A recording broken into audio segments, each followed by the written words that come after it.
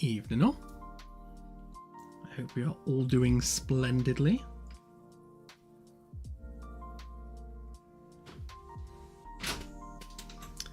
Earl Grey, naturally cobalt. And for not the reasons you might think. Ah, here she is.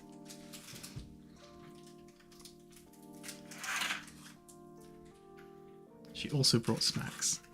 My snacks. Oh, your snacks? Mm-hmm. Oh, wow. Here you go. Thank you very much. Welcome. Tea has been secured.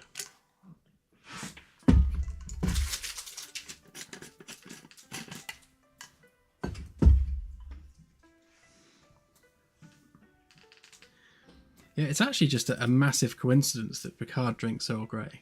It's actually something I grew up drinking because my mum always drank Earl Grey. So it's just, that's naturally the tea I always buy. The fact Picard also drinks Earl Grey is just like a win-win for me.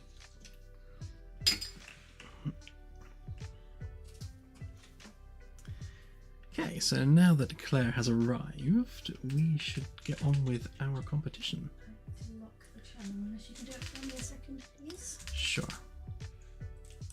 Because my internet's gone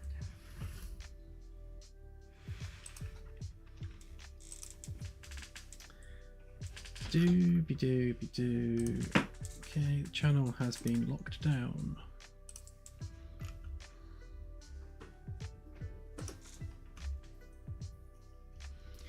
So, we have got... Was that a number that I've missed off? No, that's Luke being funny. Oh, okay. Sorry, my internet's gone, so I can't see. Ah. Is your internet gone, or is it on its way back? It'll be back in a minute. That is weird, because we're on the same internet. I'm on a dongle there. Right. Well, while we wait for Claire, let's have a quick look at what I've been up to.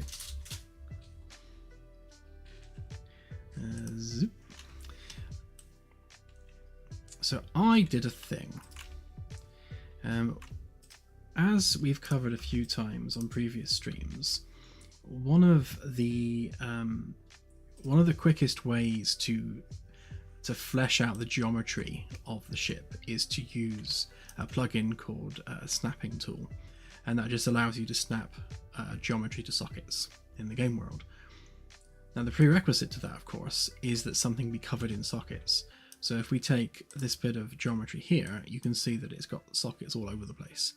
And if we open that up, you can see that it's just absolutely covered in sockets, which is time consuming and annoying to place because I have to work out the location for every single socket and also the direction it's facing. So it's just a bit of an onerous task. So instead, I've made these snapping guides, and the idea with these, and that's one that doesn't have any sockets yet.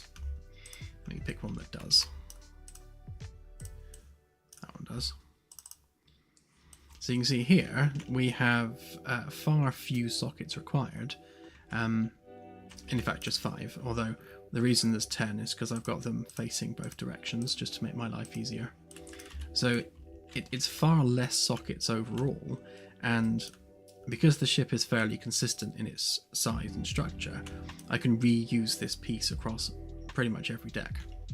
So when I'm positioning the wall geometry, the floor geometry, the ceiling geometry, they're all connecting to the same shared anchor point in the world.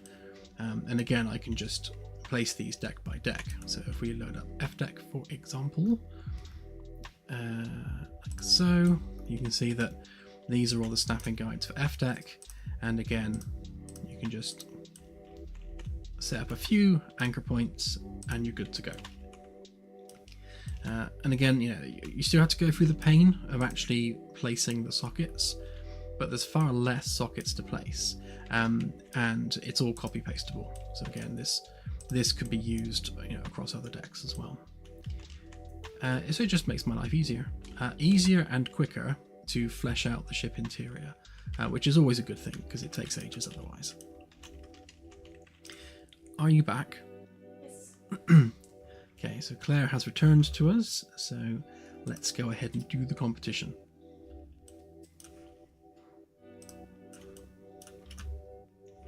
Right, where are we? Sorry for blinding everyone. So we've got 237 people, or 236 minus the first row. So good luck to you all. We are first going to draw 3 captain ranks, and then 3 just dev keys. So obviously the captain rank is the full captain rank and all of its privileges, whereas a key is just a key. Thanks to Firstus. Yes, thanks very much to Firstus once again for sponsoring this, as he has done a few times now. Very generous indeed. So you owe it all to him. Right, so without further ado, let's draw our first number. So we want it between 1 and 10,000. And our first number is 6734.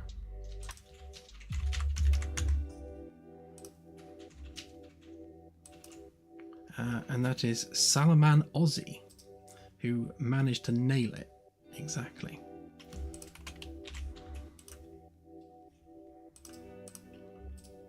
Well done to you. I'll just wait for Claire to confirm that she has done what she needs to do. That's captain, isn't it? Captain, yes. Okay. And for our next number, 6504. Very close to the last one.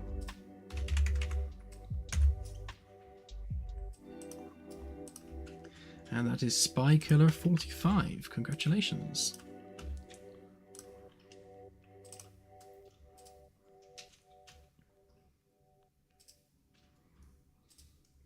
Say when. Okay. And our final captain rank, 8194.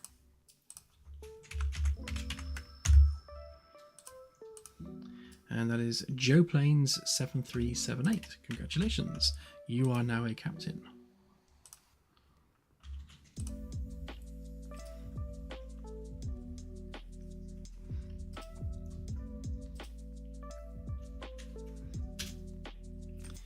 Right, on to the keys. Our first key goes to 4820. And that is Rookie. Congratulations, Rookie. That's ROOKY. Yeah, okay. And our next key goes to 8030. And that is Drezel. Hopefully I pronounced that properly. That's DRAZHEL. Okay. And our final key goes to 9929. Very high numbers. Yeah, very high numbers this week, yeah. That is Commerk. Say it again. Commerk. Congratulations. That's KOMRK. Nagging behind, so you're way ahead of me. Ah, okay. It's good that you're saying it to me. That's it. Thank you. I swear people pick names just to make me try and pronounce them. Hey, there we go. Thank you everyone for entering, and well done to the winners, and thank you again, Firstus, for sponsoring this giveaway. Hope you enjoy your keys. So Claire should have pinged you all on Discord. I think everyone, so of course they must have been a member to actually pick a number, so Yes. I was about to say a stupid thing. As usual. As usual, yeah. Claire will be in touch with your details. If you could please DM me, that would be great. Yeah, if you just ping Claire privately, and then she'll give you your stuffs. Okay, so what else have I been up to this week? You know what, I've forgotten. Let me check my notes.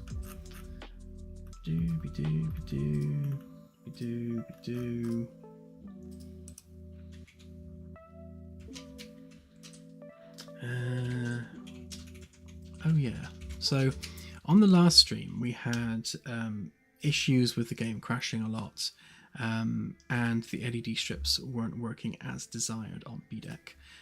I have fixed all of that, so that's all good now. And if we go and have a look at BDEC a minute. So walls, ceilings, framework.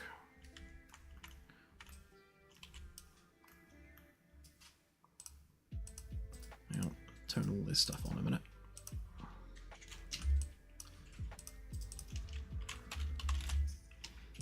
Get rid of the fake lights. So you can see the first few steps there have lights on them now. Right now it's just a simple rectangle. I will model this properly with an actual like curved mesh, so it's a proper LED strip. But this, just as a test, just to do a proof of concept, that works fine. And it lights the floor as required. And that's also completely alert aware as well. So if we quickly press play, we can have a look.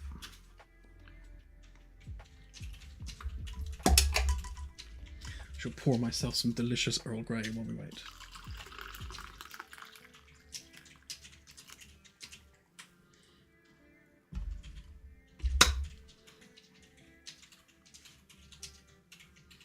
This is where I burn my lips off because it's always really hot. Yep, scalding. Right, so we take a trip down to... Oh, I just missed the lift.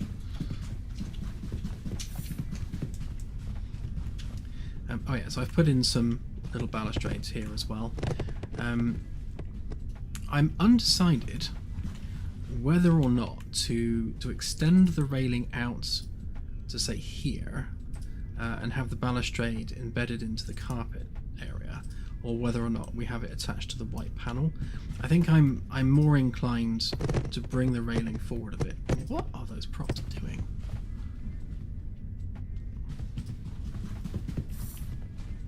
Hang on, is it?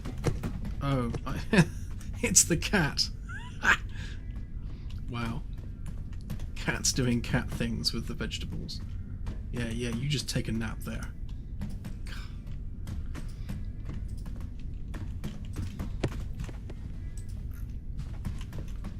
Bad kitty.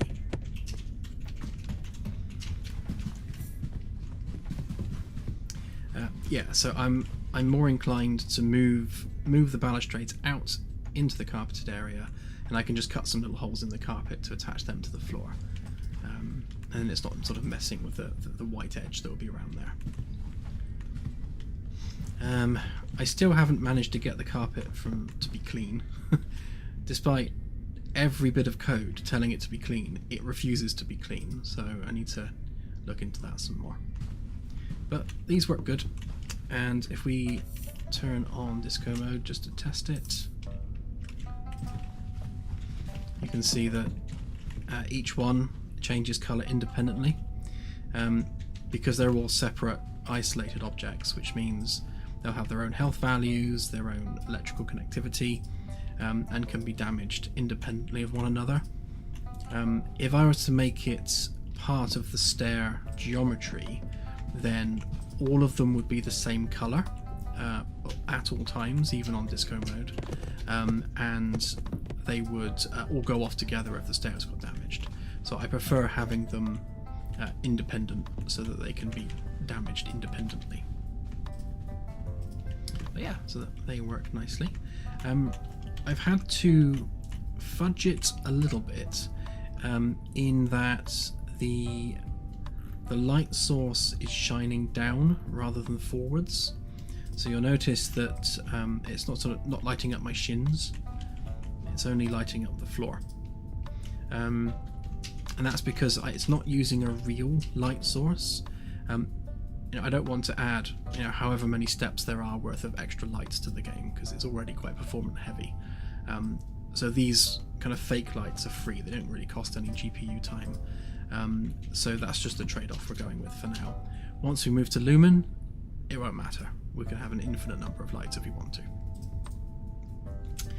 Yeah, so there we go. That's that.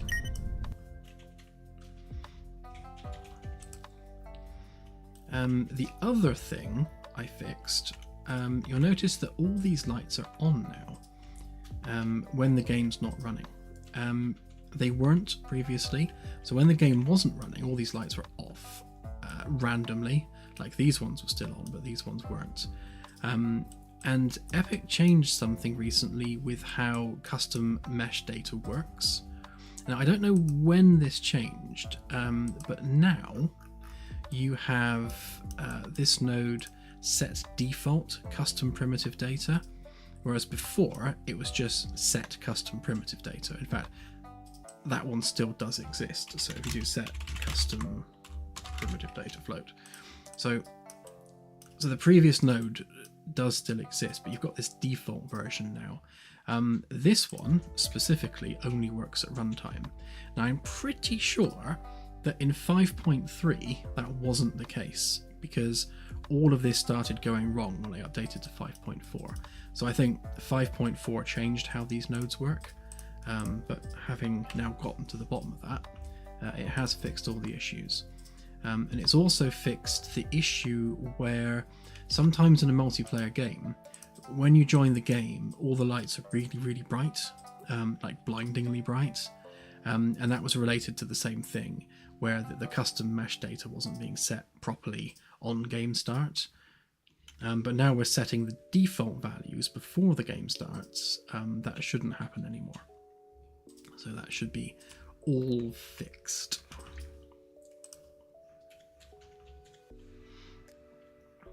Sorry, just catching up with the questions a minute.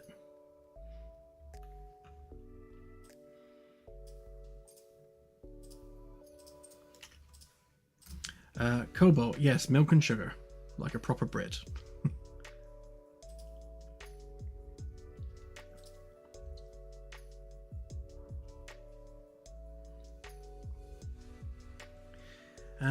As for turning off name tags, yes, you should be able to. In fact, I thought I'd implemented that already, but let me just double check, because I might not have. Hey Archer. Yeah, I'm having a funny hair day today. It's like I've got a dead rat stuck to my forehead.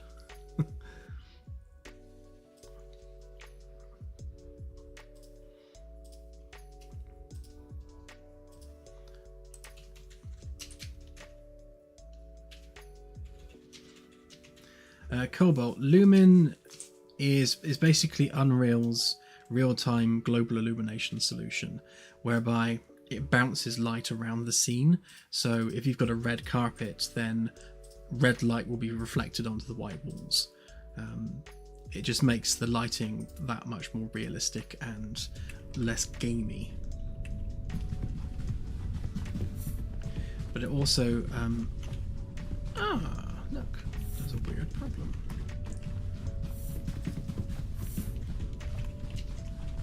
Yeah, so this is one of the issues we were having actually. It's like, so what you're looking at here is the fake GI lighting,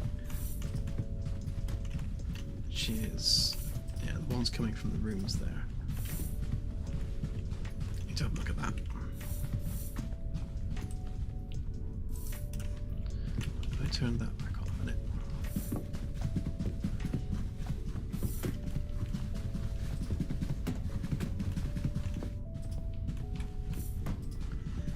Yes, Anasi, more modelling today. Yeah, light switches already exist, Cobalt, so go over here, so you got all the lounge lights, you can just go boop and turn them all off. What I was going to do though is just see whether these properly reflect power outages. They should do. Let's just go around here.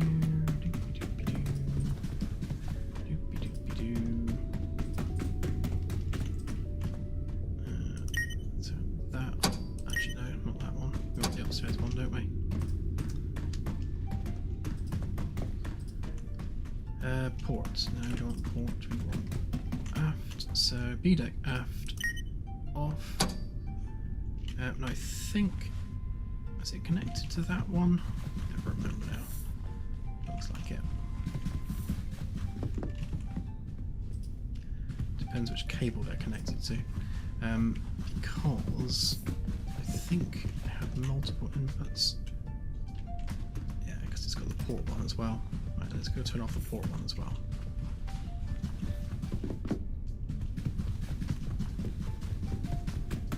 There's a bit of a wiring mismatch up there, so I need to have a quick look at how that's wired at some point.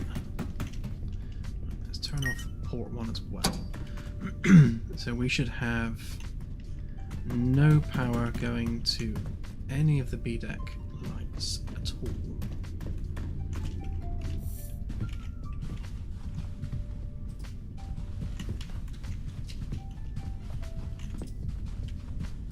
Ah! No, so what's happened here is they're on C deck. My mistake. So I was thinking this myself as to whether or not to put the lights or the power going into the stairs. Do we power them up to C deck or B deck? And of course they should be on C deck because most of the stairs exist on C deck. So it just makes sense that the power is connected down there at the bottom somewhere, goes up through the geometry for the stairs and powers all the lights. So the lights for this entire stairwell are connected to C deck. So if we turn off C deck aft lights, which would be this one, I think. C deck aft, shut down power to that, and then we should have the aft section offline, which it is, including the stairs, which they are. Okay, so yes, it is connected to power properly and it does work.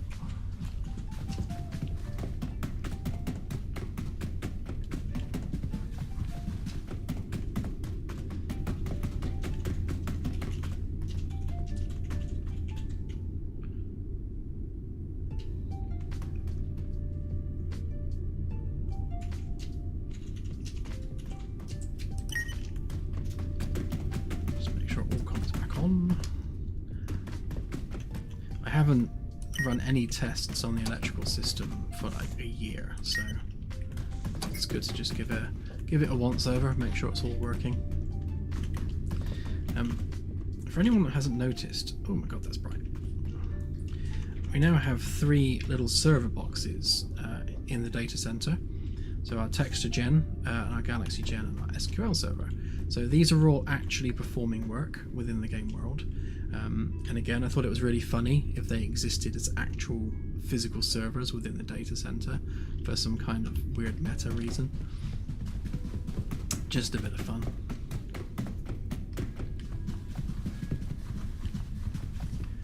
Yeah, everything seems to be back on. Good, good, good.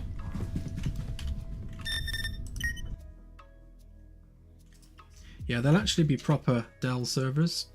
I don't know whether I've mentioned this yet, but we had a really nice conversation with someone from Dell, and they've given us a PC and a monitor to help with game dev, which is actually what Claire's using now. And during that conversation, I asked them whether we could use the Dell logo on our in-game server hardware. And she was like, actually really happy with that idea. She thought it was really cool. So we do have formal permission to use the Dell logo on our server racks, and we will actually make them look like Dell server blades as well, which would be really funny.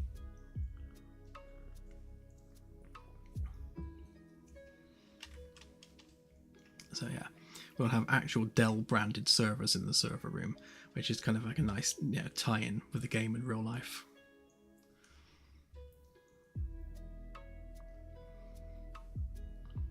Yeah, they run the whole Galaxy Delta.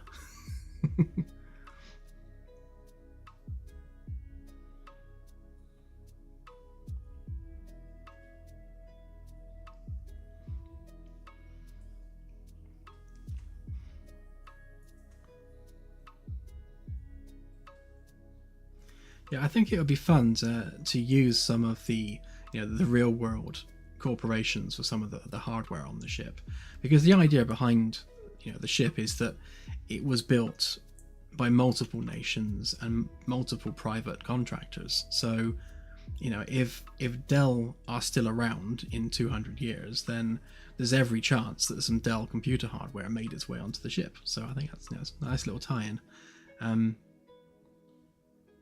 It'd be nice because I would really like to get permission from SpaceX to stick the SpaceX logo on the engines specifically. So the actual thrusters would be, you know, SpaceX branded, which I think would be quite cool. I don't know if I'd get permission to do that, but it would be cool if we do.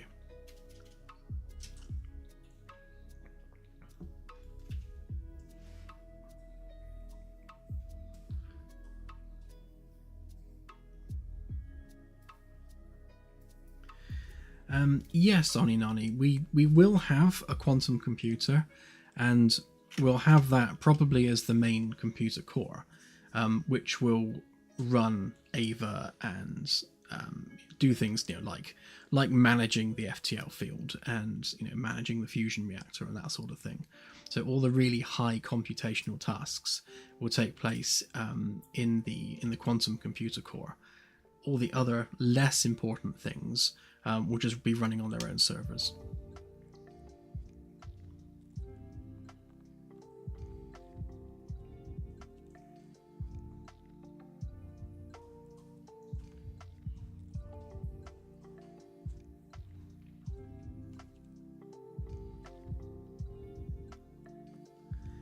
Yeah, it remains to be seen whether Blue Origin can, you know, pull off a landing.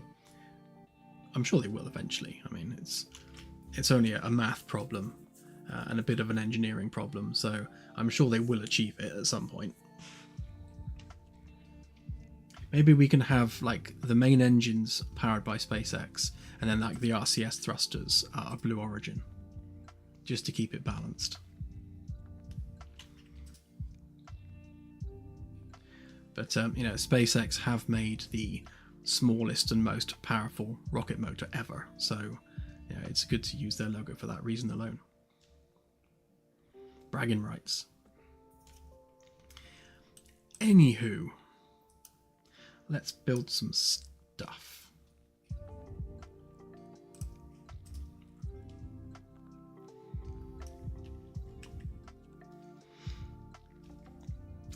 So one of the things I did today actually is I've been looking at the size of the segments where we're having like a full room on the opposite side. If we go with 5 segments, so 5 segments gives you 1 segment in the middle and 2 either side. And as much as on this side, that panel is 2.6 meters wide. On this side, the wall panel is 3.4 meters wide. Now 3.4 meters is actually a huge amount of space. I mean, that's like double the length of my desk. So my desk is 1.5 meters. Like that again, and then some, I think for a single wall panel is absolutely mental. It doesn't look that big when you look at it in game, but you know, if you measure out 3.5 meters in reality, that's just ridiculous for a wall panel. So, you know, we can't have wall panels that large. But if we want an odd number of panels so that we can have a door in the exact middle, then of course we need to make those panels smaller. So if we go with 7 rather than 5, so we still get our panel in the middle and 3 either side rather than 2, then on the inner edge that gives us a panel width of 1.9 meters, which is perfectly acceptable. And on the other side it gives us a width of 2.4, and I was averaging 2.5 on average for all panels if possible, so that works. The bigger question then is, if we do that, is will our 1.5 meter door frame fit within that gap? Which is what I was just about to go and have a look at. So what would that be? So 75 centimeters, 150, which really gives us only 20 centimeters worth of room either side of the physical door. So it's not a lot of room to fit in a door frame. So that's just one of the considerations.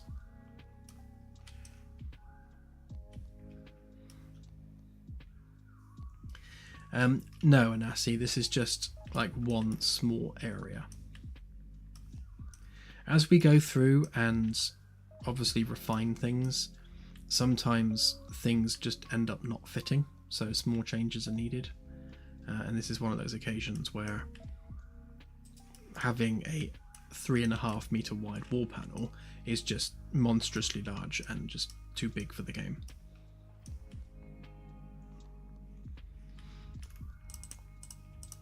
So all of these bits here were wrong anyway, and they're also using the wrong old bracket, so that's the new one, which is nicer and chamfered and welded, versus the old one, which is very sort of old and Lego like.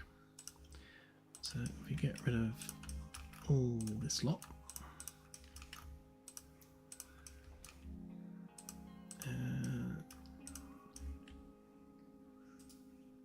yeah, that one will need replacing as well.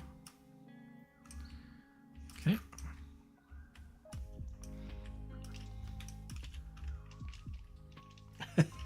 Not quite a Nasi. It's a bit dramatic, especially when you consider how quick it is to build something. So like if I pull that up, make them unique, grab one of them, grab that, copy it, delete everything, paste just that in there, 260, like boom, there's the wall in seconds. And then to do the cutaway in there, we just offset that face by 30 centimeters. We extrude that out a little bit, make that into a solid rectangle, copy that, delete that, paste it back in, fix that up, soften it, pull that out, get rid of them faces, reverse those faces, round the edge, 30 centimeters, 10 segments, there's our hole. We then drag that so it overlaps like that. We then intersect. We then get rid of bits on the outside. We chamfer the inner edge, which is going to be 0.4 centimeters and 4 segments, just to make it all nice and smooth. Fix that up, smooth it off. There's the front bit done. We then take a copy of the edge there, 0.1, make it a group, fix that up there, make it yellow because that's the color we're using for the insulation material. Okay, and there we go. So that is finished wall segments done and dusted. And all we need to do then is just plop them into place. Like so. And then add them to the actual level bit of geometry. And then for good measure, just need to spin them around 180 degrees. Oh, no, 100, no, 180 please, there we go. And they can be used on the other side as well.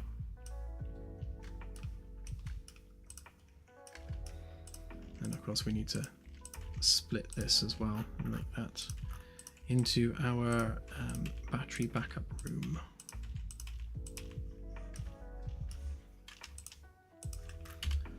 Boom, job done.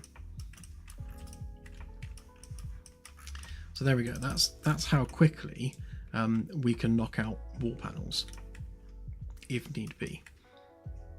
And that's the beauty of having these templates. So once you've done the hard work of working out the angles and the measurements and everything, you can then just use that to just pop out geometry as and where it's needed. The fun part of that is going to be cutting through doors and windows and things. Obviously that takes a bit longer because it's a bit more flaff, but generally speaking, it don't take long to do this.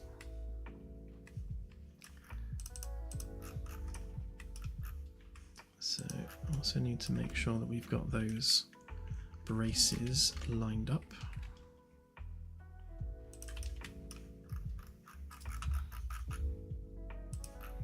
So first one goes there.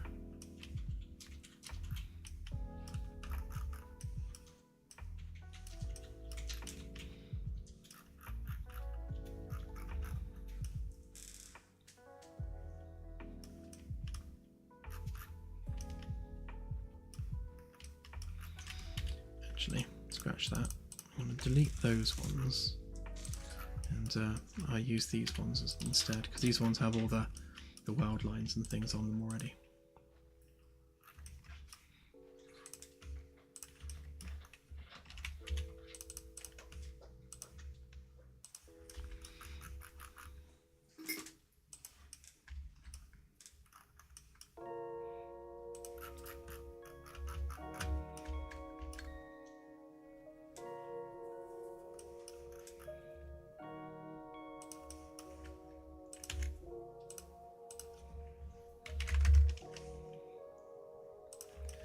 Because I added some little tabs on these, I know exactly where they need to go. So all I need to do is just pop them on the template there using the little tab, and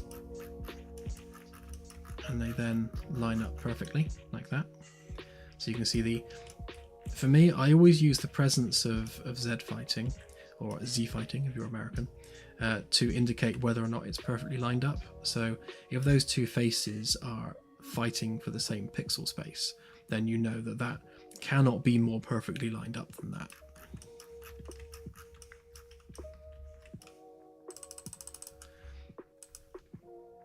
Just save that a minute because I'm about to do a crashy thing.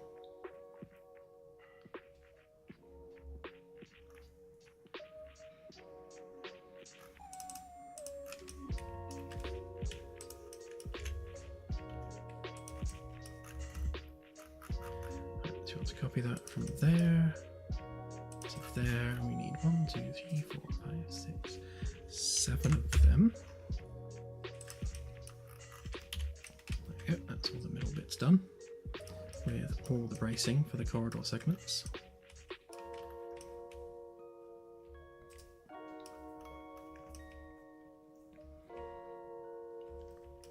Yeah, that's a known issue, Oni Noni. Like the issue is with nanite tessellation, it does some kind of a subdivision based on camera distance. So as the camera is approaching the nanite tessellated mesh, it's constantly subdividing it to make it more and more detailed the closer the camera gets.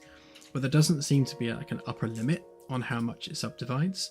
So if the camera intersects with it, you get this kind of like divide by zero problem where it's tessellating infinitely, as I understand it. I think that's what the problem is, which is why it suddenly freezes. If the camera goes through it quickly enough, then it doesn't do it because the camera doesn't get a chance to linger around long enough for it to do the infinite subdivision. But that is the root of the issue, and apparently Epic have fixed it, but we shall have to see, because apparently 5.5 fixes that problem. So the sooner we can upgrade to 5.5, the better, for that reason, if no other.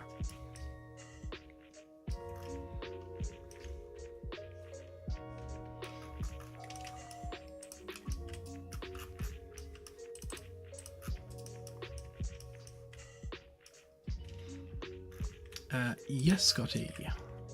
I see no reason why not.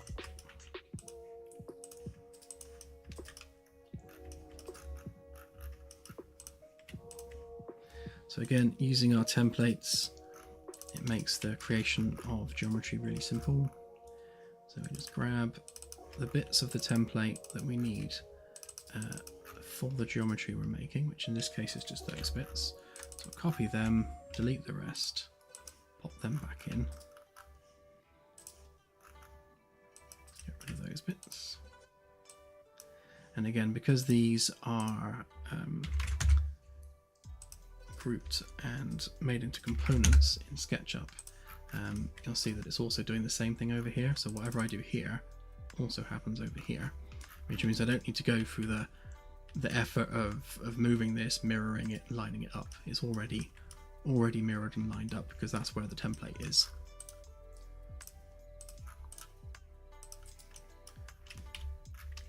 And grab both of those, get them off of the template level, pop them in the geometry group that we need them in, and then just pop them into place, like so.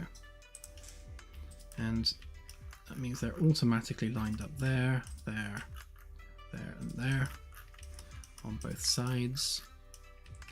And it's also needed on the opposite edge, so I shall just spin them round 180 degrees.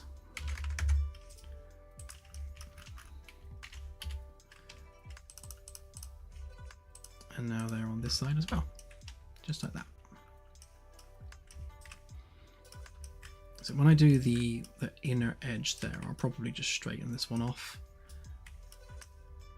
But one of the changes we made with the doors is rather than having the doors go straight, there's a door there, we're having the doors curve and follow a curved track to avoid the door geometry getting narrow in the middle.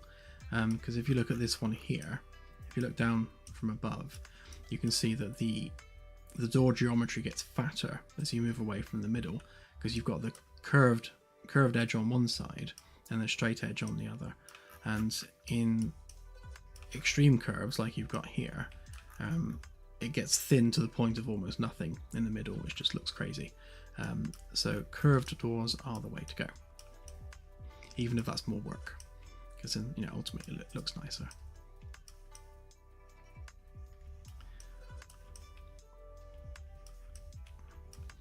Okay, so that should be all the bits. Yeah, so that's the cryo room, which means we don't need that on that side, but we'll keep those bits on that side.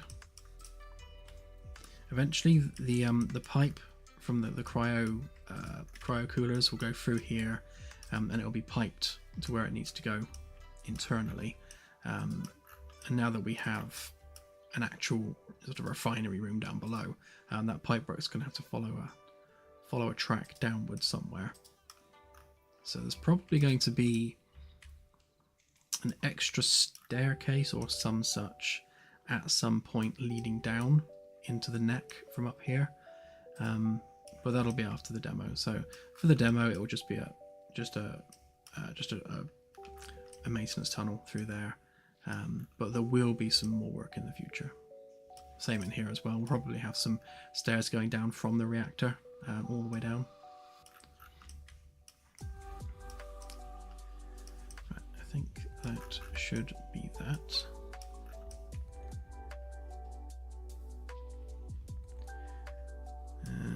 Right, so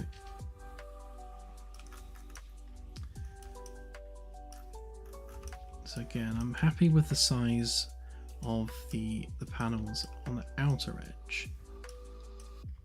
Just have to see whether something needs to be done to the inner edge.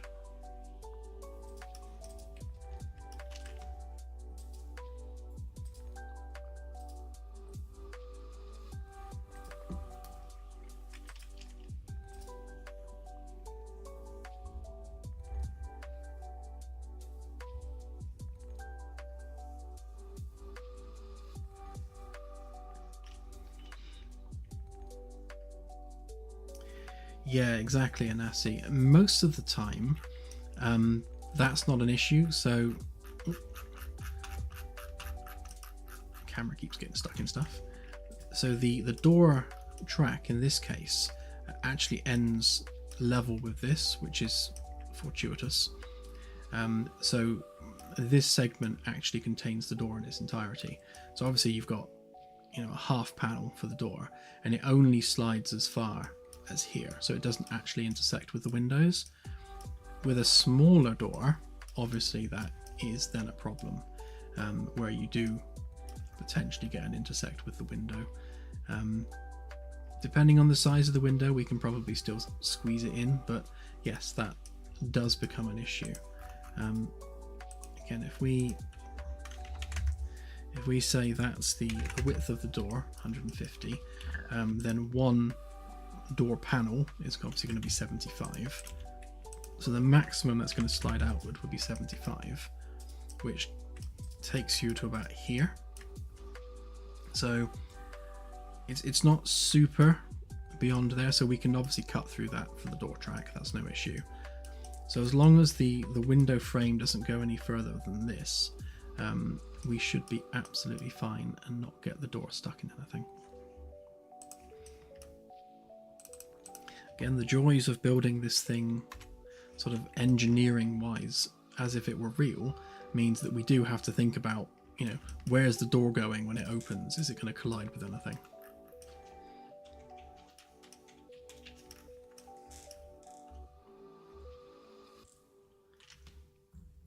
Yeah, exactly, Frustus.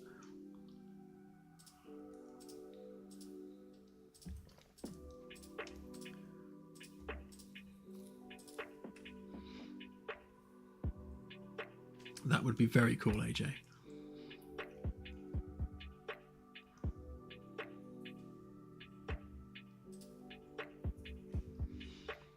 Oh, sorry, Doubter, I missed your question there.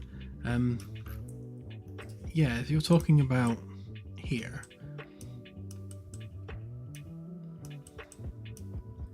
yeah, we could maybe make use of the same bolt locations, because it is sort of approximately there anyway. I definitely want the balustrades to be sort of equidistant from the middle, so they're the same, you know, same gap between the edge of there and the white bit. Just want to keep that nice and consistent because I like symmetry. Yeah, so we'll see whereabouts that lines up. But it is actually flat here. You can see that I haven't finished this bit, which is why it's still blocky. So I've left myself room to be able to move, to extend this if I need to. So that's not the end of the world. It's fudgeable. And the same on this side. It's actually really nice now that we have added that balustrade in there. Just having it sort of light up that edge just gives it just makes it pop a little bit. Like especially when you're walking through here, and you can just, you know, see that subtle blue glow.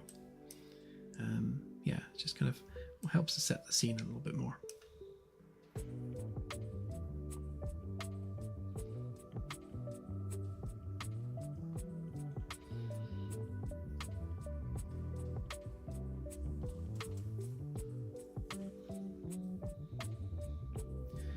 Yeah, this ceiling section here isn't finished yet, so there will be strip lights going across here as well. These little floaty spotlights are just temporary, so you know they will have direct lighting above the plants. And the same here actually. So around these ones, again, we don't actually have a ceiling panel here, but that ceiling panel that fills this space will have a light in it, which will be shining down on the plants. So they should have all the lighting they need. I might even make it one of those like multi-LED grow light ones that actually has like the blue light and the red light just to aid in the spectrum that the plants are getting. That would be quite cool from just a scientific realism perspective.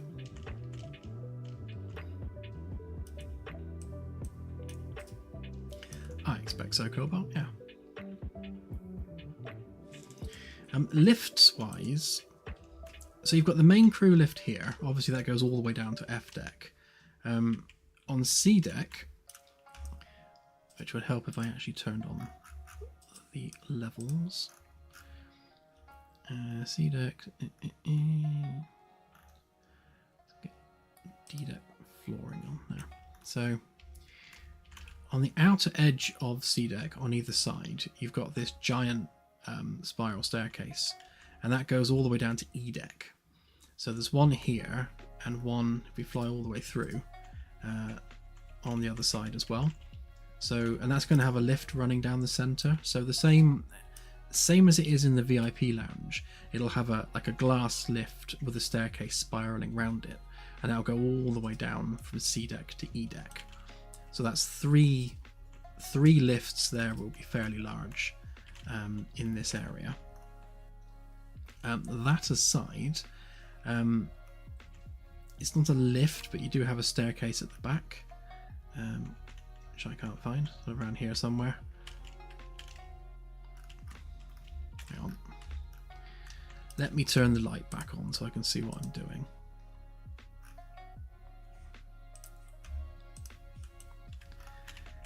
Yeah, so you've got main crew lift here, you've got the side lifts here and here, and then at the back here you've just got stairwells going down either side. So in here there's a stairwell, and the same on this side, there's a stairwell.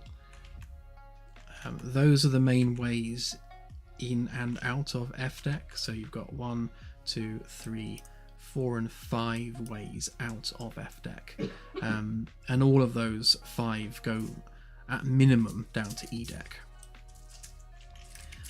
F deck, obviously we don't want multiple ways in and out of F deck, at least not as many as there are for the rest of the ship, because F deck is supposed to be a secure area. We can't just have lifts willy-nilly all over the place, which is why down on F deck, which we don't have turned on.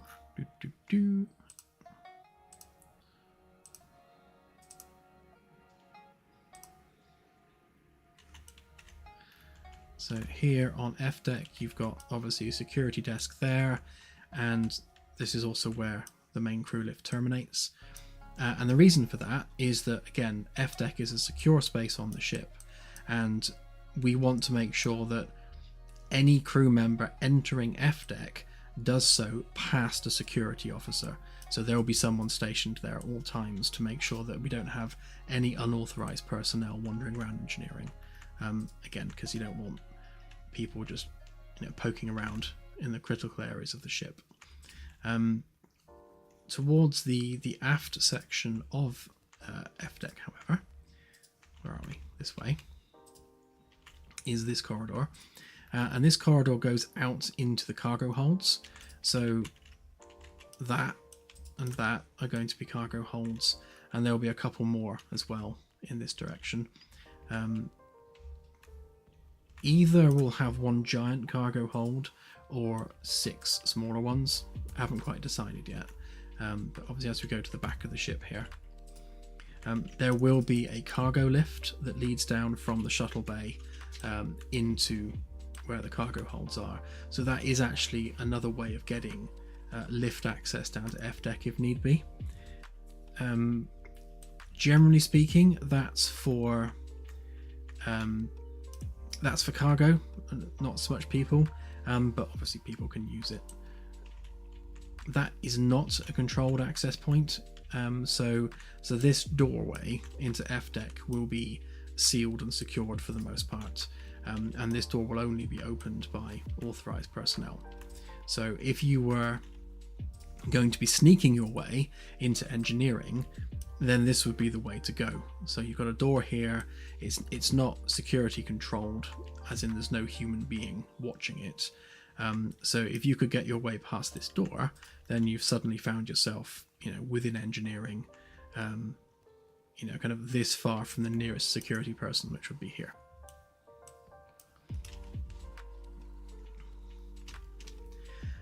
Yes, there will be Among Us style gameplay for sure.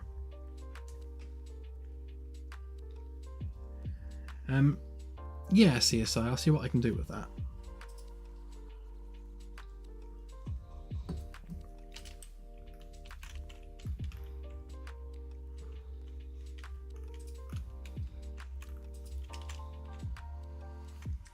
I mean, to be honest,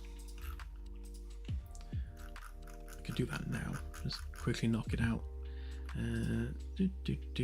Seed sheet.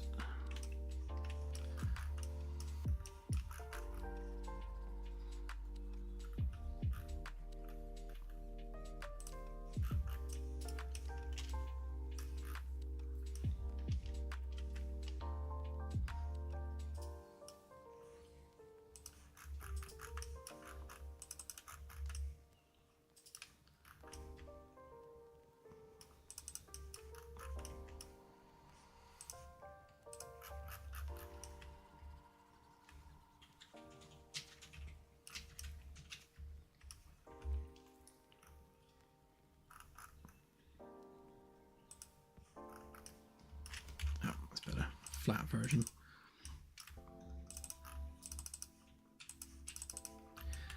Did I think ahead? Why are they different sizes? Did I think ahead and save some hidden geometry here? No, I didn't.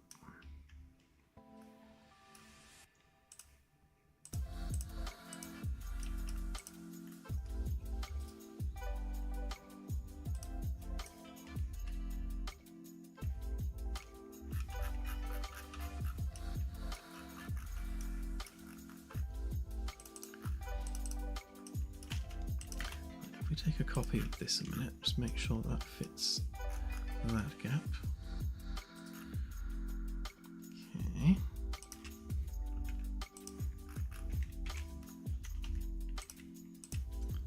Duplicate that. Make ourselves a nice circle.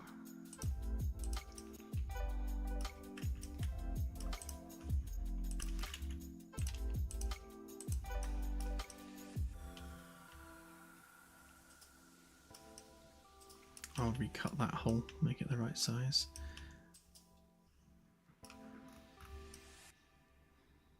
Right, so that's our staircase. Then we need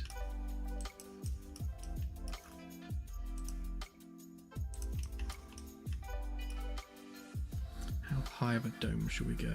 If we go for a meter. We don't want the dome to be too tall if we can get away with it.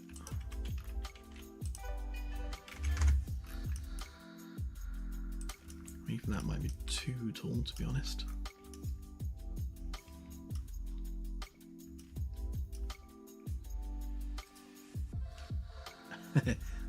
Definitely for Estes.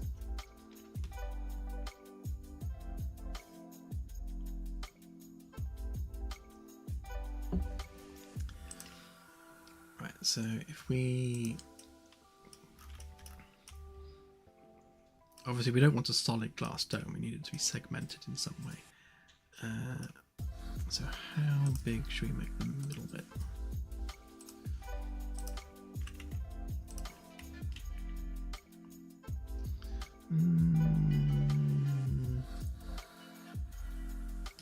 If we go 200, then it means that top section is going to be 4 meters wide. So that'll be a 4 meter span of just flat glass, or possibly even domed glass, to be fair.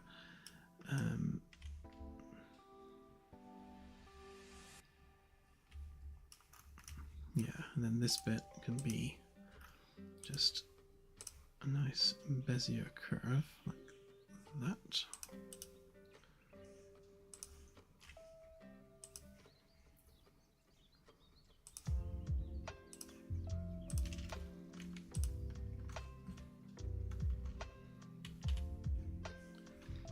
Give me the curve.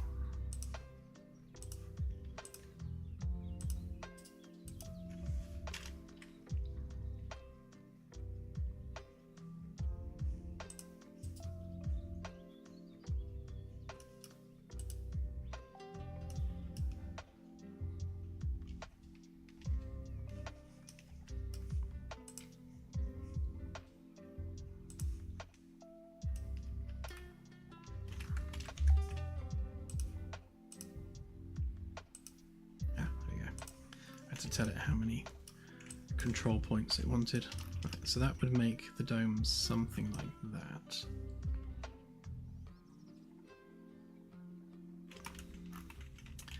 But if we do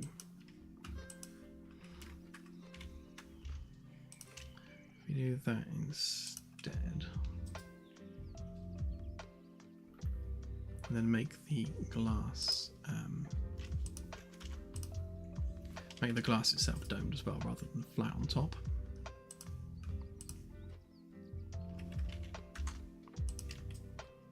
Let's line it up to the middle.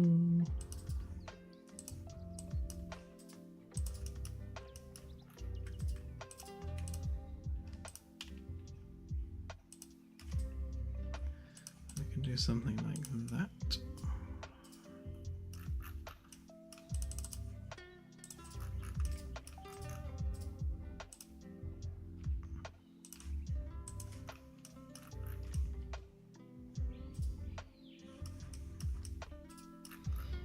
Because just to make my life difficult, this is in fact a sloped roof. So I might make the frame of the glass just stand proud slightly on one side more than the other, just so that the dome can remain flat. In fact, I will do that.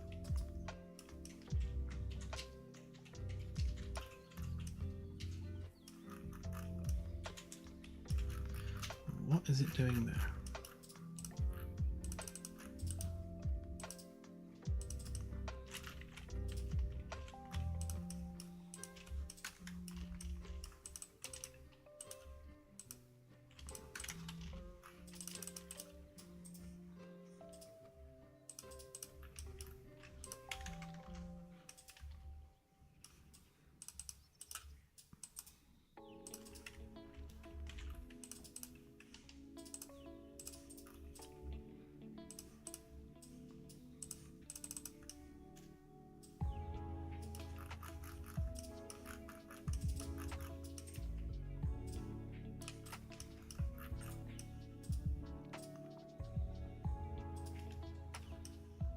Weird.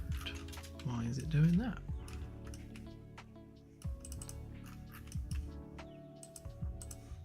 I mean, that is definitely in the middle, isn't it? 532, 340.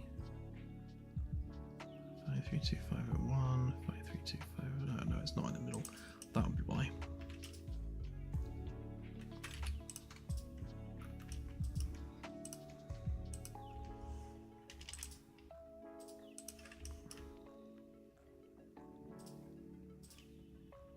So 1065 to there. 1065 to there. Okay.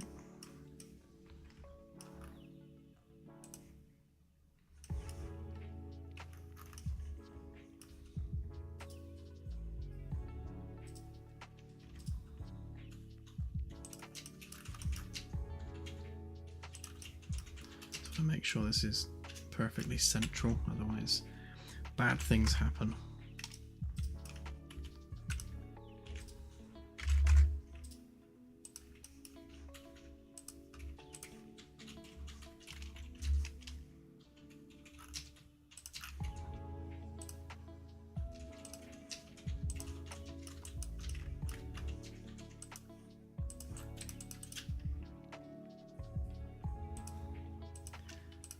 Right, let's try that again.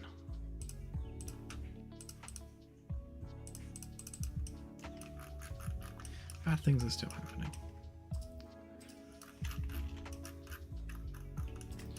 Right, in that case, what we'll do is we'll give it a little bit of flat in the middle. So we give that, say, 50 centimeters worth of nout in the middle there. And then stick our Bezier curve back on. Oops, I forgot to tell it to.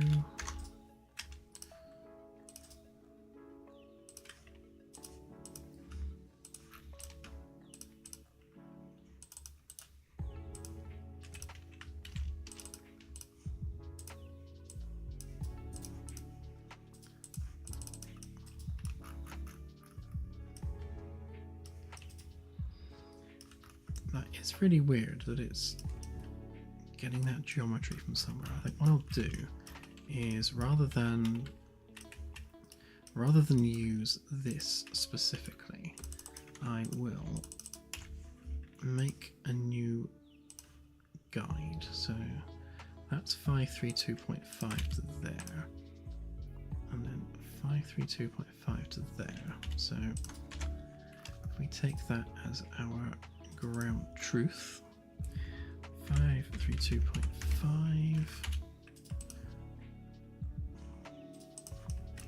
Okay. Not quite sure how many segments that was, but it looks like a lot.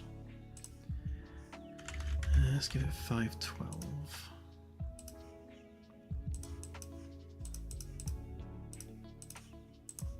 How many is that? Oh, it wasn't that many. Must have been 256.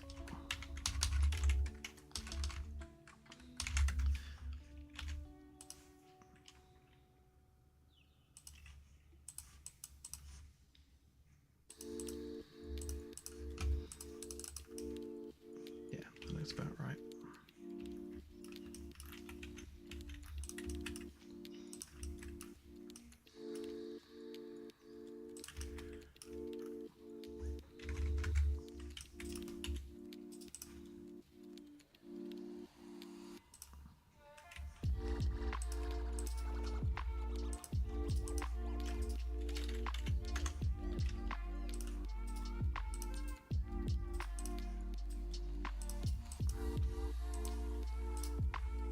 So this shouldn't technically mess up. That's better. Nice and smooth. So obviously the middle is not quite where it should be for this curve. So when we're doing the follow me tool on the curve, it's overlapping itself because it's not perfectly centralized, but that's much better.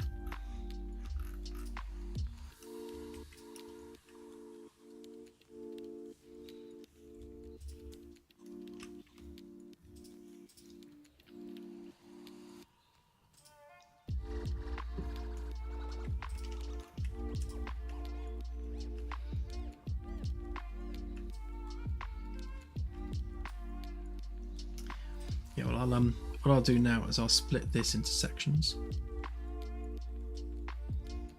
when autosave lets me.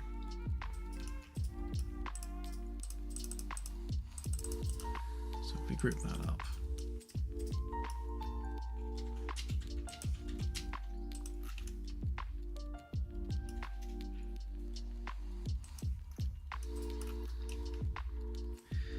we're aiming for early access in December this year, NL, so later than 2025.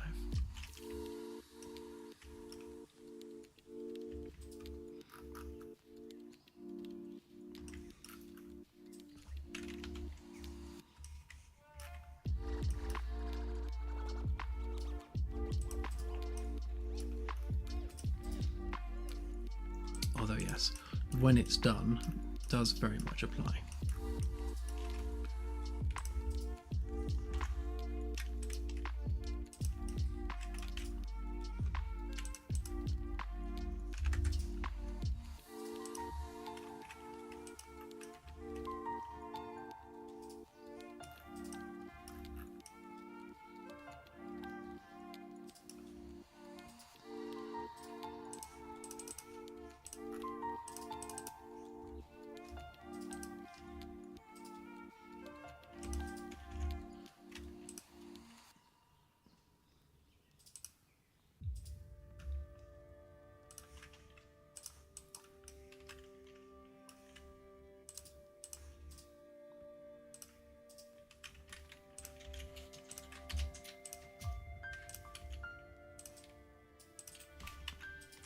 Oops.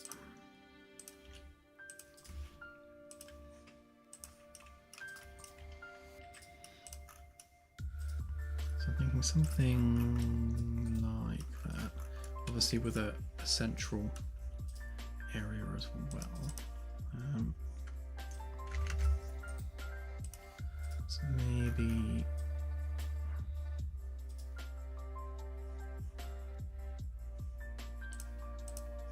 more faces.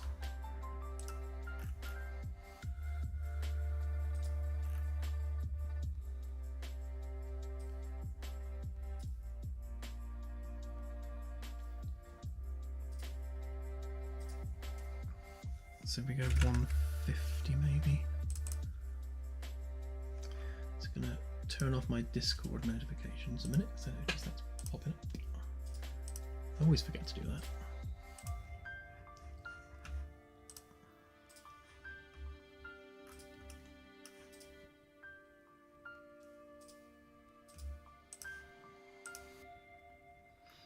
So if we do the support structure, so that was 150.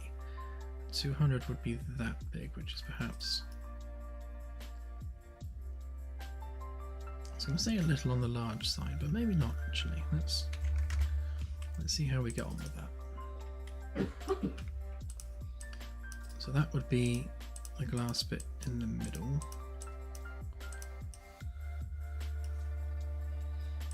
And then each one of these segments would be 25 there. Obviously that would go all the way to there.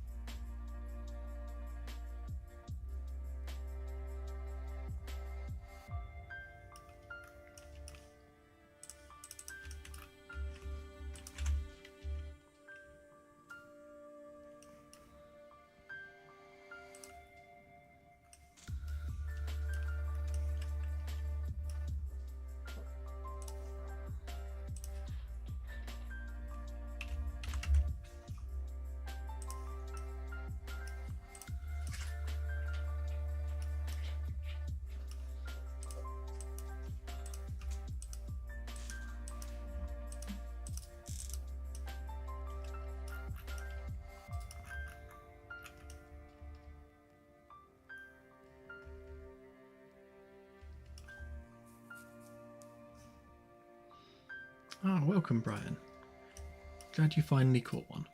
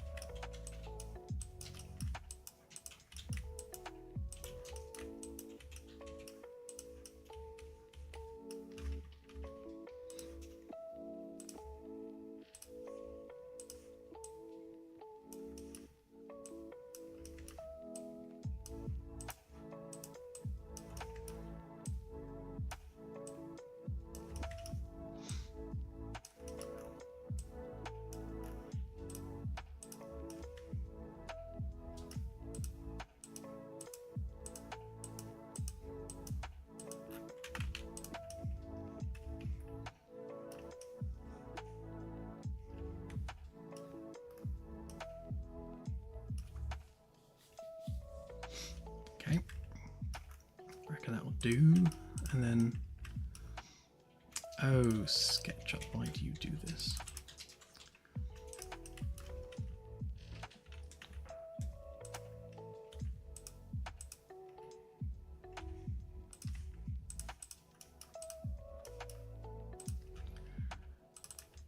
Really? Am I going to have to do it to every single one?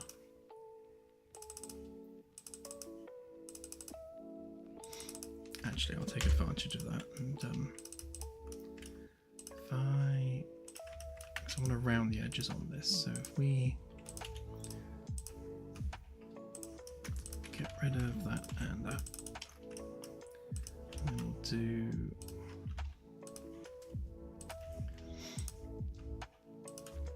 30 on that side. So that kind of matches the general layout of the framework and stuff.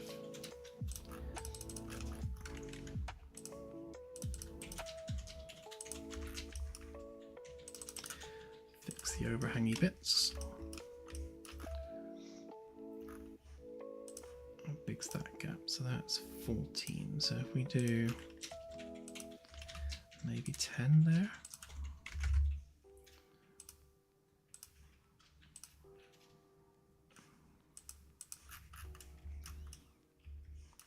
Yep, that doesn't look terrible.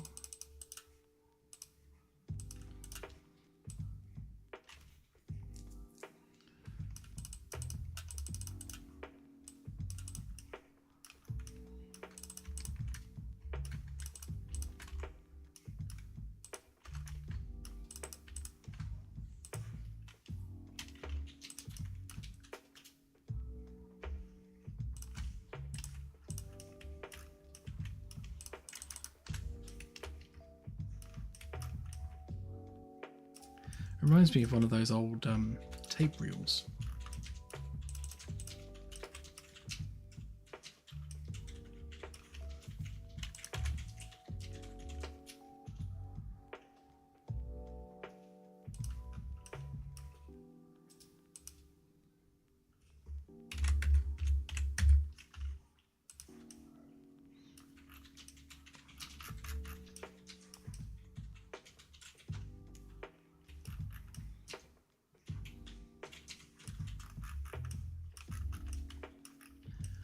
I'm not completely sold on the pattern, but we'll run with it.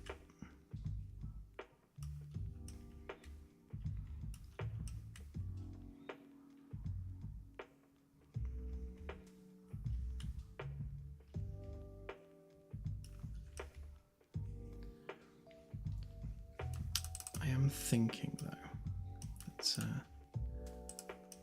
the previous geometry is just too dense, so let's lighten that up a little bit.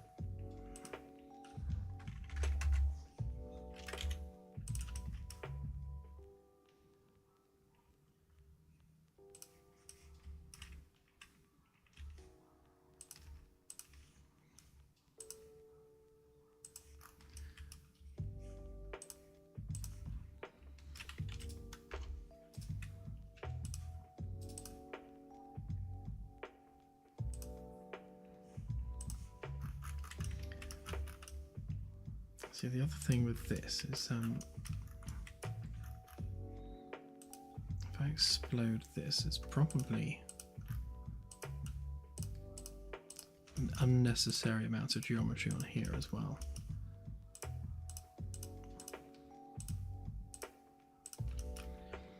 What SketchUp needs, which I'm sure the likes of Blender probably already has, is the ability to basically say if when it's extruded into a face. So if we do that a minute, so you can see here, so we've got, you know, these many segments.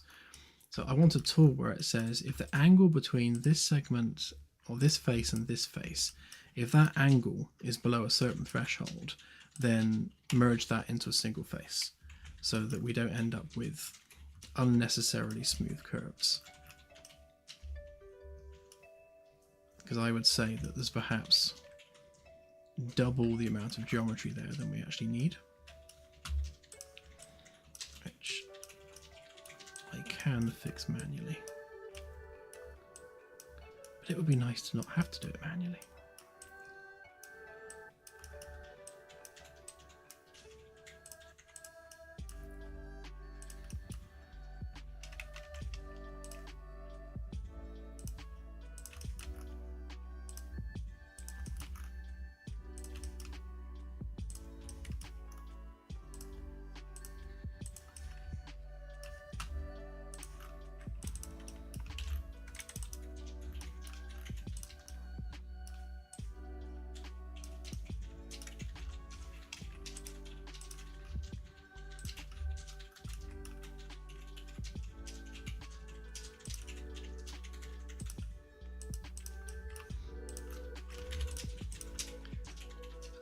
Much more sensible.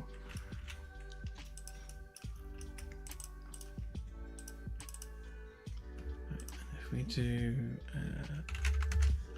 I used 128 for that one. Grab that, spin that round. That's yeah, that's much more sensible. Still fairly heavy geometry wise, but better than it was. It's more obviously the top bits there, and I'll probably, I know I will, I'll rather than having that converge, I'll just make that flat.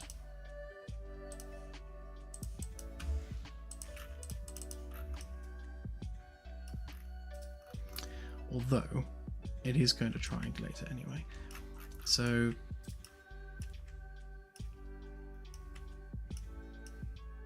I won't do this now because it'll take a while, but ideally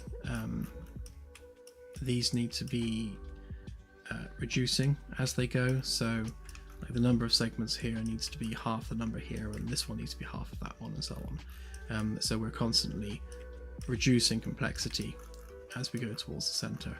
Otherwise you do get to this point where you have mass complexity in the middle versus the outside.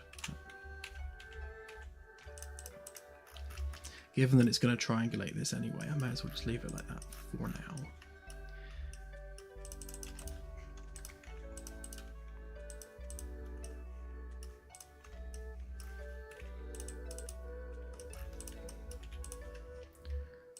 So pop the dome up there, and then if we grab just these bits here, copy them up there a moment.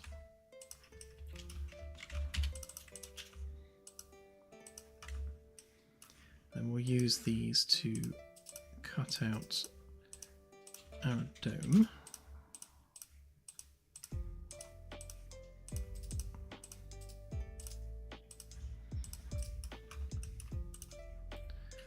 Intersect faces with context.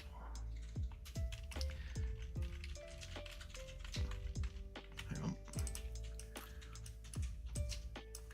An idea has occurred.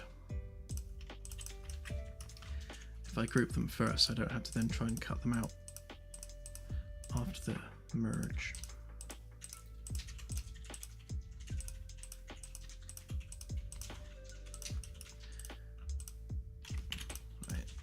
Inset faces of context, and then I can just do that better.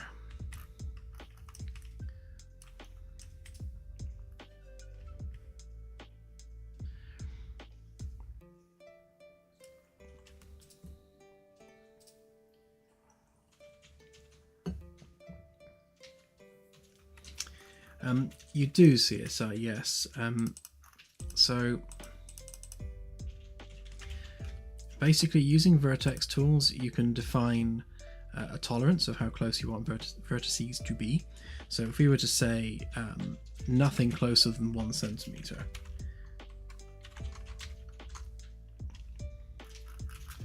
then these ones are 2.6. It has a bad habit of mangling up meshes though, so let's try 5. Nothing closer than 5. Oh, to be honest, that's not done a terrible job.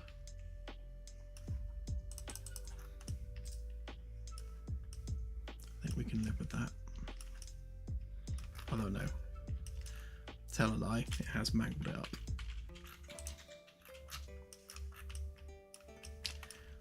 Though, we could do that beforehand, couldn't we?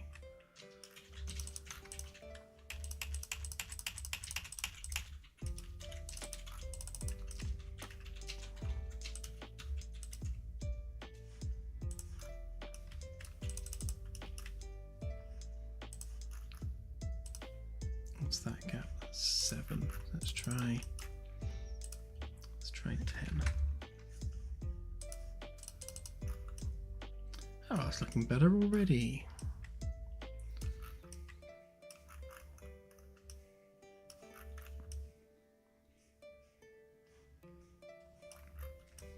Yeah, I'm liking that. Good thinking.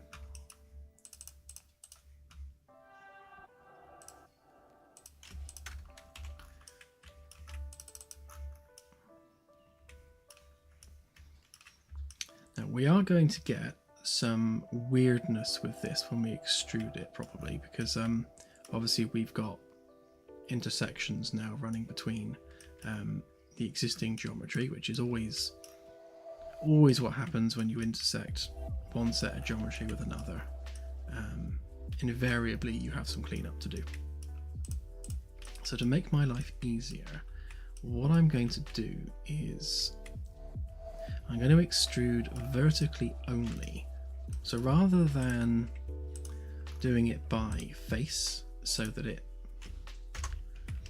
goes at an angle, so if you do it by face direction, and you can see here that you've got this angle, which means that this inner ring here is smaller than this outer ring up here. So instead of doing that, if I instead just extrude vertically, then what you end up with is less messy geometry, because you're not then extruding through where you've got these weird intersections. If you try and do that at an angle, it just makes that even worse. Whereas doing it vertically, you just preserve what's already there and you don't get quite as much nastiness.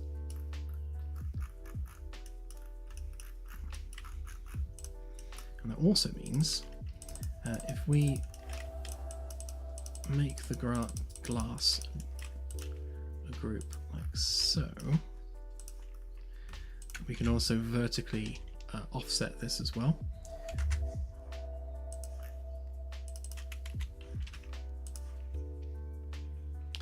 Again, just for making life easier's sake. There's something like that.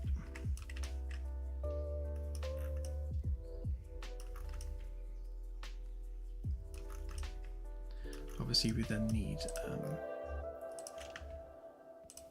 the inner version of that as well. So we shall line that up.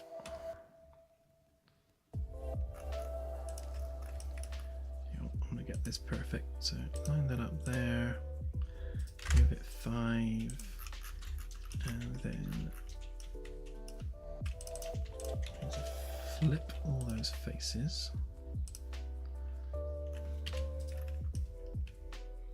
Okay.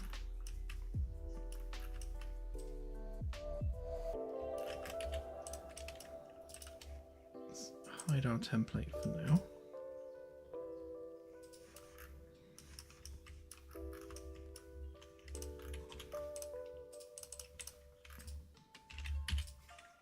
Separate that out from the other geometry. Make it a component, because obviously we need 2 of them.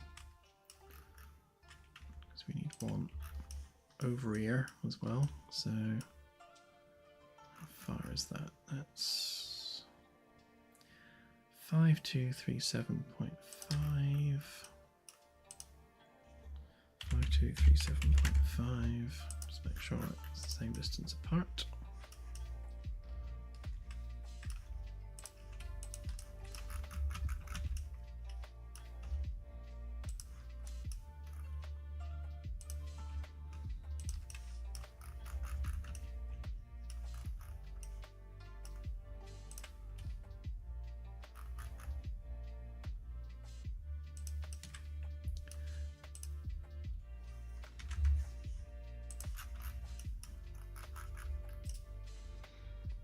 It's not a terrible height distance there, so protrude a little bit there, a bit more over there, and then we'll just need to recut that hole.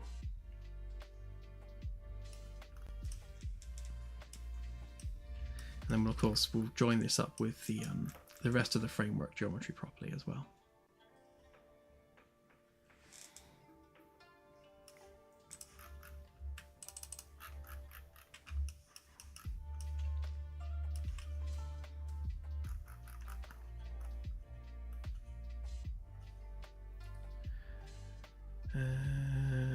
There's our framework. That one, that one, that one, that one, that one, that one.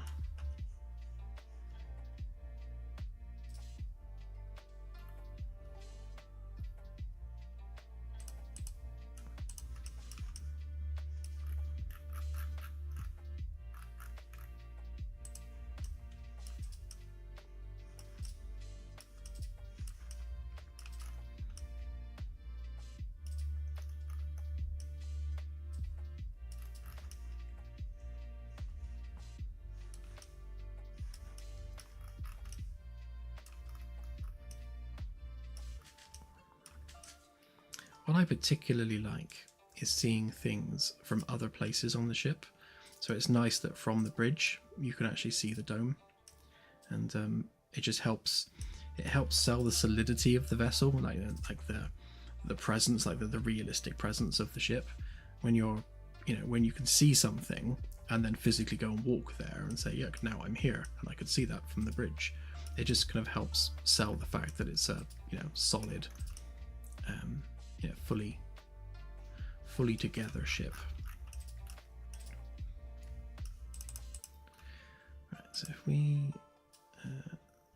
unhide that,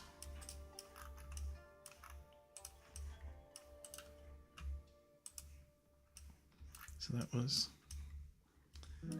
before I cut the hole out, and luckily I kept that, so we'll just explode it. And then remerge everything. Let's get rid of that edge there. Just puts all that back. And then I can recut that based on the size of this.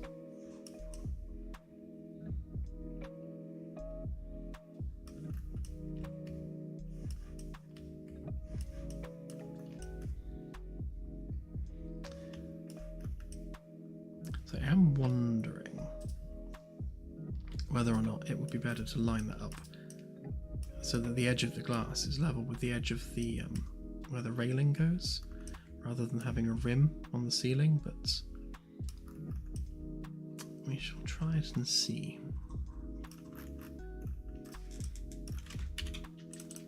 So basically I just need to take a copy of that face, pop that on there.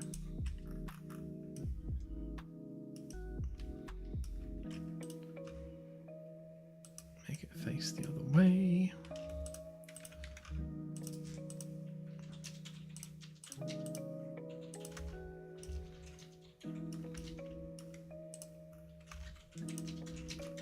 Okay, and there's our improved hole, although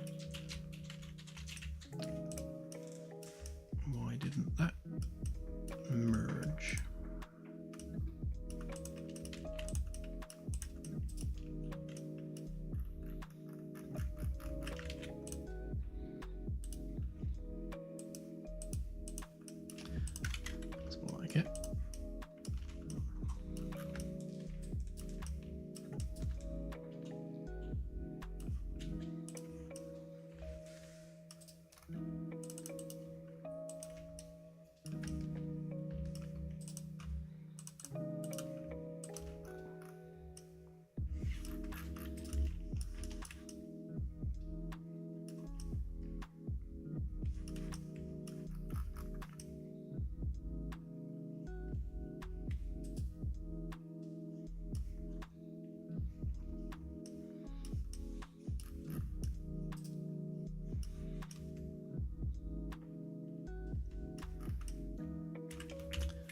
I think on this piece here, what I'll do is if I just expand that out a little bit.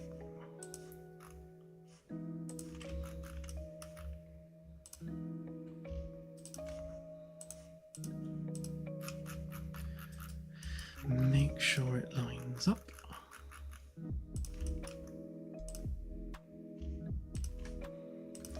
Go. Pull that out there like that.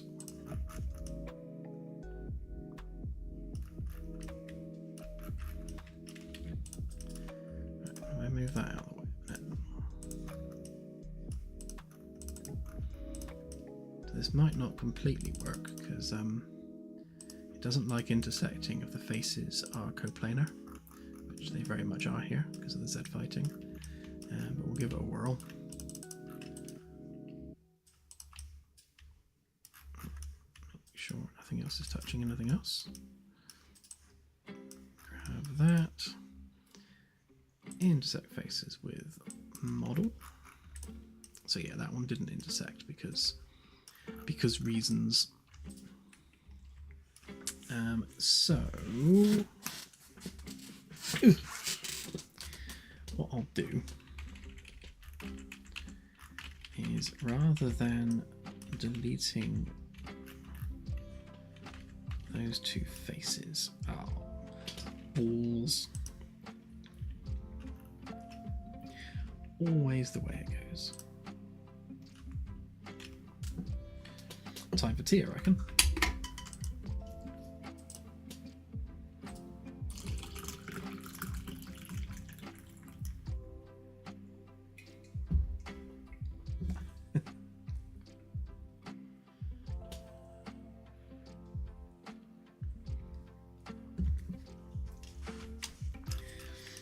How far did we get?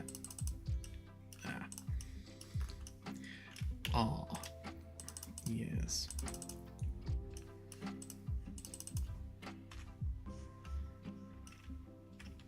So you know all that stuff we just did?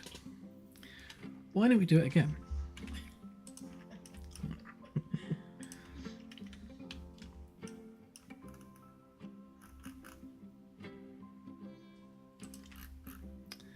Nah, it just is what it is. Although, I think I am going to line it up with this edge this time round, just to make it more balanced. It feels better that way.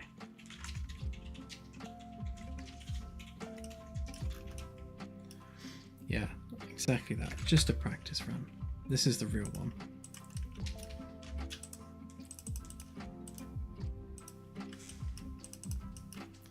Oh, for sure.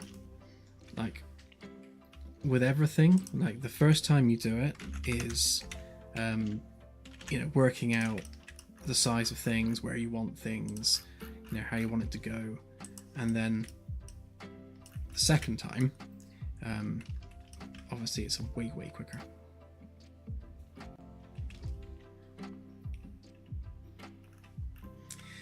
What do you mean, Ian?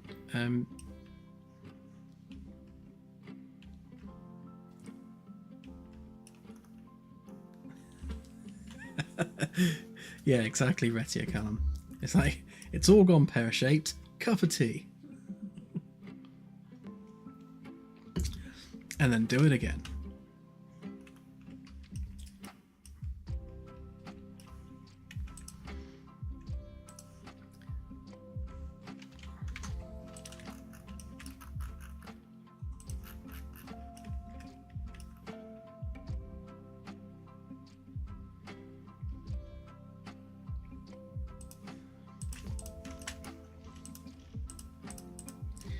Yeah, well, it does auto-save. It just doesn't auto-save very reliably.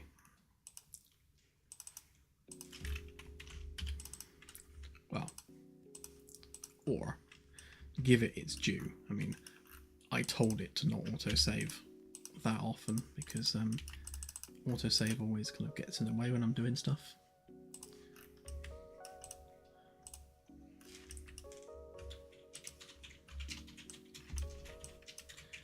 Pretty sure I had the autosave set to half an hour.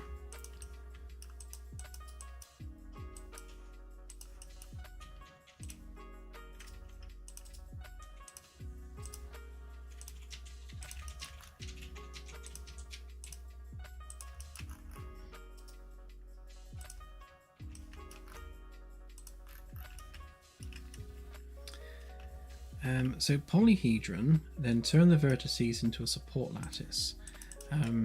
That sounds like stuff that SketchUp doesn't do.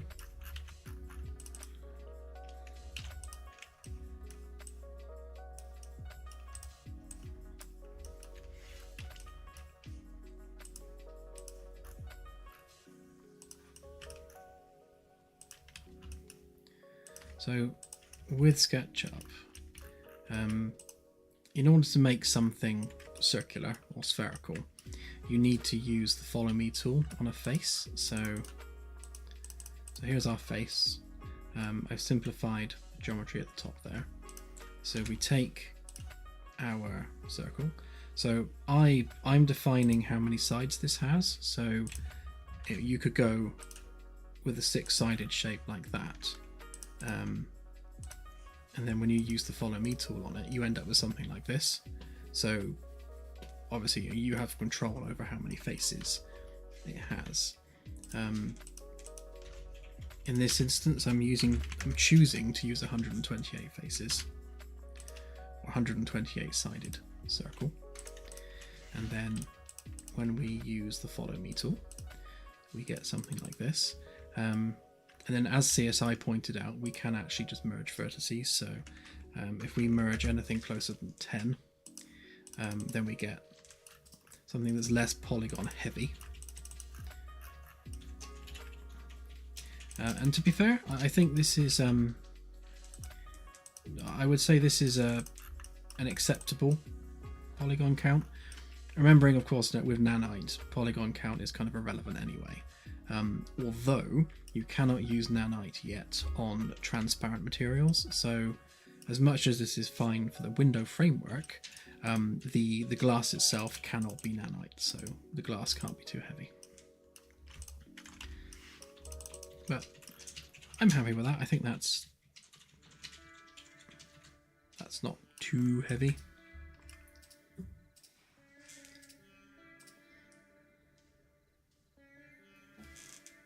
Hey, Seamus.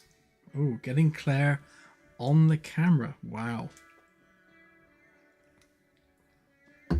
Wow. Are we talking doing your hair and makeup before that happens? Yep. Putting on a new face. A whole new face? Whole new face. Just... someone else's face. You should go and get Kate. I'll get one of the kids and pretend to be me. Yeah. I'll give you $10. Okay, we will work on getting Claire on camera. It is a very pretty face. Thank you. That's why I married you. Ah, thanks. I think people would love to see it. Ugh. Ugh.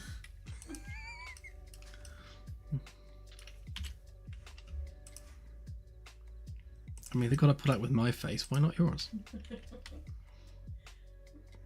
We have 5. They're not that adorable these days. No, they're teenagers. They're not adorable. Nothing adorable about a teenager, I'm afraid. Yes, there are lots of pictures of me kicking around. None really in the past 3 years, though. That is true. And all the really good ones were 8-9 years ago. Yeah. We got old quick. It's the stress of this game. It's true, actually. Look how many grey hairs you've got. You didn't have those when you started this. Yeah. This game made me old.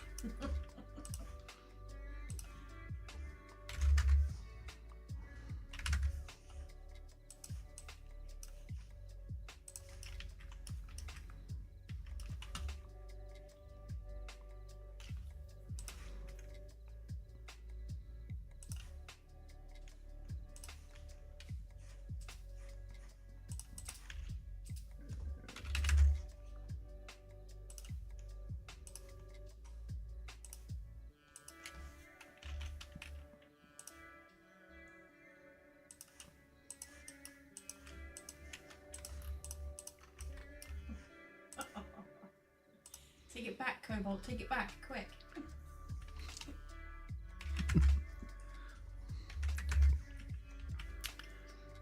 It's funny because it's true.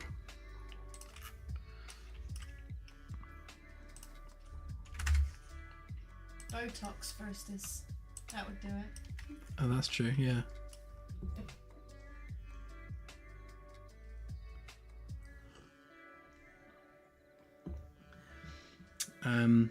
It's probably a moderation setting, Ian, where it won't let you do images or links. Well, certainly not images, but links. probably like no one can post a link. If you send it to Claire, she can show me.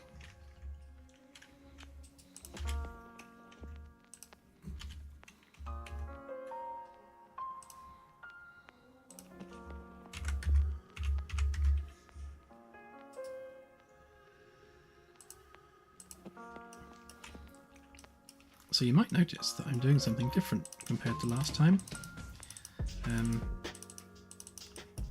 Which is the joy of doing things more than once, is that you can change your mind about things and go, you know what, that would have been better if I did it like that.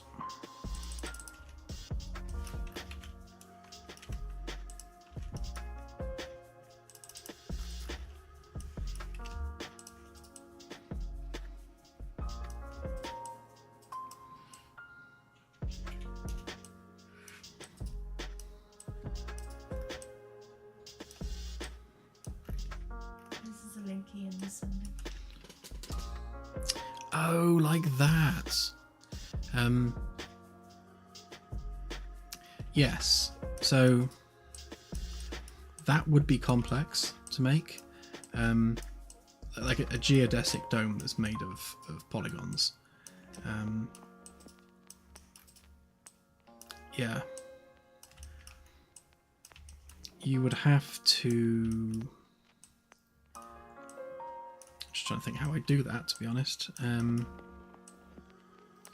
I'd maybe make a low poly mesh to begin with, and then yeah, maybe then make that into a circle, and then use the follow me tool to make that into a dome. Maybe I'll have a play with that.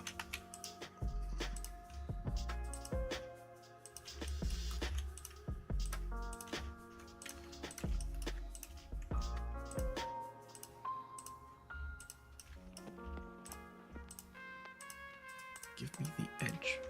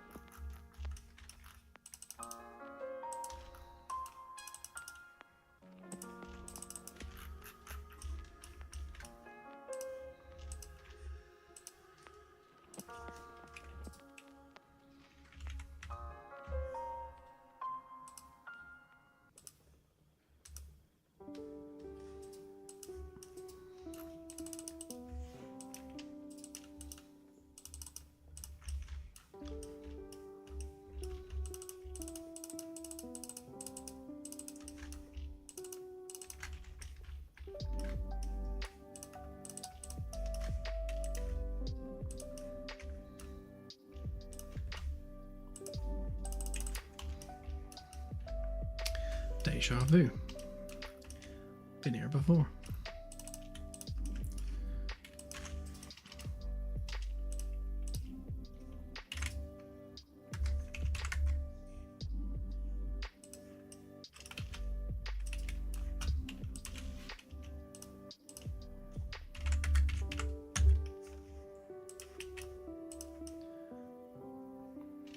Right then.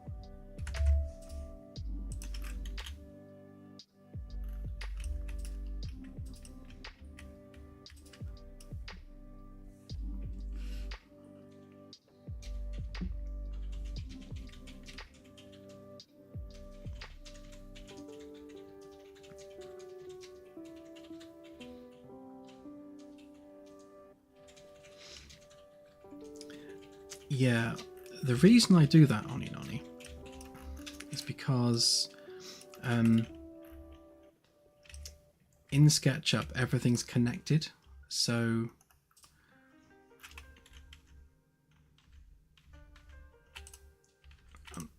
like if I wanted to delete like this, for example, like so I wanted to delete that, all the other geometry is connected to this. So if I just press delete, you see it just messes up like that whole thing.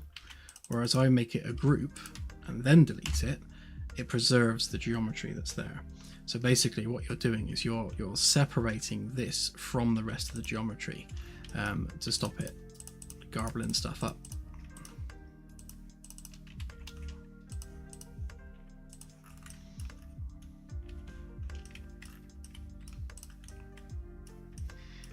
It's just SketchUp things and the way it works. Right then, so if we bring that down 50.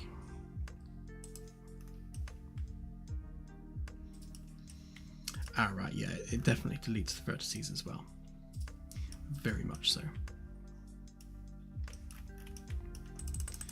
Right, before I need to do anything complicated with this, I will save it.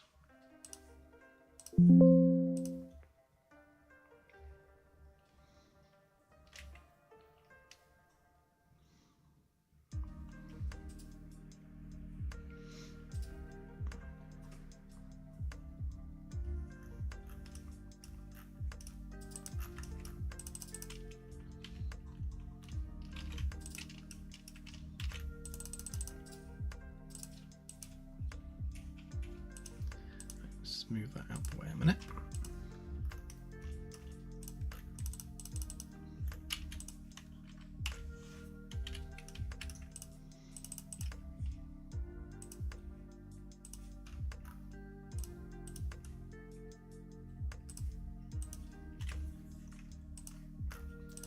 Just restore all the geometry here again, because it was so much fun the first time. Go, and then grab a copy of that edge.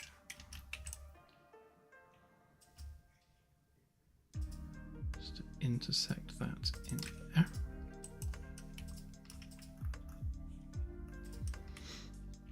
It's true, it is entirely your fault.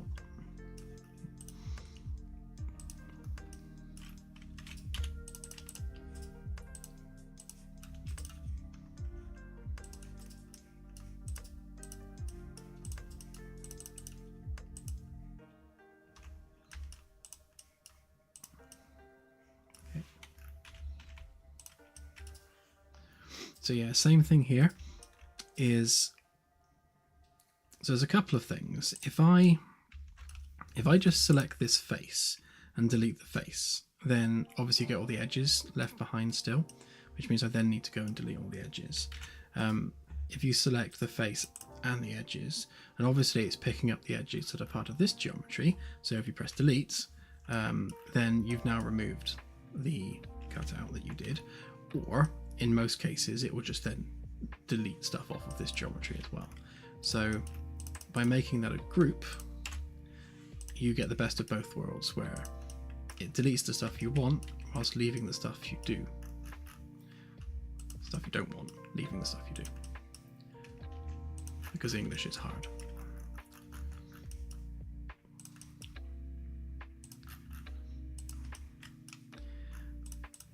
So that's the bit that we want to cut out, but before we do that, I will just I'll do this bit because we want it to cut through like solid geometry without any coplanar faces getting in our way.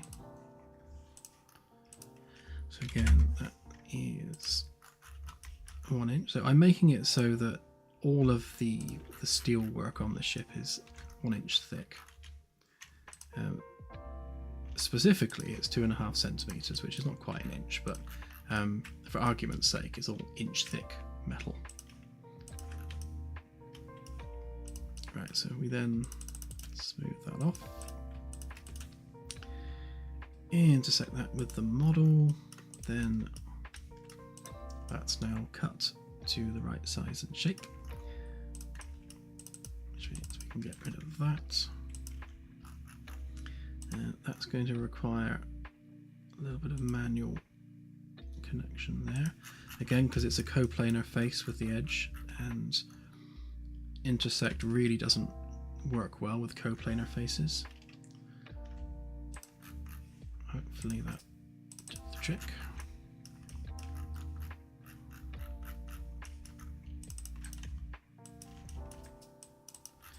So what happened there is there were two faces on top of each other, which is another thing that SketchUp just adores doing. It will, if you draw an extra edge, then it will draw another face on top of the existing face to go with that nice new edge that you've just made. So if you sort of select and make a group like that, you delete it and there's still a face there because there are multiple faces, just to be annoying.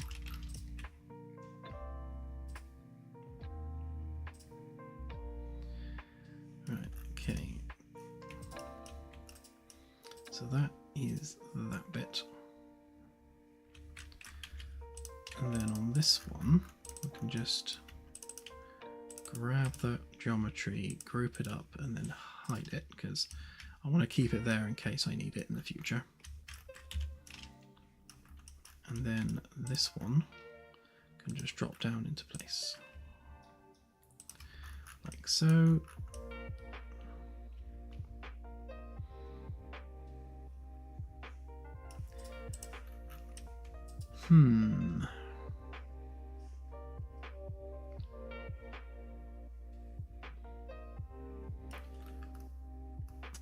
Thinking on it.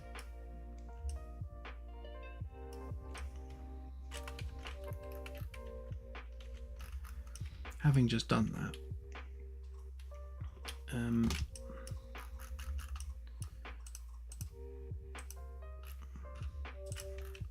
I think we need to cut that back here because we want the window frame to protrude.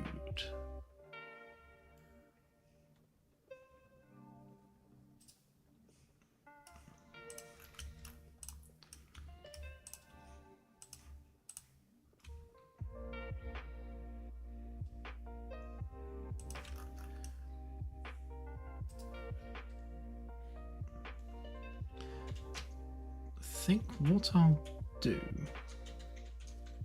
because of course the other thing with how I'm doing this is, of course, I want everything to be sort of engineering accurate as much as I can. So I think what I'll do is I'll make that half or even a quarter of the distance there and make that an attachment point for this. Because obviously this is a flat object and that's a curved surface. So if I make a flat edge for it to attach to, and let's just work out where that would need to be.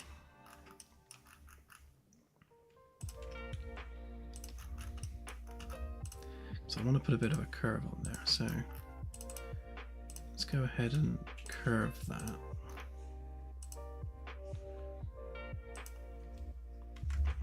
We say 5. So that's a 2-inch curve.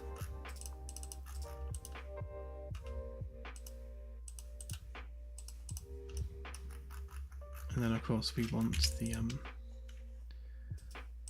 top of, or rather the bottom of that curve to be level with there. So we've just got a bit of a lip on that side, and obviously on this side it's more of a step. But that's fine, I'm happy with that. And then we flatten this side a bit.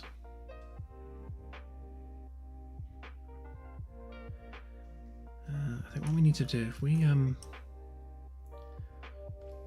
if we create an edge around there, then I can make that bit flat. Because if I bring this edge up, it's gonna make a mess. Let's just hang on. Let's turn all the edges on.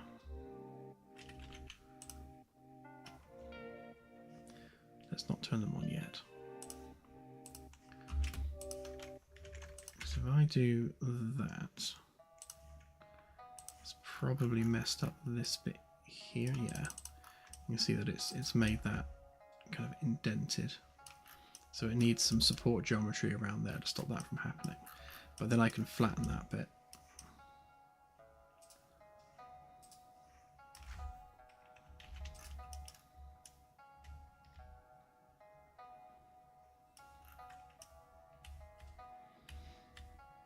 Hey Jim, all good, thanks.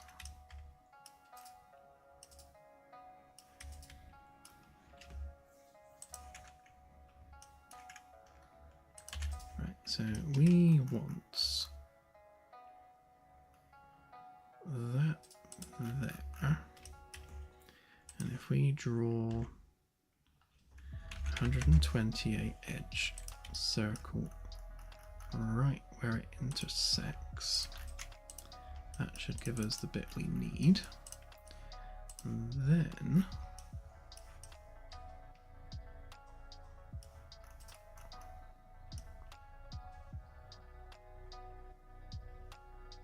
it's going to take it above the level of this though, just to be annoying. But let's flatten it out anyway and just see where we're at. So, oh, it's not far above it though, is it?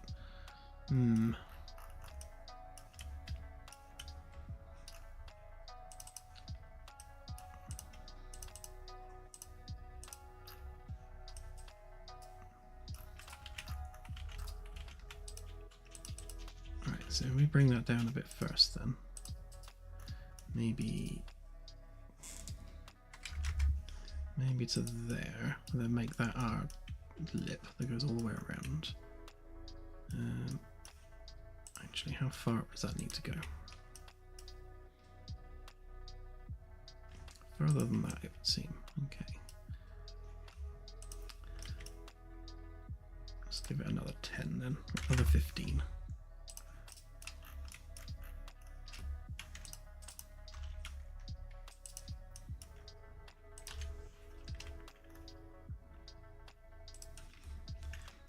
I do have a plan here.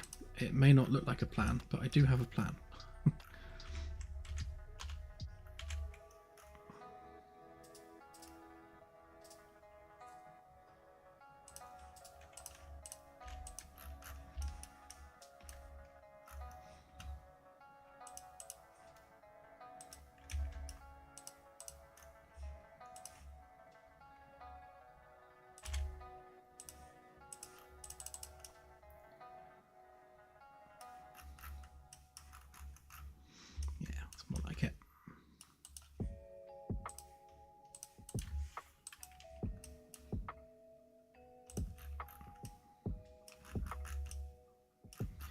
Right, so now that this outer edge is completely flat,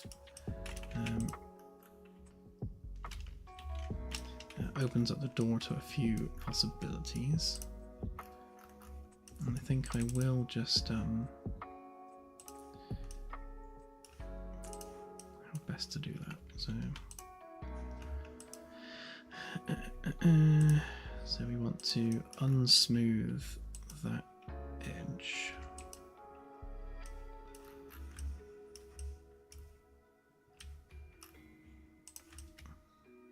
That's good. It's all linked together, making my life a bit easier.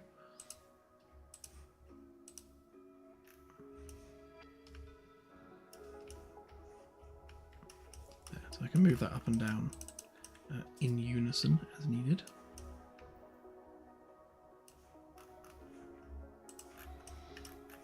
Which means that so this piece here now needs to come in to around about here. So I'm thinking So if this, from an engineering perspective, if we say that this entire dome section is a prefabricated piece, so it's pre-manufactured, built to spec, and it's just slotted into place, then we need to make sure that we cater for that in the framework geometry, so it actually has something to slot into. So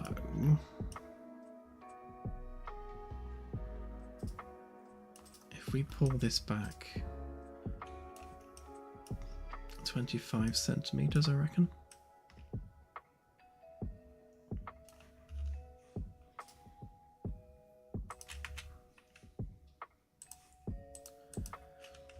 I'll use that face underneath.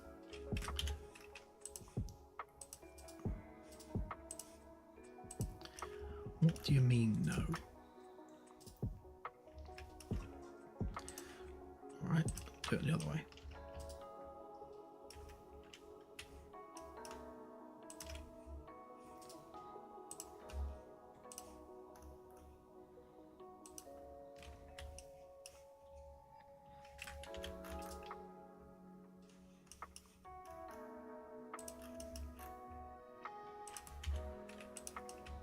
So we want the edge to be about there.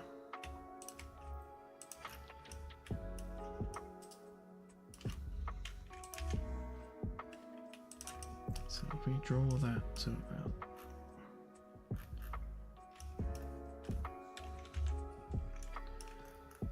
there, so it's 558751. And then just to make our life easier, we'll do that and draw it again.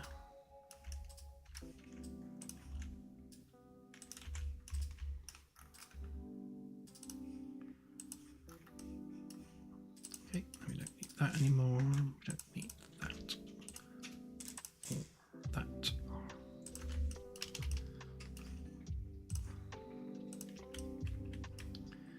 Right, so that goes up there all nice and snug. And again, because we've flattened that off now, there's a nice flat edge.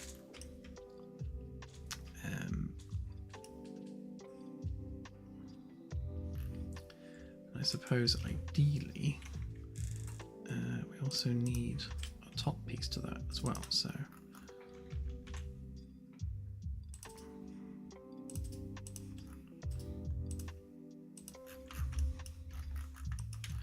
on both sides, we'll just join that up like that. Get rid of that bit.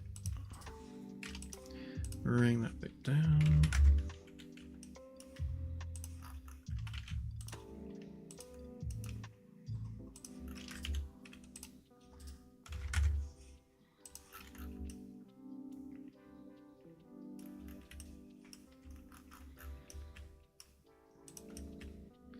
Okay, and then that edge there, just come down to there, and then we'll extrude that up to there, which creates the edge we need there. Then all that can get deleted.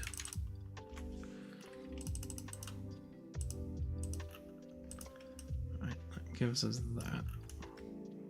So that's now just slotting into place on there. And we'll do the same with this one to create the edge there. So don't need all of that.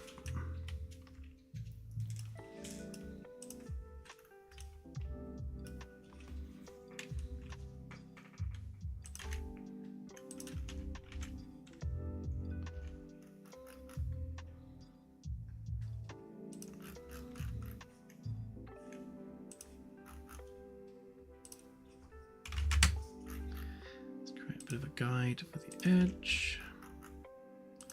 Pop that there. Get rid of the middle bit.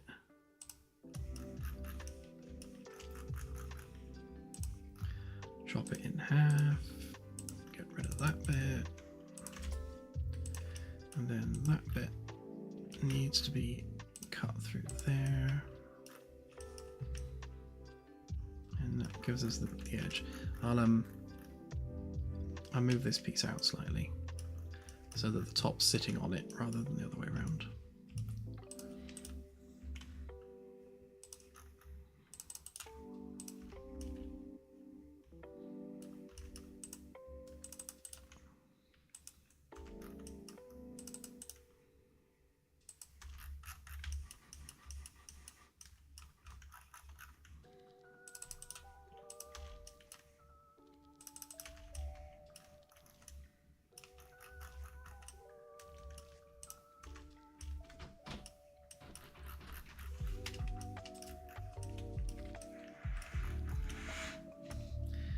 It's made the same way as real-world naval vessels, Robert. So you've got sheet metal, which is supported by a rib structure on the inside. So like this piece here. So you've got the sheet metal, which is all this section, and then you've got the actual framework inside of that. So you've got that inner skeleton with the sheet metal on the outside. I just haven't done the inner skeleton to this bit yet. So between this top piece and this bottom piece, this cavity in between, this cavity will be filled with framework like this. All this ribbing, just to make it like a strong structure. If that makes sense.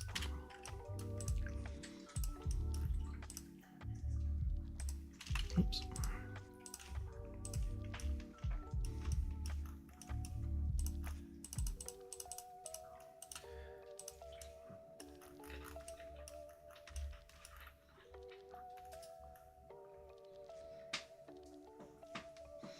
Ah, I see what you mean. Yeah, so this would be basically box tubing. So it would be hollow on the inside, so it's not a solid metal, it's just box work. So all of this would be inch thick titanium in this case, but hollow in the middle.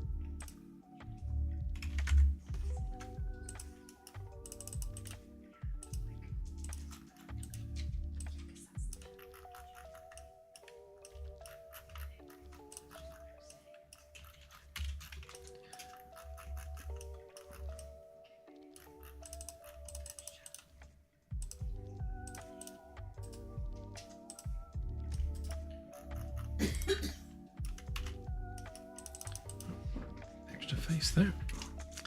That can get lost. Right, what's going on there?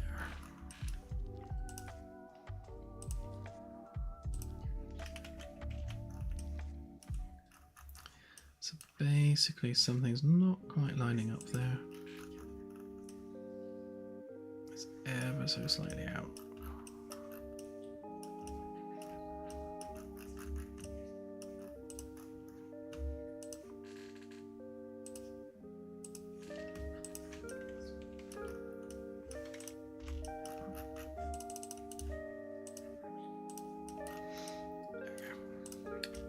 Better.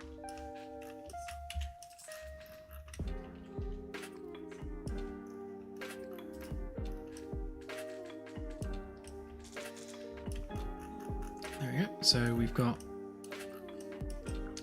stupid ring, get out of the way. Yeah, so on the outer hull here we've got this lip, and then the actual window structure itself just kind of sinks into that lip like that.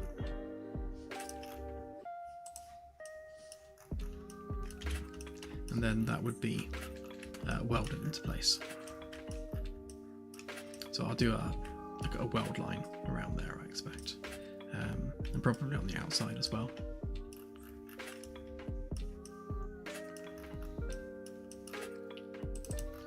Right, and then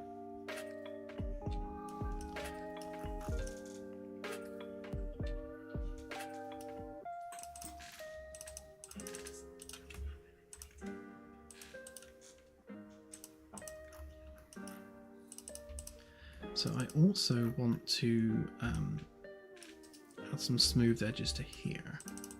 I think we've got some grouped curves there somewhere, so we'll explode those curves. Make sure I can select each one of these individually. And I want to just soften the edge on there, so this is probably going to create some mess that we have to clean up, but let's see.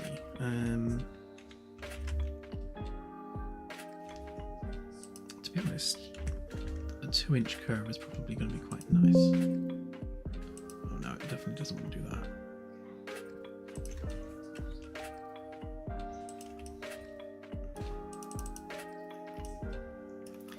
Yeah, so there's some cleaning up to do there. So to speed this up, because obviously there's a bit of weirdness there, what I will do is I'll split this mesh into 8 duplicate segments, so we're actually working with only one segment, and then that's copied to the rest. Annoyingly, it looks like where we've reduced the mesh complexity, we've lost our center line on some places, but we can get that back.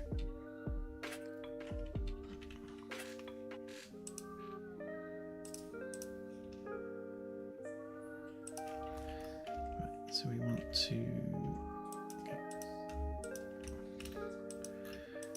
those lines there.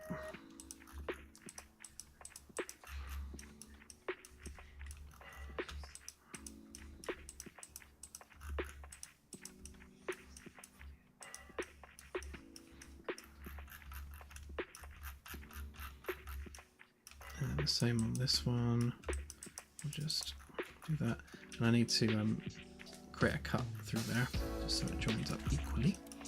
Because obviously when we copy this 8 times in a circle, it all needs to line up. So we're going to have the same problem here as well. Fortunately, that edge is still there, so we can just do that.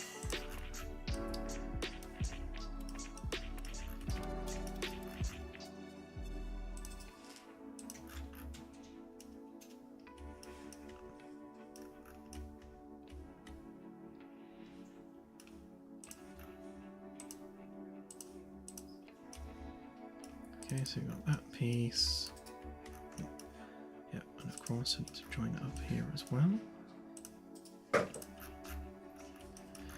And here. So that bit, that bit, that bit.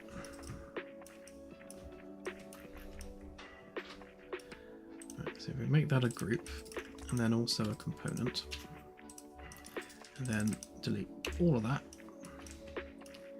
And before I spin that round in a circle, I will save.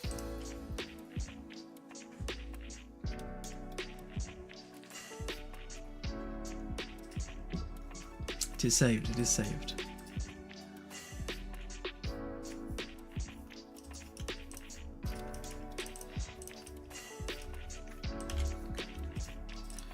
Right, so we just copy that 45 degrees 7 times, and that gives us our shape.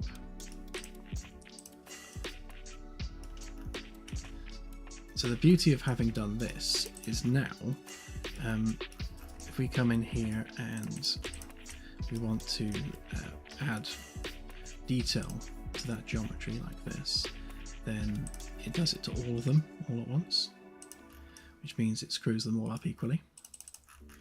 But it means we're always only having to fix 1 rather than 8.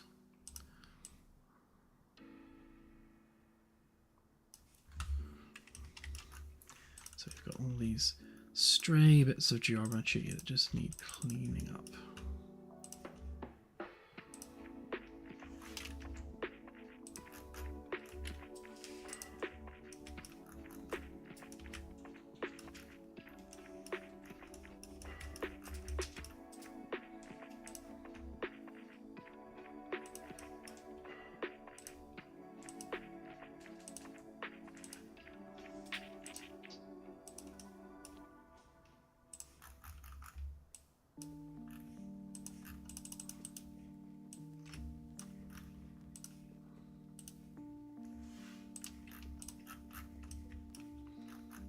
Come back to that bit.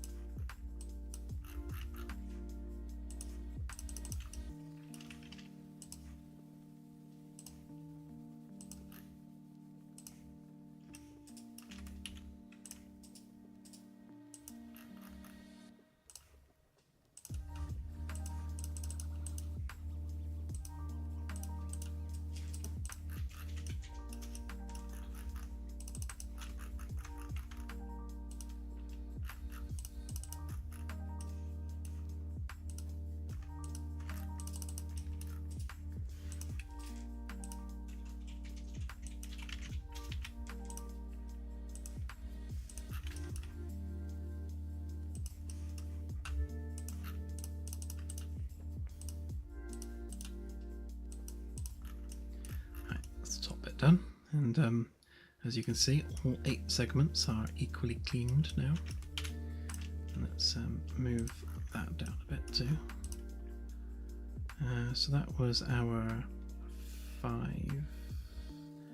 So if we do 7.5, then it gives some scope for doing the window support geometry. So obviously we need to cut a groove through here just to give the window somewhere to be.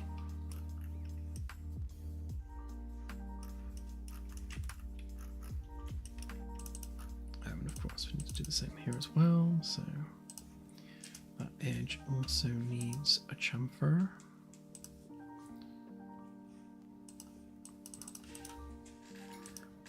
Thank you, SketchUp, for not screwing that one up. Yeah, that said, see, there's some, because of the way we did this, we've got some sort of nonsensical geometry there. So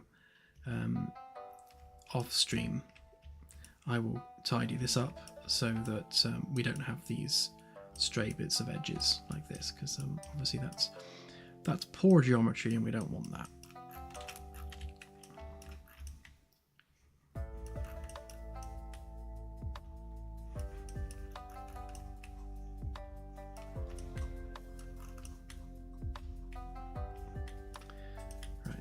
For this little nightmare, I will do this out here, out the way.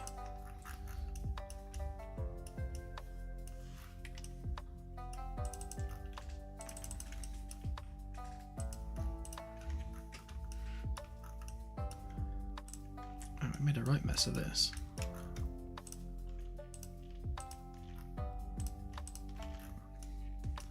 Although I don't think it's quite as bad as it looks.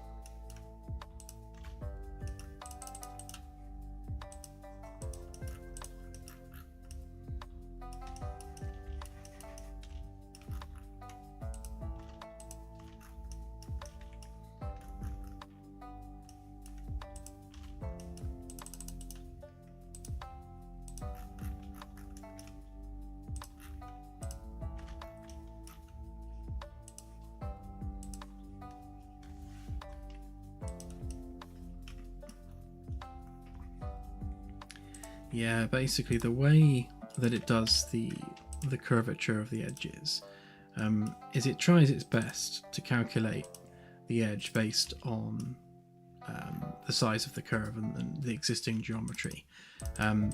If there are too many additional edges in the way, it just craps out. It can't do it, and it just overlaps everything. But again, you can see here that it's mostly okay, but you've got a few areas like this. So again, off stream, I'll just delete that edge and rebuild that and make it smoother, and then you don't get this folding effect. So if you look at, I don't know whether you can see on stream very well, but you've got like a bright patch here and a little bit of a bright patch here. You can probably see it better there. It's dark this side and light this side, and that's basically the normals not facing the right way, and it's doing that because of these edges. So because we've got this soft edge here, the normals don't quite know what they're doing.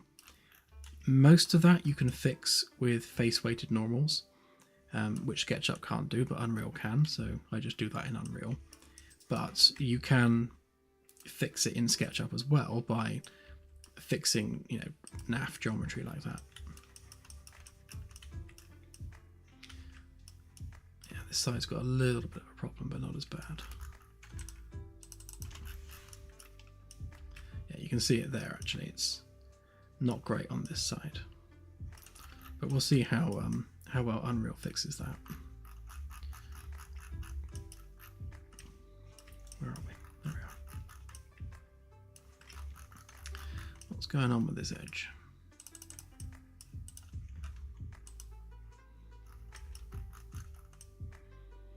Is that just a softening thing? Yeah, it is. Okay. That's not the end of the world then. Oh, that is though. Begone, stray edges.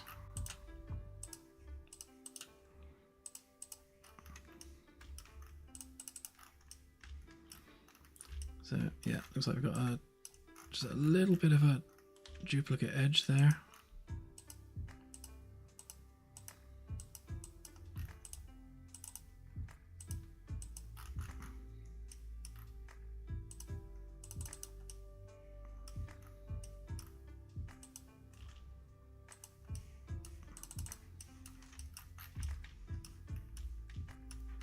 Yep, hopefully that's fixed that.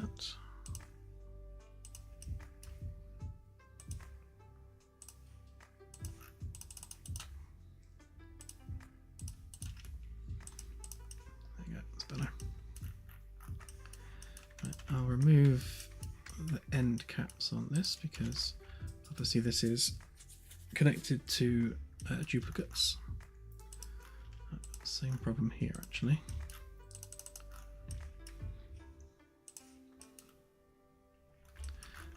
You've got that little bit of an overhang there which needs to be gotten rid of.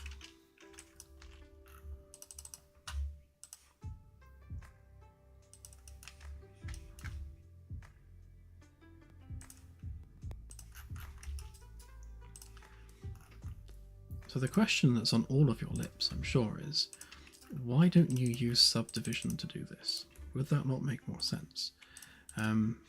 Yes, it would be a lot easier and cleaner to do this using subdivision. However, we're working with precise curves and we want things to line up. The problem with subdivision is it pinches curves.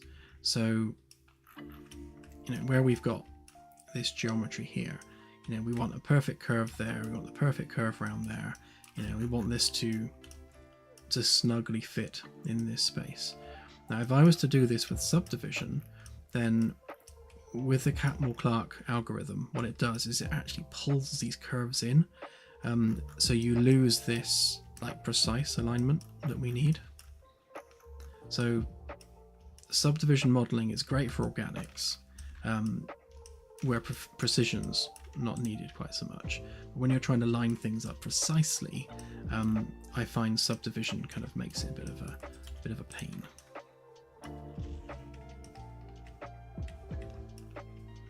Yeah, absolutely. Now, one of the problems we will have with this mesh is that where we've got the join, so this is 8 copies of the same mesh. So where we've got this join, the normals won't smoothly curve around. You'll have a gap. So you'll see like a crease down here where the normals intersect. And in fact, if we export this, we'll take a look and see how that looks in Engine. So I'll stick this in our test folder for now. So models, Gannon class test, and we shall call this B-Deck Dome window.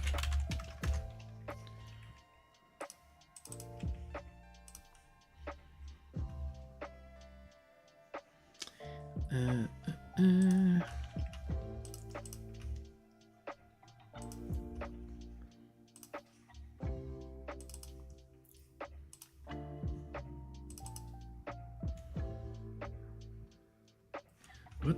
Oh, wrong one.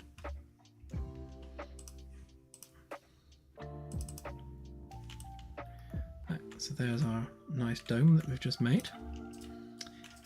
So give it some materials. So this would be basic glass.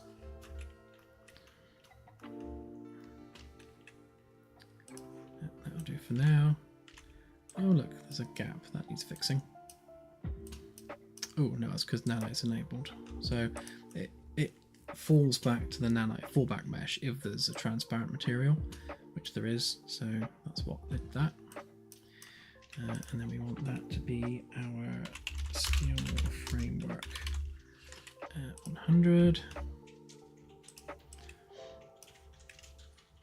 And then I'll stick it on complex collisions because it's from world geometry. Right, so there's our piece. Oh yeah, we could do a smoothing this edge on the inside because, again, see, we've got some really horrid normals there. But some of that we can fix.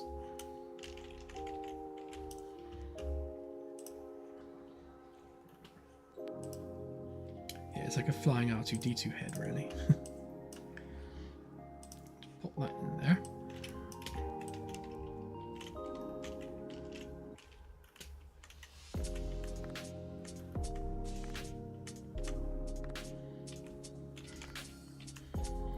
Should look quite cool. So when you're looking up from what would be E deck here, you'll be able to see out of the ship and all the way up, which is kind of cool.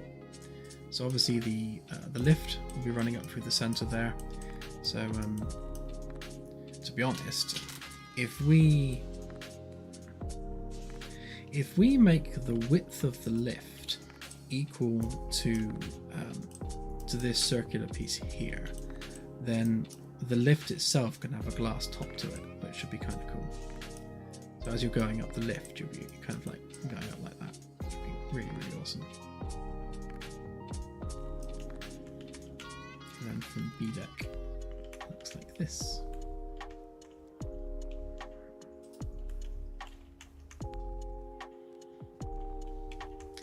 Right, and then that horrendous edge, if we go into modeling, hopefully we can sort out at least some of that, or none of it, it would seem.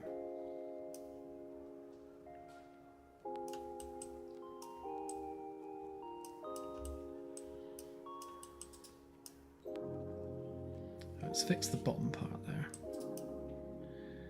Okay, so if we round that off. So the reason for this horrible pattern along here is because basically poor geometry. So if we have a look in here, you see we've got this geometry that doesn't line up properly, and all that's doing is messing up the normals. So if we just get shot of that in a minute. Bad geometry, bad. And just join some of these up.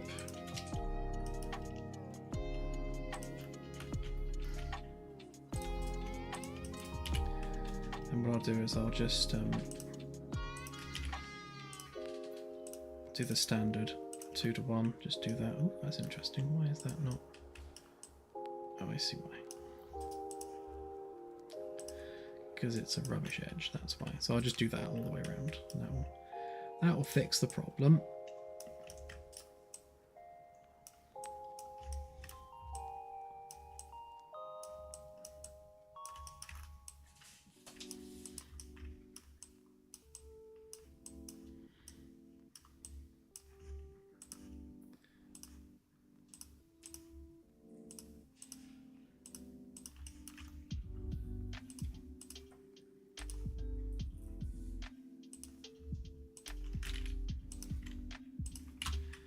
Do these bits first.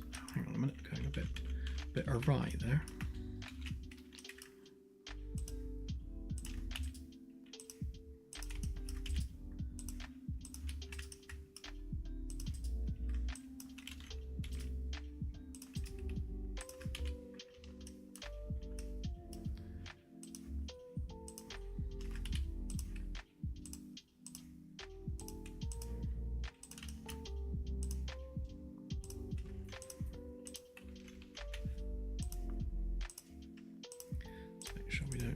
any duplicate vertices on top of each other, like that.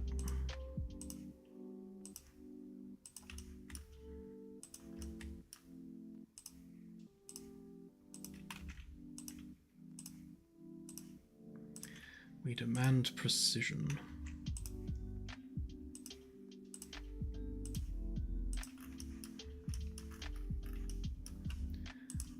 Some weirdness going on there, so we'll just remake that one. There we go. Right, that's clear now.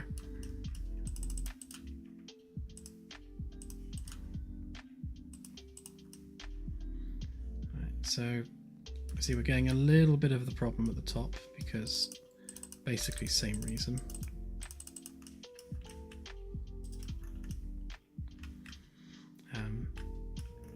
This one's going to be more time consuming to fix, so I would fix that off stream. But basically I'll do the same thing as I've done there, just to clean that geometry up. And actually while we're here, we do want to curve that edge as well, because curved edges are nice.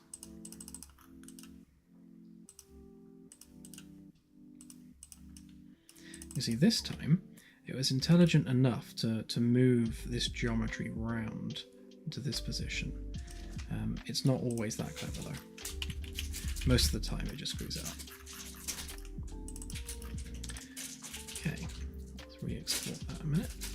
Oh, actually before I re-export it, I'll do a copy of those windows down below. So it was 50.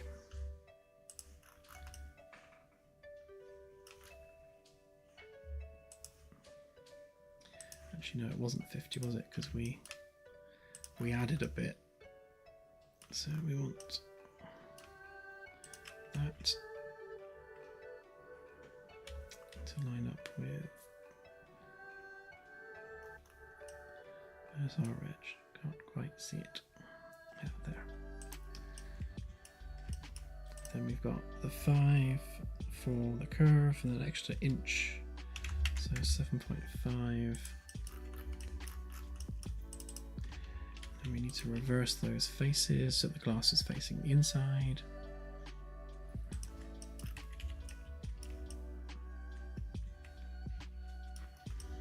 Okay.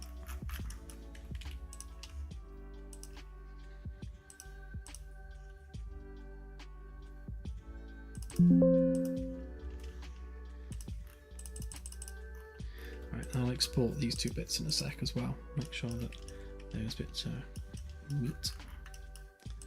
Got some weird stuff going on with this one as well, which is going to need fixing at some point.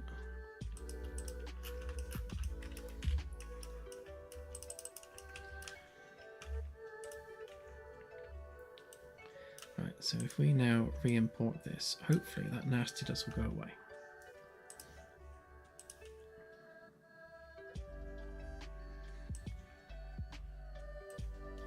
Ish.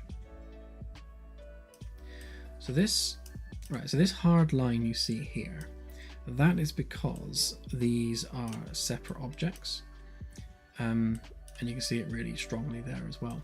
So once we're happy with the geometry, I will combine all of these objects into a single mesh, and that will fix this, these hard lines that you get. Yeah, you can see them here as well. So that really obvious banding is because those are separate objects. And we will need to do that to smooth that off.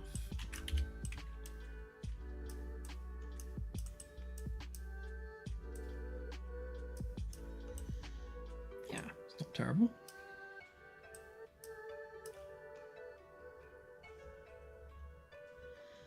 Thank you, Seamus.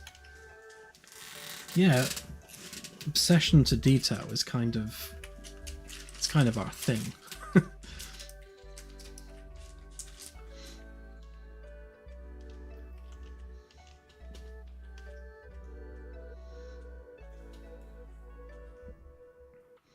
Yeah, it's like the glass elevator from Charlie and the Chocolate Factory, like up and out mode. could serve as a really useful escape pod, actually. Just get in the lift and go whoosh, and out you go, and just hope you don't collide with the ring while it's on.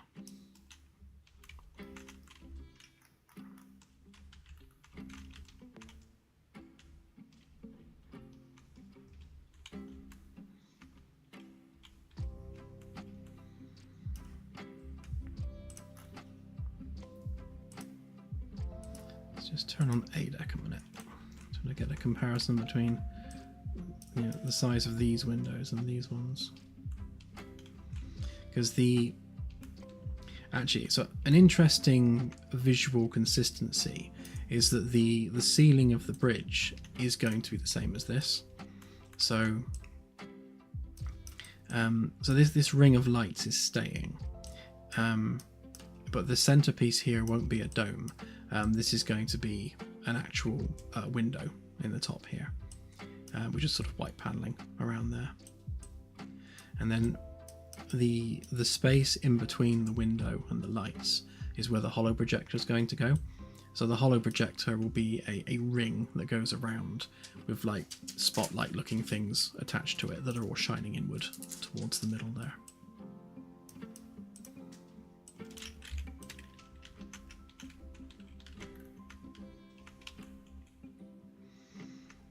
Thank you, Festus.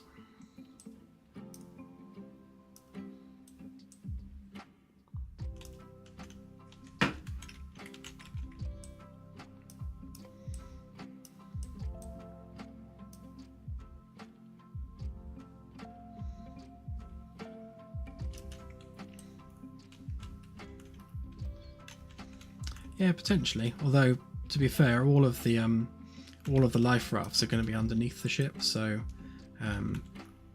from the side, they'll all be going down that way. So the ring shouldn't be an issue. Plus, it's quite a chunky bit of hardware. Good night, Scotty. Have a good one.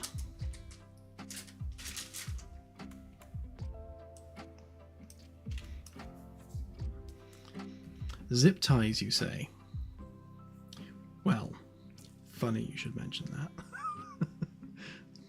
There will be cable clamps. I've done some cable clamps before, so yeah, there will be something along those lines.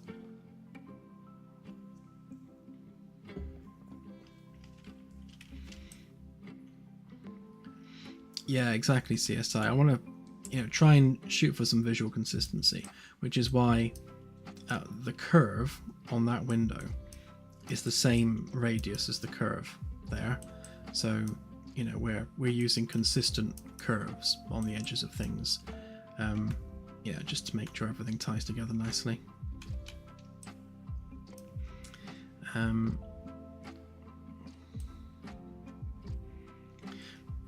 Just thinking, I won't bother now, but when we actually add the hull plating, and the hull plating is going to look similar to this, only more detailed, and obviously that's going to go around there.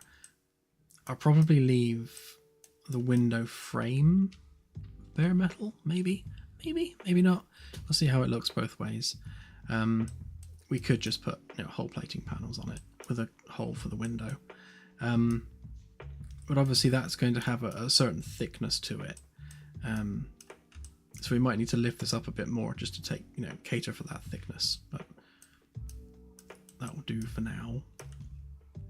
Right, so let's fix these bits, because they're obviously quite wrong. So what's this? Ring 3 framework, C-deck wings. Did I bother to name it? No, of course I didn't.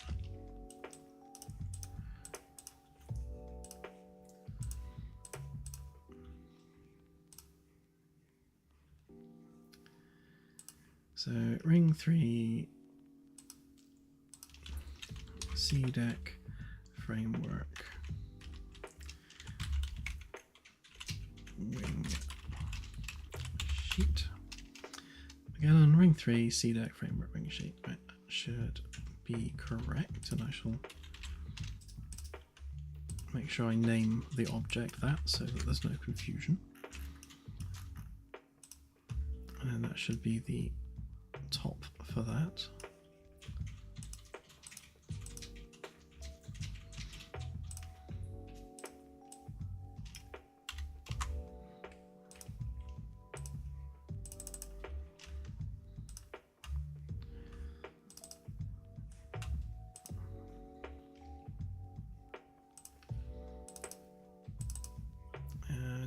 That one.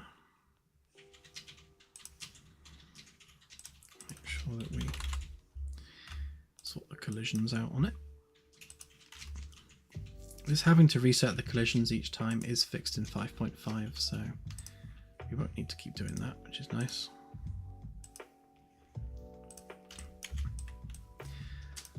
There we go, no more hole.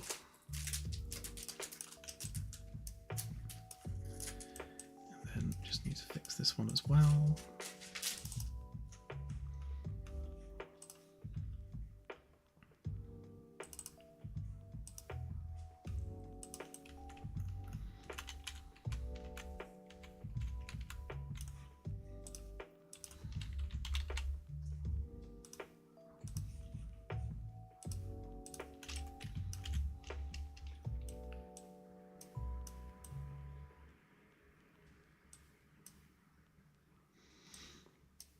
Okay, so no worries, Jim. Thanks for watching and have a good one.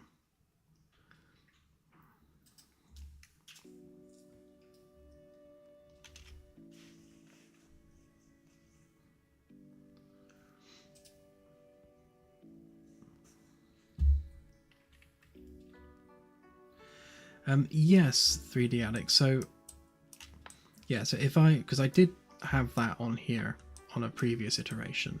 So each segment here, or each petal as you say, will be a separate bit of panel. So there'll be like a white frame that goes around there. So it would preserve the lines between each one, and then there'd just be a simple ring going around the top, like a white ring for the top piece. I think it's wide enough to support that, so that should look quite good. And I'm trying to always reveal the framework on the inside, so I guess I don't really have any examples of it to hand now, but basically like around a window frame here. So where we pull the hull plating up to the window frame, I'll always leave just a bit of a gap around the outside, just so you can see the metalwork behind. Just to kind of, you know, always sort of remind you visually that there is a structural framework at play here.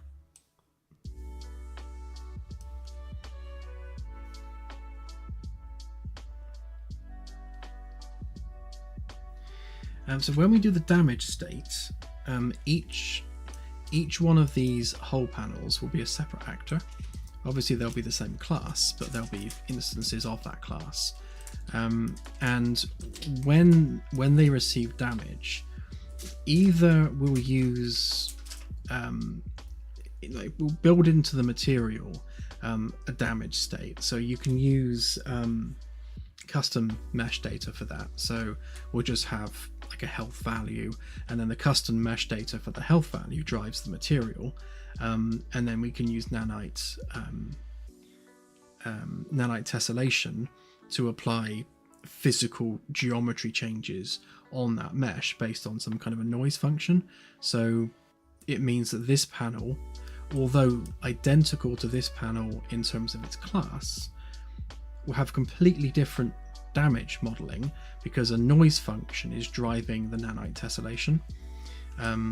So we can do that.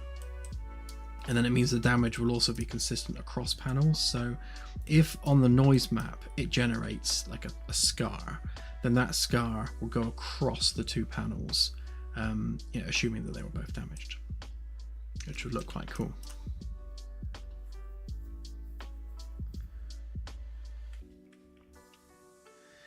Yeah, so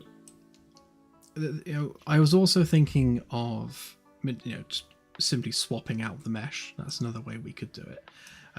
They're instance meshes anyway, so there's no real biggie. But I think leveraging tessellation means that we can lower the mesh, lower the skin of the mesh below like a damaged version underneath, so it can lower the geometry to reveal something underneath, depending on how we do the tessellation. Yeah, because the tessellation is actually, well, I mean, look at the carpet. So it's literally like carpet fiber levels of detail with the tessellation. And if you look at like in the wall here, so like all of this geometry here is nanite tessellation, and as you can see that, you know, when you get close to it, it's fairly detailed, and all that's just driven by a height map. So, and the beauty with it is you can define in the material whether it's inset or outset from the mesh location. So this one's outset, so so the physical mesh obviously is at the back here, and it outsets from that. And the same as the carpet as well. That's outset too. So yeah, so the tessellation is outset from the original position. We could use the inset, so the inverse of that, on the damage mesh, so that if we had a secondary material or skin behind the hull plating, then if we start then insetting damage, that geometry will collide with that and reveal some other detail that we've got behind it if need be.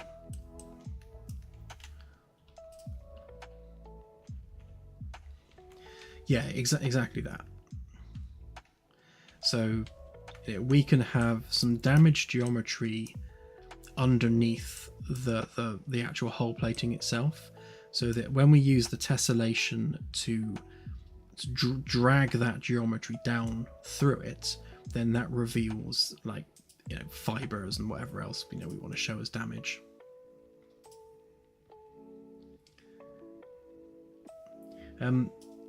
It's not actually decals. You can build it into the material itself. So if we take this material, for example, right, so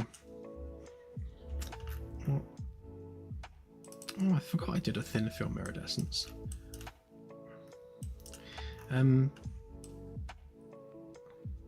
Yeah, so this, let me actually, rather than use this one, let's make another one. So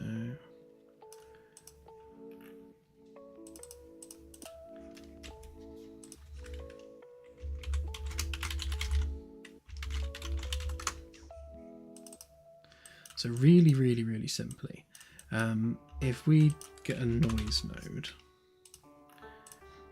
and we do 0 to 1, stick that into our tessellation. So we want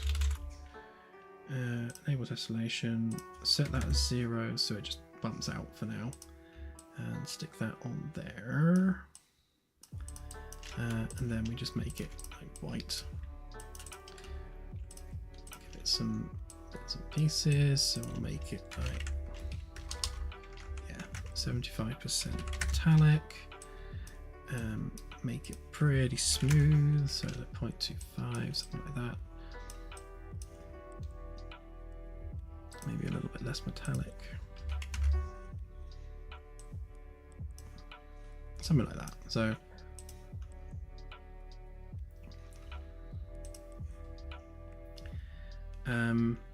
yes, it should do.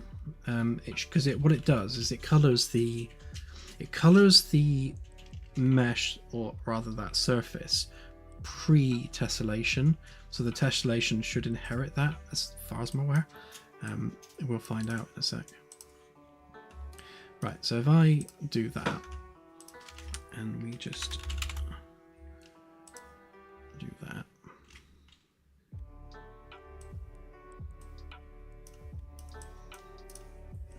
Let me just check that this mesh actually has nanites enabled. Yes, it does.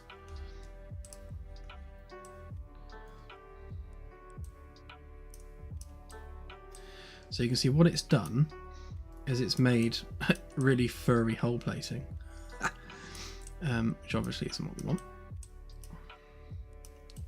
Furry ship. Where's my material? No. So if we scale that then. So 0.01. Is that bigger or smaller? I can't remember.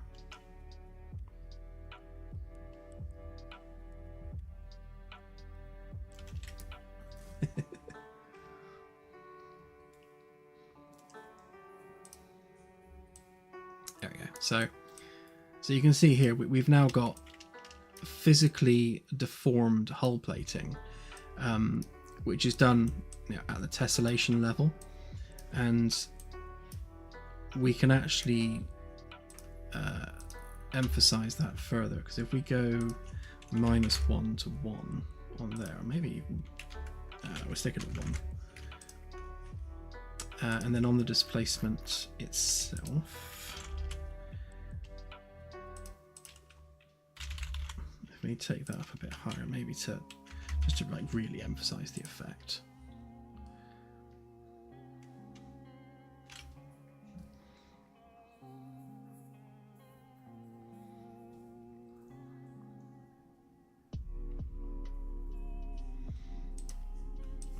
There you go. So what we've done is, using just noise, we've created like a physical geometry effect on the mesh. So and again, it's consistent between meshes as well. So if we had a scar that was running across the ship, that would go between pieces of hull plating, because we're using consistent noise. So when damage is applied to a physical thing, obviously then we just turn up that value on a per mesh basis. World decal, right, let's have a look. So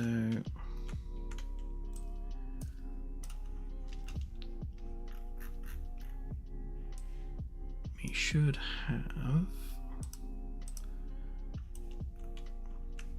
have a decal somewhere.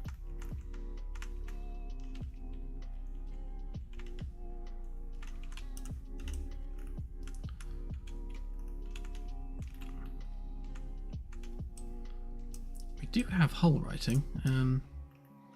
Question is, where is it?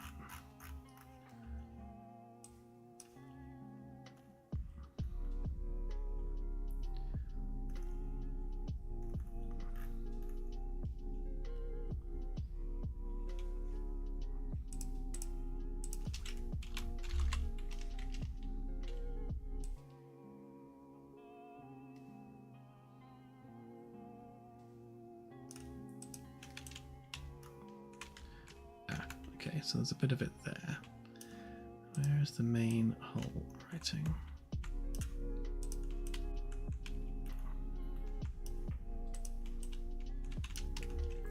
Okay, take a copy of that one.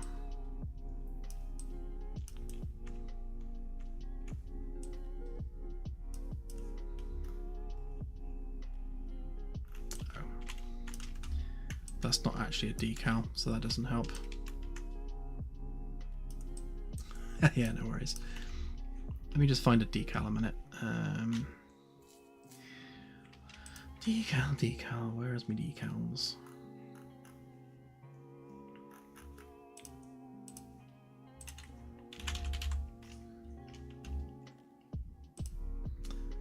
You'll do.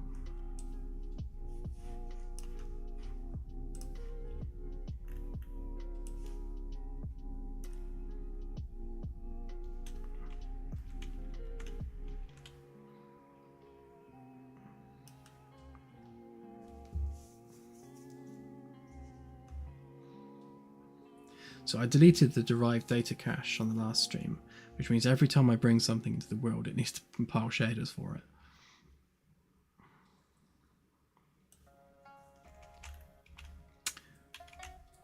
Oh. That was unhelpful.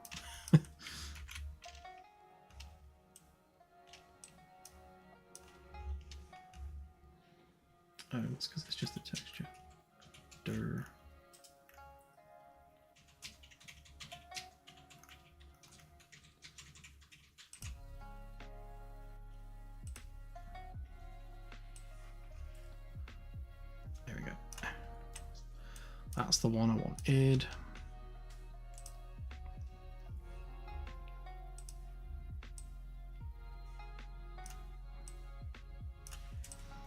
Yeah, so it does.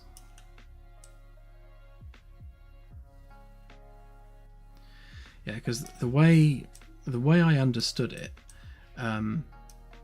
the decals are applied prior to the tessellation being calculated. So yeah, that should work with hull writing and anything else we're doing on the outer hull. It should deform, you know, with the tessellation.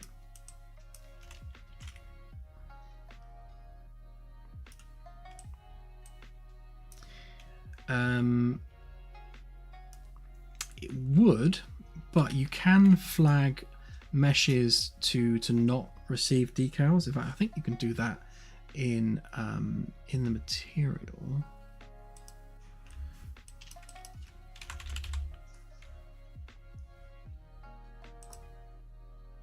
No, not in the material, but you can on the mesh. So on the mesh itself, you can basically set a mesh to not respond to decals, which means that if you had a secondary mesh underneath the hull plating, which is revealed with damage, then if that mesh is reset to not have any decal responses, then that decal then won't apply to that mesh. So that would be a true hole in the geometry. Because if we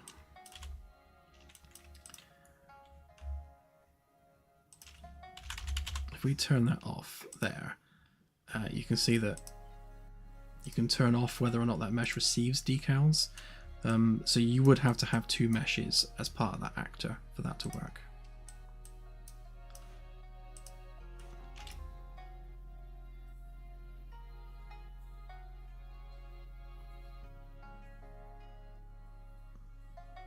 Yeah, I think that's the only way you could do it, because obviously the you know, the box that applies the decal, and unless you like lined it up really carefully, but you know, you would. Yeah, I think disabling decal response on an underlying damage mesh is probably the better way of doing it. It was certainly the easiest way of doing it.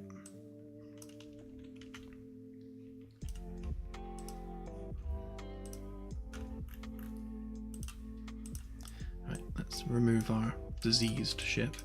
Actually, to be honest, you know, this isn't a terrible idea for, like, perhaps your ship gets corroded in some way, and then all of your hull plating is all kind of like bubbling and corroded.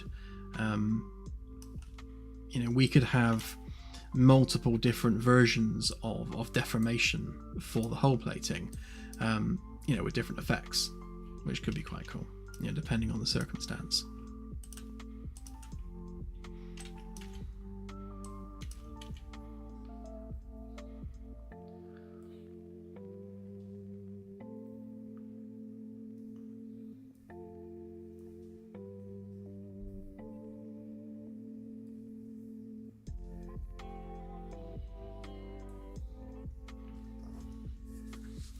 Yeah, I think the only way to do what you're describing there would be to have, so if you had two meshes, you've got the nice pristine clean hull plating above, and underneath you've just got like exposed wiring and bits of framework and just, you know, basically damaged hull looking mesh.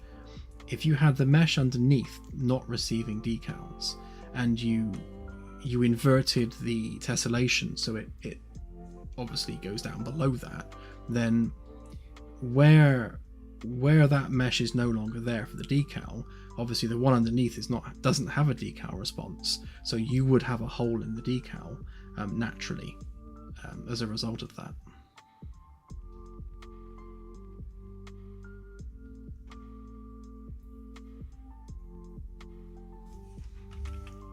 Yeah, for sure.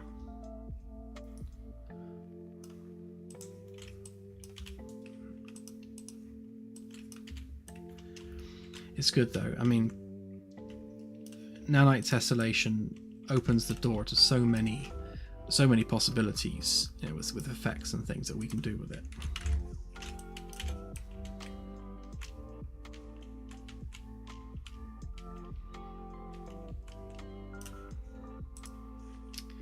Actually, rather than doing that, I'll do that.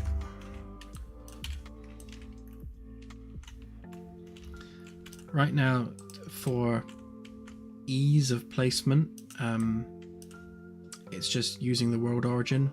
When I do this properly, I'll move the origin like to the mesh and position it properly with snapping, but that takes time, so for now we'll just do this.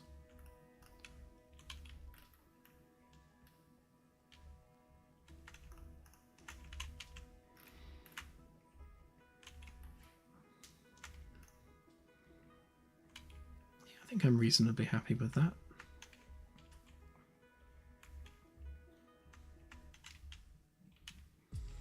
I do wonder whether or not the support structure is perhaps a little bit chunky. Whether or not, you know, we could do with less metal work and more glass. But you know, we can refine that over time. Such is the beauty of iterative development. We can just refine and refine until it's perfect. One thing I will do for sure is I don't like this lip here, so I think I'll just angle that like a 45-degree angle all the way around, which means that when we do the ceiling geometry in this room, we'll have that 45-degree angle on the white paneling all the way around, and I might even embed some lights into it as well, just for added nicety.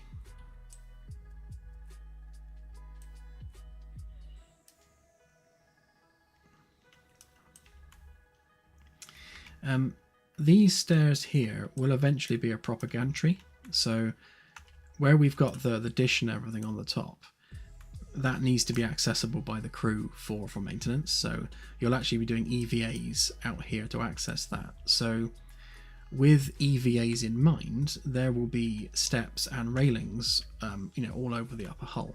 So like this slope here will have steps embedded into it and a railing. You know, just to aid in crew, you know, the crew being able to walk around the outside of the outer hull. Kind of needs some way of them getting up on top of this as well. Probably just like hop up there, to be honest. But you know, we'll have a railing around this bit. We'll have, you know, some of that out the back here as well. I kind of like the idea of having a gantry along the outside where the engines are, so that you can walk around, you know, the outside of the engines, which would also be quite cool. You really get that sort of sense of vertigo, especially with like a gantry on the outside where you can see through the floor, and like the only thing below you is planet. You know, that's quite vertigo inducing, which is quite cool. But yeah, so you know, and the reason we've got things like a slope here is because this is going to be an airlock which is used for the probes, and so you'll have a probe launching and landing pad here, but at the same time, you know, personnel can use that airlock too, and it's nice to be able to, you know, have access to the whole ship via that airlock. So if you need to come out and fix something, you know, that's one of the ways you can come out.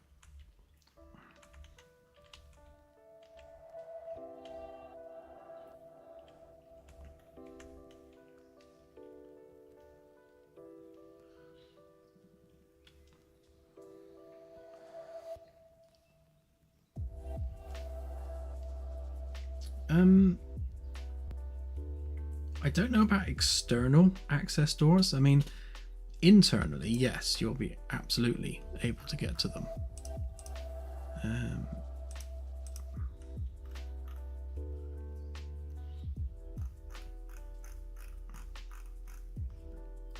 Where are the engines?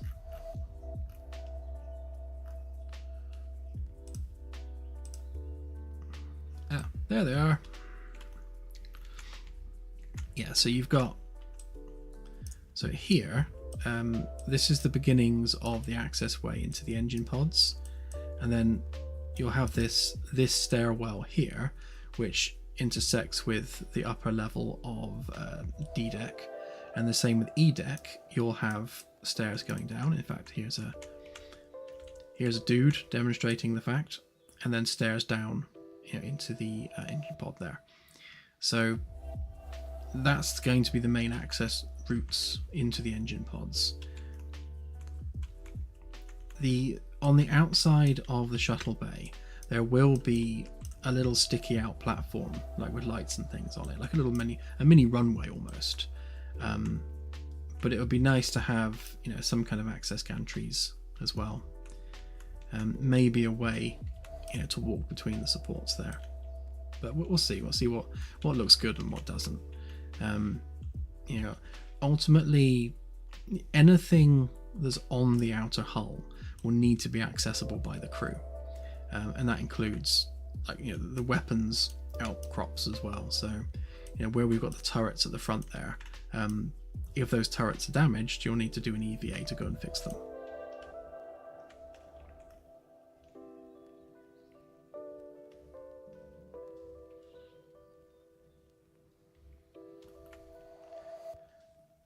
Yeah, basically, if we will add stairs where it makes sense to add stairs, and we'll tie them into the design of the ship so they won't look out of place.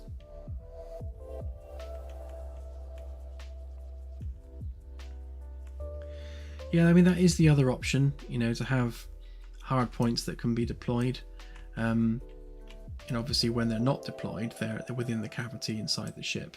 There will be a weapons room in here. It's really down to how much room we have to work with. But we'll know more about that when we actually start modelling, the weapons and everything.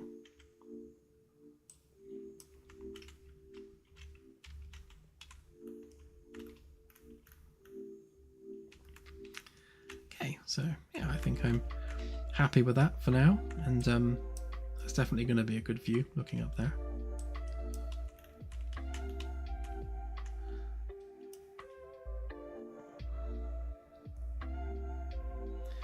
That's perfect, 3D Addict, thank you. Yeah, I think the issue right now is we don't know specifically where to put the manpower in terms of some modelling help. Ideally, we need concept art that we can give people and say, right, here's the concept, go and build this, please. Like one of the first couple of things we need built are, we need some form of rifle, a sidearm, we need some engineering tools, just various different bits of just handheld equipment, which are sort of fitting and in universe.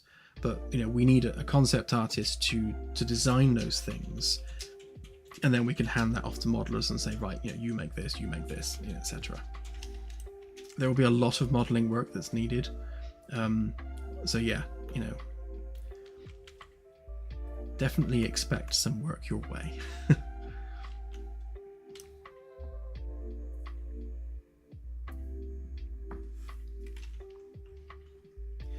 Don't know, Anasi. I mean, weapons and blowing stuff up is definitely very low on the priority list, because this is an exploration game first and a combat game second. But obviously that's not to say that we don't want to blow stuff up, because we do, because blowing stuff up is fun. So, there will be blowing stuff up at some point. But I imagine we'll be working on the planetary landings and planetary surfaces before we start tackling the blowing of stuff up.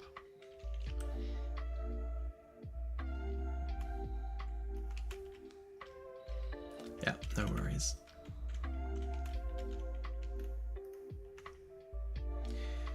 Okay, so where were we? Right, so we need some new paneling around here. We need paneling for there. We need to redo this panel so that it fits. And we need to do some side panels for this one and then redo that so it fits. And need to do these ones, need to do those ones. And we need to do some door frames for here.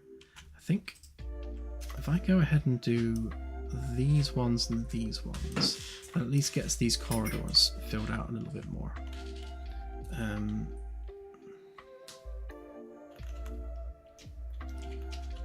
Yeah, we did have we had 2 concept artists.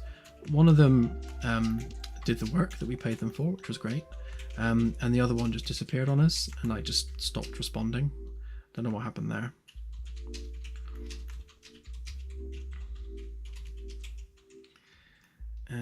Right, yeah, so I also need to set up these snap guides for this corridor because these all need moving into place. So like these all need moving like so. But they'll snap to their snap points, so they're fine.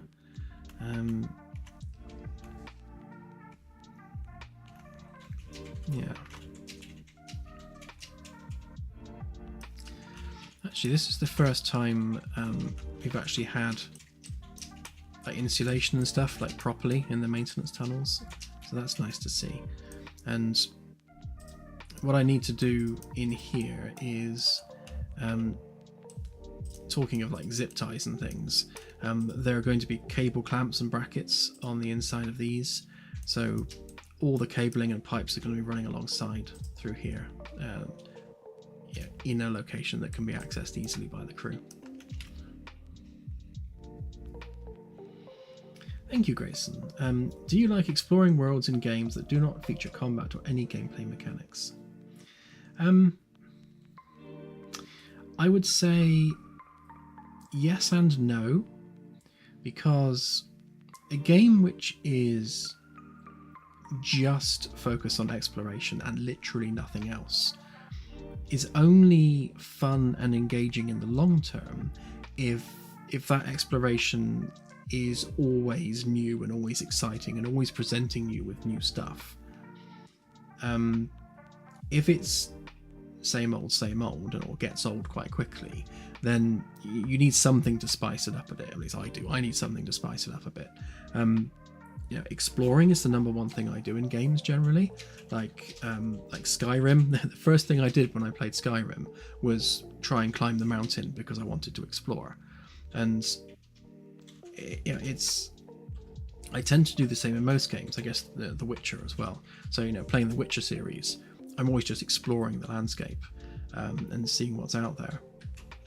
I think the only game where I have explored in a completely pacifist, non-combat way would be Elite Dangerous, because once you leave the bubble, you know, there is nothing out there that you can, you know, get into combat with.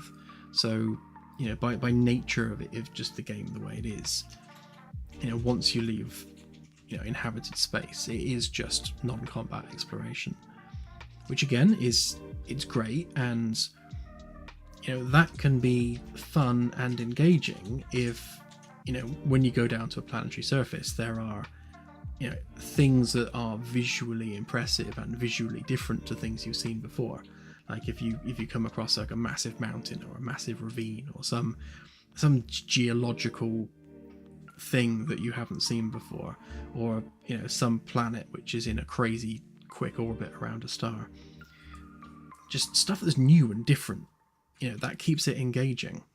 You know, and that's kind of, you know, where we're going with our game, is that yes, we're exploration focused first and foremost, but you know, we want to keep that engaging by constantly having new and exciting things. And you know, the planetary surfaces, I mean, yes, a lot of the planets are going to be barren rocks because that's just the nature of the galaxy, but as long as those barren rocks present you with interesting, unique rock formations that are unique to that planet, it helps keep the joy of exploration alive. Like, you know, I want to be able to come across this massive ravine with these really impressive rock outcroppings, or you know, an ice planet which has got these huge ice cliffs or something like that. Just things that make you stop and go, wow, that's cool. Yeah, and then obviously we've got the nice thing with our galaxy is we've got alien races across the entire galactic space. So you'll never be very far away from combat if that's what you need, you know, to spice things up a bit. So yeah, we're going for a balance. I think that went very much off tangent there, but still. Shut up, Dan. Do some work. I just noticed some weird normals there. They're kind of... that surface is kind of rounded when it shouldn't be, so... there's an easy way of fixing that. There we go. So, having now done that kind of rounded edge we had on there is now gone, and we've got that sort of nice, sort of crisp, flat sheet metal look instead.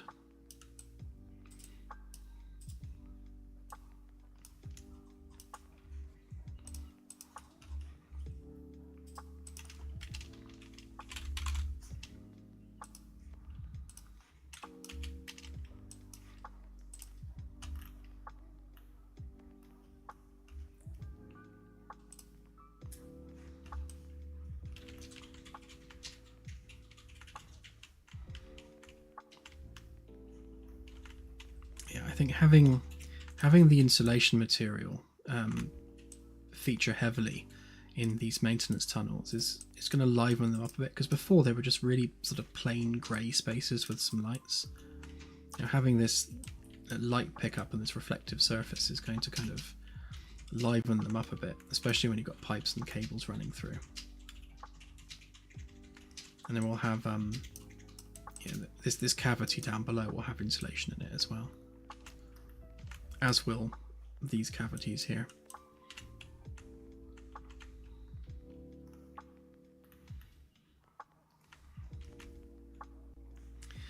Okay, so we need to redo a couple of the floor panels in here because they don't line up with the geometry. These ones are okay. Some of them won't, so yeah, so these ones don't. Yeah, so some of these need to be remade just so they line up properly, as does the bit underneath. Actually, something else I did is I made like bolts and things for there. It's using the same material channel as the welding, so right now we've got weird bubbly bolts because it thinks it's welding, so I'll need to change the material channel on that.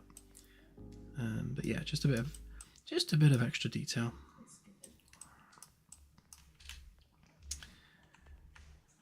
Okay, so right, so we need to do floor tiles that line up there, floor tiles that line up there.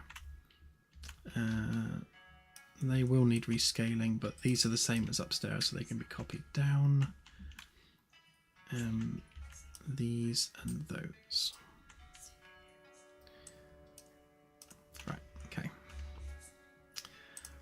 We know what we're doing, so let's get on with it.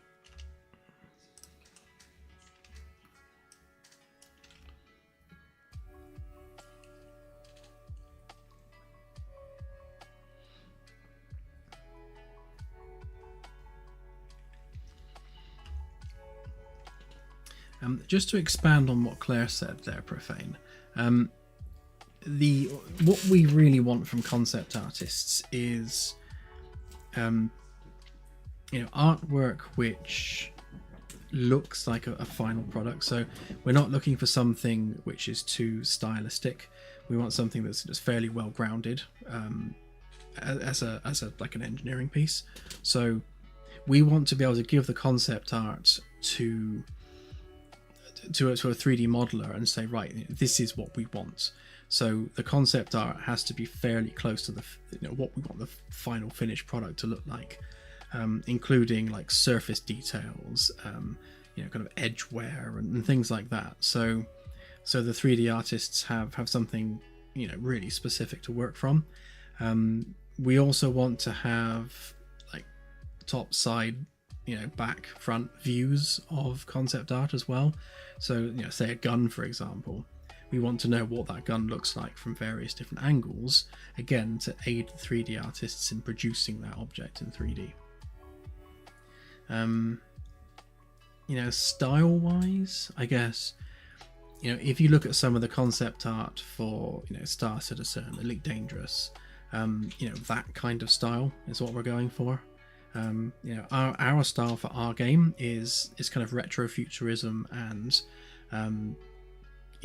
architecturally, we liked the architecture of architects like Zaha Hadid, which is all like smooth organic curves and lots of white paneling and wood. But yeah, so it's we're looking for sort of strong engineering concept art, if that makes sense.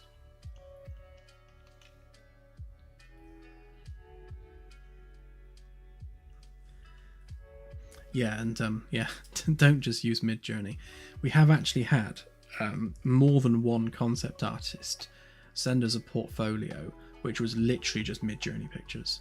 Like, not even badly disguised Midjourney pictures, but literally just Midjourney pictures, like copy pasted straight off the website. And it's like, no, try again. Actually make something. We don't mind something like Midjourney as like a starting point, maybe something to generate an idea. I mean, I use it myself for that very reason. Just generate an idea, maybe an idea for a shape or a style, like an interior space, for example, like a lounge. Get Midjourney to kick out 50 different pictures of like VIP lounges and think to yourself, I like the paneling on that one, I like how the ceiling looks on this one. And then use it as an idea generator, not as the final product. And I think that's the value of using an actual concept artist over just getting AI to do it, is that you can have that conversation with them and say, can you change that bit specifically to this, and can you like move that wall in slightly? You can have that two-way conversation in ways that Midjourney can't do, because AI struggles with specifics. Yeah, exactly. I mean, you can do like in painting and stuff with AI, but AI really struggles with specifics. Like, if you want a really specific design, like, and you've got like a prompt which is like this long, trying to get really, really, really specific, it still struggles to get what it is you want. Obviously prompt engineering is a skill in itself, but still, it's still much, much better to just engage with another human being who has those art skills, who can just give you what you want, rather than spending hours fighting with Midjourney.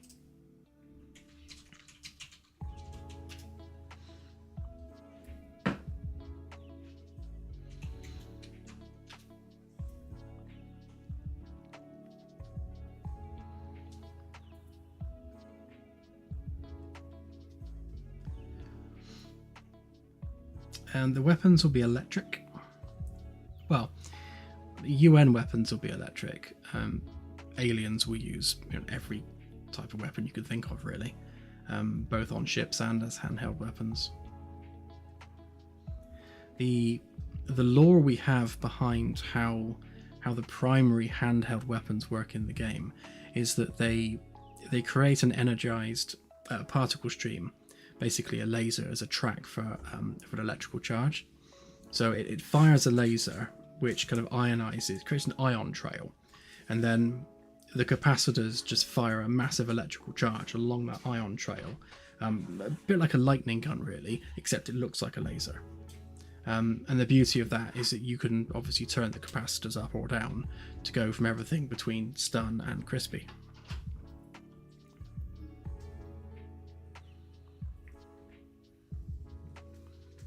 Yeah, plasma cannon, lightning gun, that kind of thing. But, techie. So, using science. The flaw in the design for that is that obviously it's creating an ion trail for the electricity to follow, which worked great in an atmosphere, but not so much in a vacuum. So we're just kind of hand waving the vacuum part of that slightly, so that the laser beam magically shoots ions in order for the electricity to follow.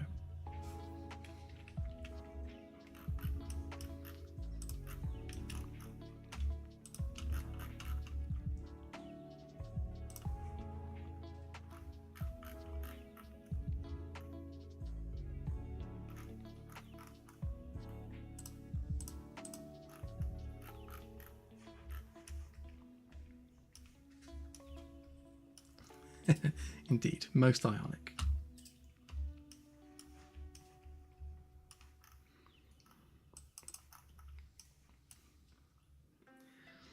We haven't really thought about cloaking, to be honest. More traditional stealth, I would have thought. So, reducing the energy signature of your vessel by turning things off rather than being magically invisible.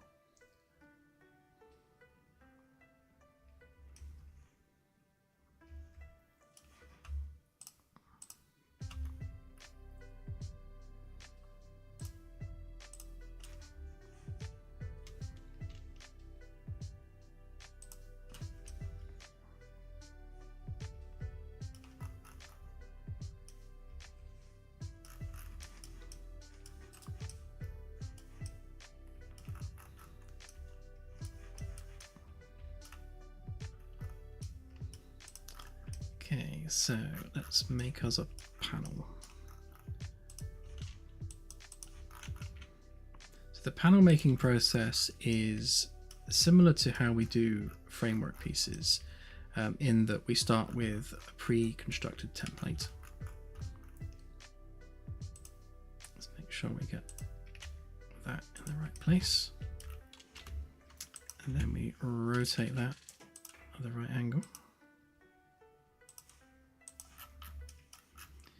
So because we've already templated out, the right size for each segment and the right curve and all that, it means we've got nice paths we can follow. Now this one hasn't been updated with our gap angle, so we need to adjust this slightly so that we have a perpendicular edge, because when two panels join together, we need them to join together flush, and the only way to do that is if they are at a 90 degree angle to the edge of the framework. So we kind of cheat that slightly by just popping that out there like that. Now I think previously I've used like 4 centimeters, but I'm going to go for 5.5 this time round, for the very reason that that's how much space we need for the handrail. So if I just do that, so you don't notice the fact that we've flattened off the end on the curve, but the act of doing so makes life so much easier, so it's worth doing. Again, just create a flat edge on there, get rid of the existing geometry, join that back up.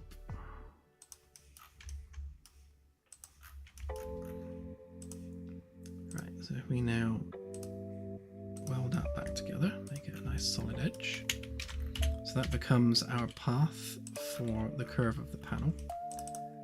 And then all we do is we go into there, put our path down and extrude a light like so. And now we have exactly what we need.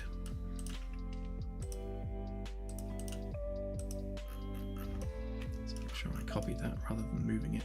I've got a bad habit of moving my template and then using the template to make the panel and then realizing I don't have a template anymore.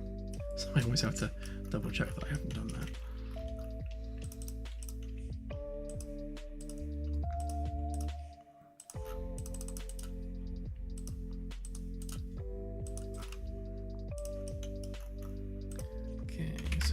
that edge in by 0.5.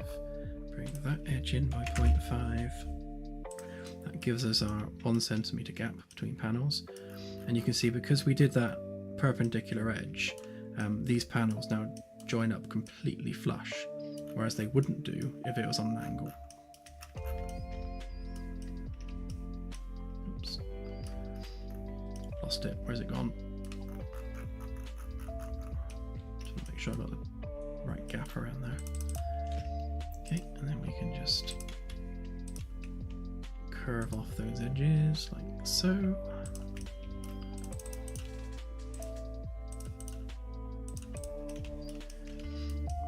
There we go. And next we can do these bits.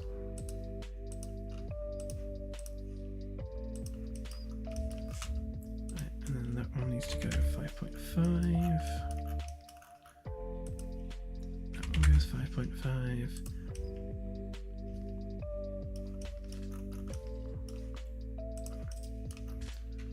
Too far? I'm sure it was 5.5. Hang on, let me just double check this one.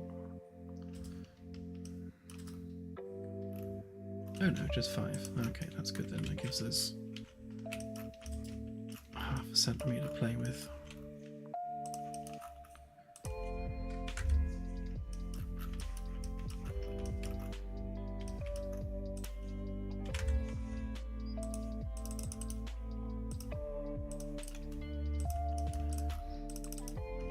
And then we just round that off as well.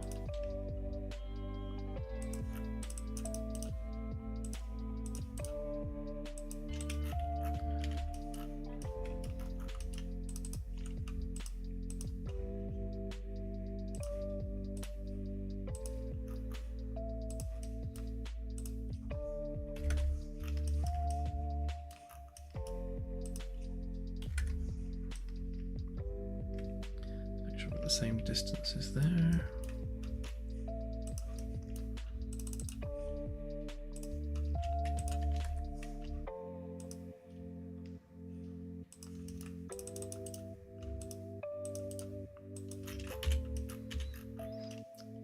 Hey presto, one panel. So it doesn't take long to put the panels together, you know, once you've got the templates to work from. The time consuming bit is just adding some bolts to them, which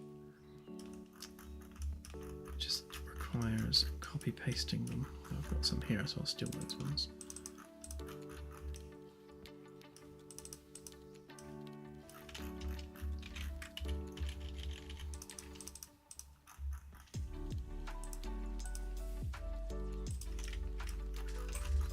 So again, I've you know, in the interest of speeding things up, I've got these little templates I've made, so I know exactly where the bolts need to go on any given panel, because the template tells me so.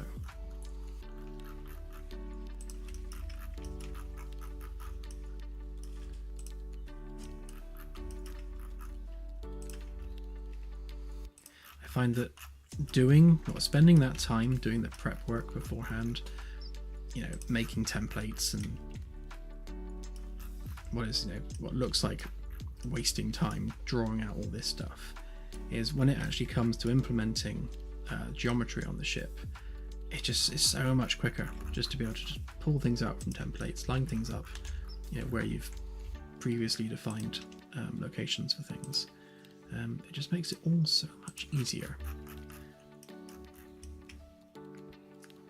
Okay, so now that we have those, just need to again grab this ring,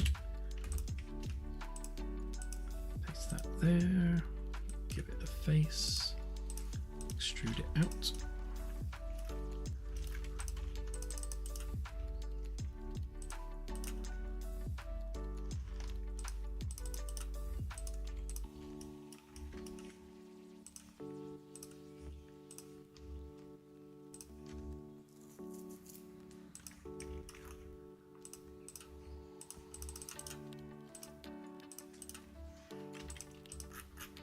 There we go, one bolt hole.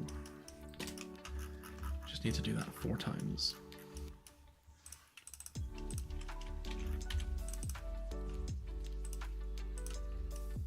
again, this would take so much longer if I didn't already have these circles like exactly where I need them to be.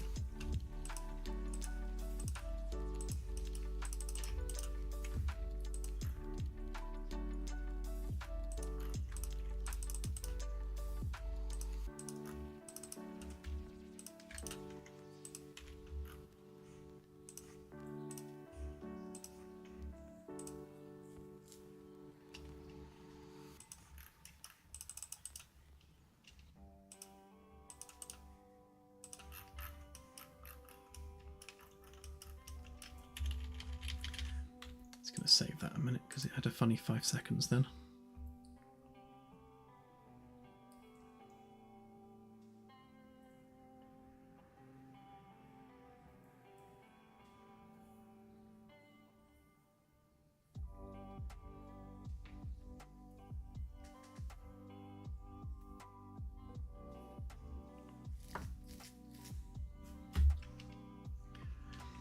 Don't need to stay up on my account, Delta.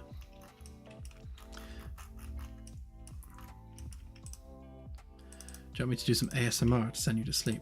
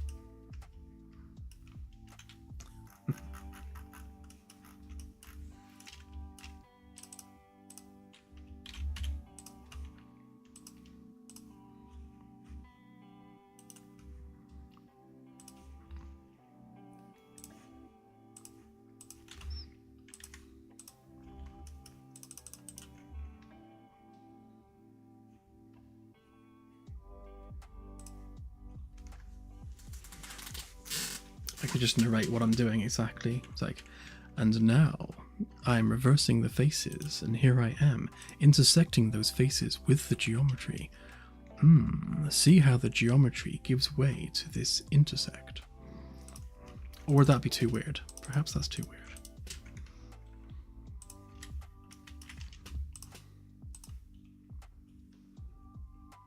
Claire's doing her cringe face.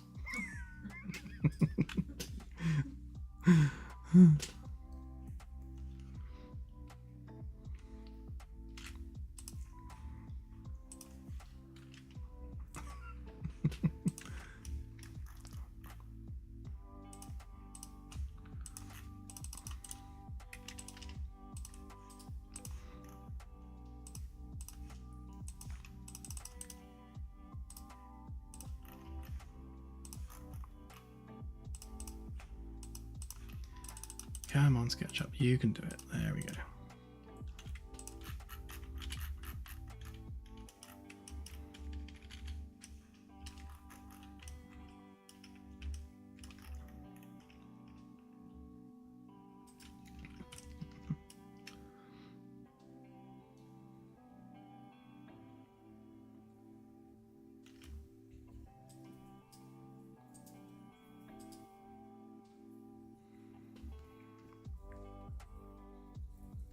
Yeah, I sort of do that 3D addict. In fact, I'll import this one now and I'll show you how I do it. I did have a bunch of prefabricated panel assets that inherit from the same class, but that created a lot of file bloat in the folder structure because there are hundreds of different variations of panels, and that creates hundreds of blueprint actors that are just prefabs of that panel. So what I've done instead is I've just used that class as the standard panel with a variable for the mesh, and that tends to work quite well. And obviously the label placement is different per panel, so that base class has the code required to sort out where the label goes.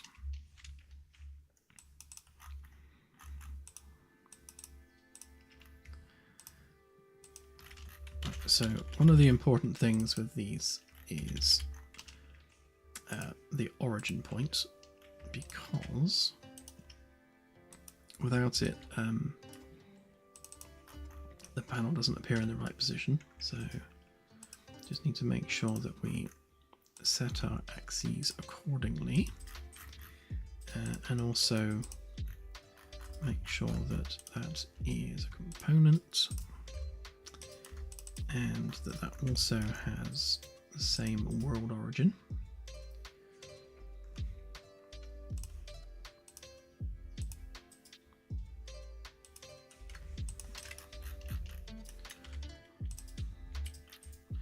Okay, so they're all set up. So what I do now is I export this from within inside a group. So what I've done, I've got a group with the component inside it.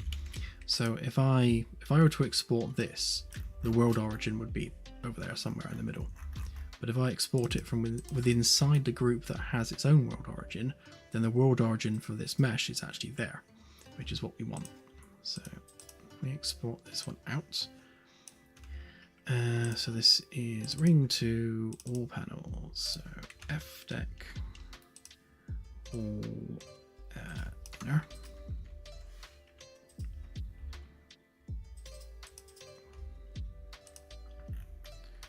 Okay. And then if we import that, it should hopefully be in the right place.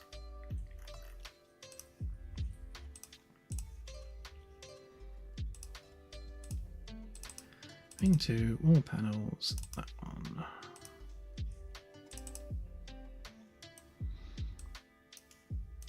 Okay, looks about right.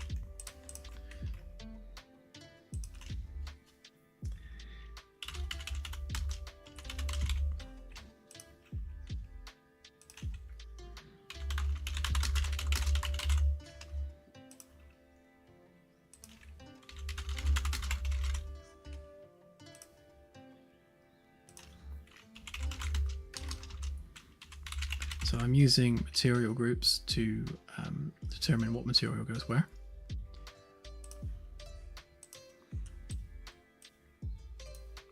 UVs are not required in that instance.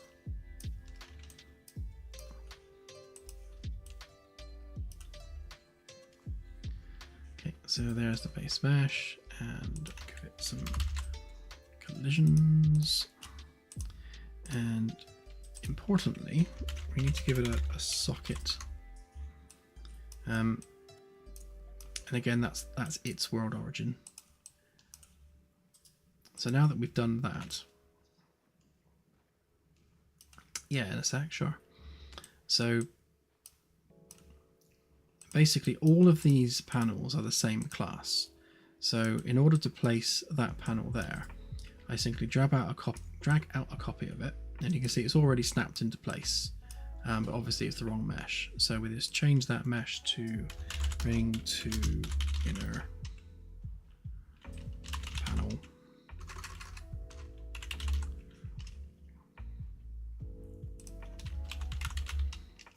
The right one, that one. There we go. So that should snap into position.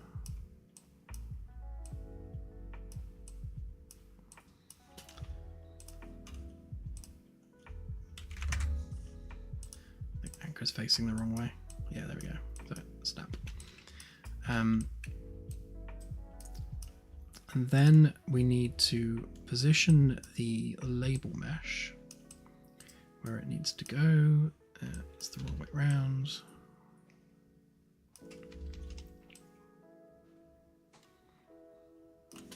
So I know from memory that I'm sticking them all at 35 centimeters off of the bottom. And then we just need to carefully rotate that into place.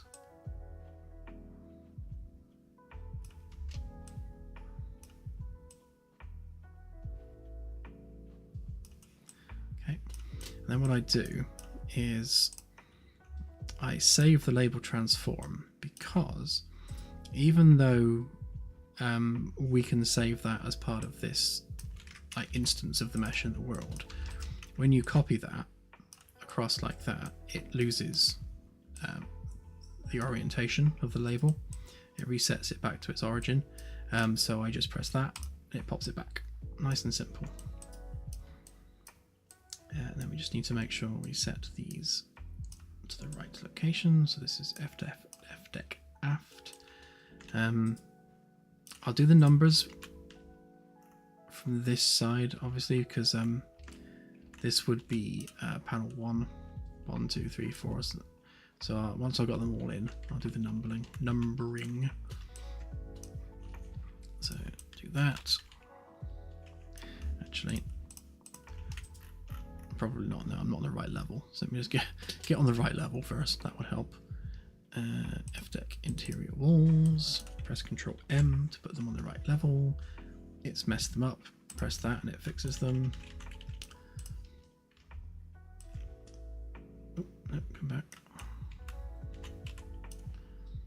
Yoop.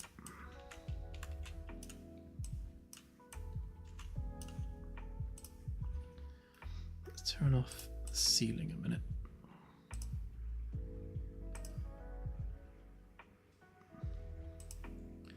Get that super light turned back on again.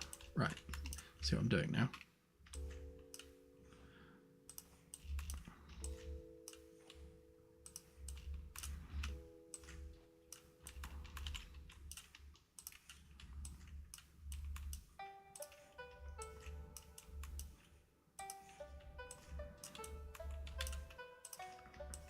So then it's this simple now to just roll these panels out across the whole deck. Just by copying the actor across, updating the label transform, and job's a good one.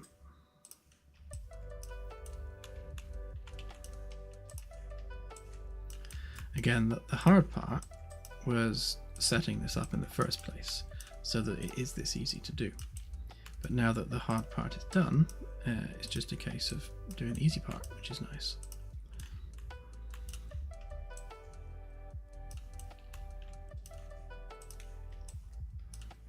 Sorry, I will look at chat in a sec. Let me just get this circle done.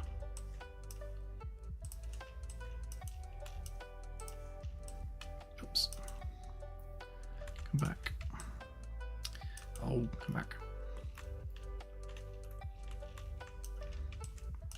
Camera drama.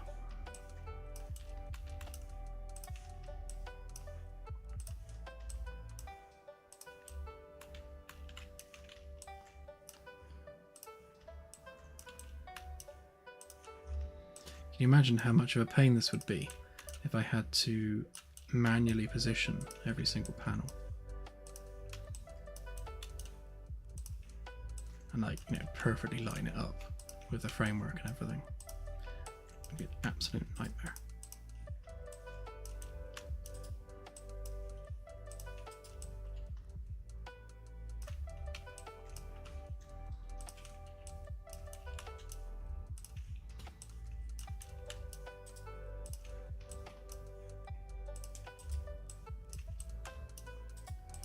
Okay, there we go. There's all those panels on F-deck done. Save all.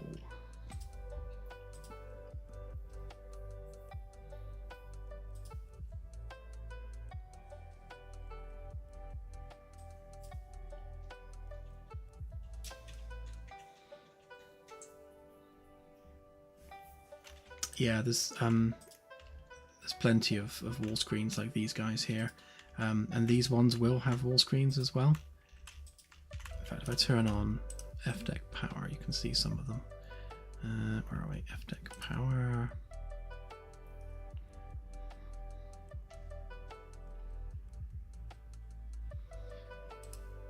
And turn the framework back on. So these are basically the breaker boxes. This one handles ring 1, this one handles ring 2, and so on and so on.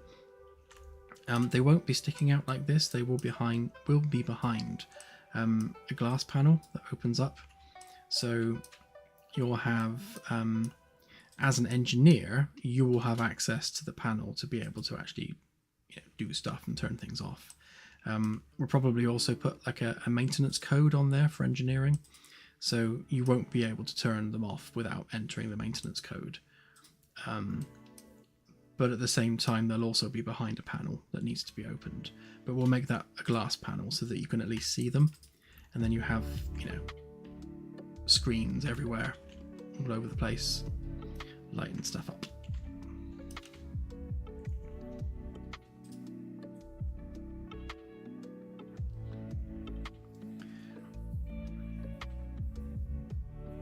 Yeah, exactly. So the way we'll probably do it, so similar to how we've got this beveled edge around there.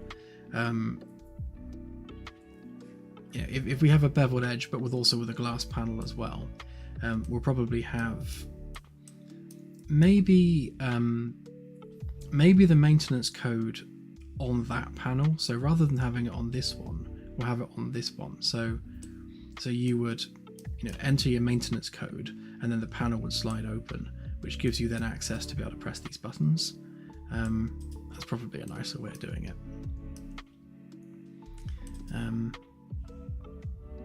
So then like, you can't just have any old person just opening the panel then and fiddling with it.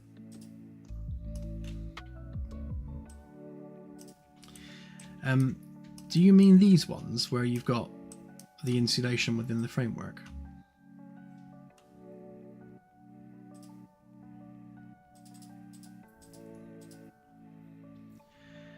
So running through all of these is going to be all the internal infrastructure. So the insulation is essentially the backdrop to that.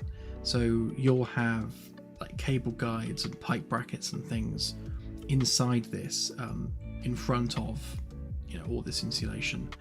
I want to replace this material with either a honeycomb or triangles instead. So same kind of deal where you've got this kind of puffy metallic material, but as a honeycomb I think would look better rather than the straight lines. This is the only one I could find that would fit the bill. I'm no material artist, so I didn't make these. But if I can find a honeycomb one, that would be really nice. Especially if it's got a decent height map with it.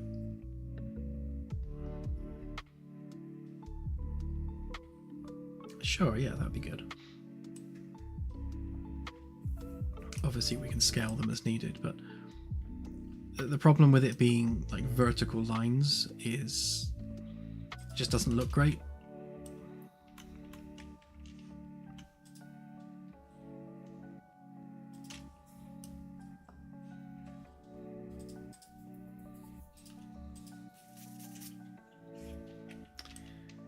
Right, so we need the same deal on this side with some panels.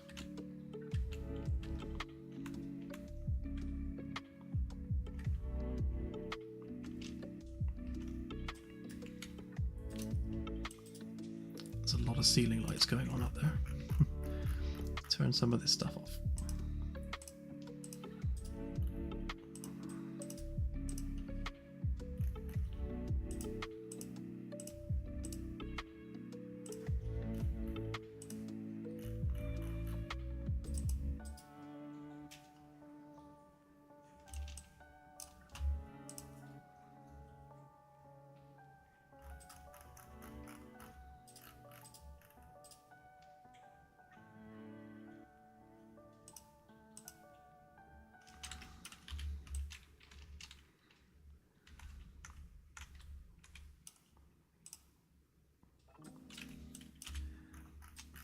It's weird, they got stuck on for some reason, so turn it on, turn it off, then it goes away.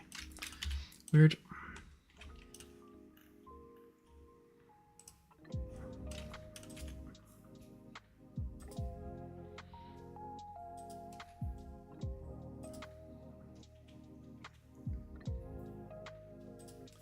No worries, CSI, have a good one.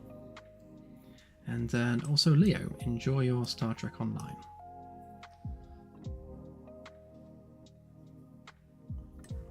Did you send it to Claire?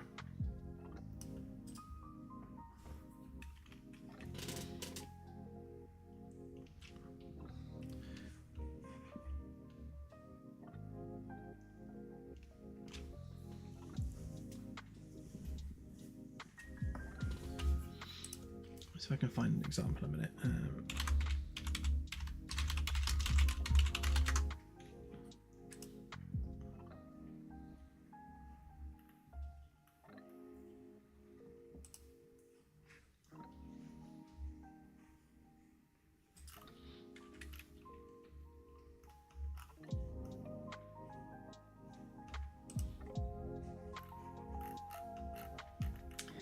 Can I find an example? Maybe. Yeah, something like that maybe. So it's I mean obviously this one's triangles, but something like that, a more uniform look to it.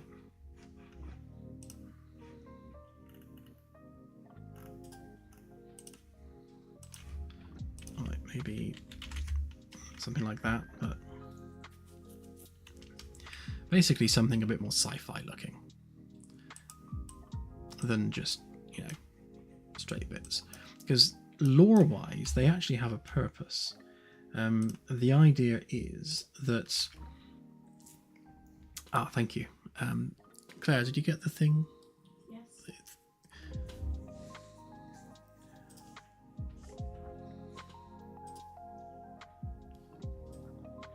Oh, I see.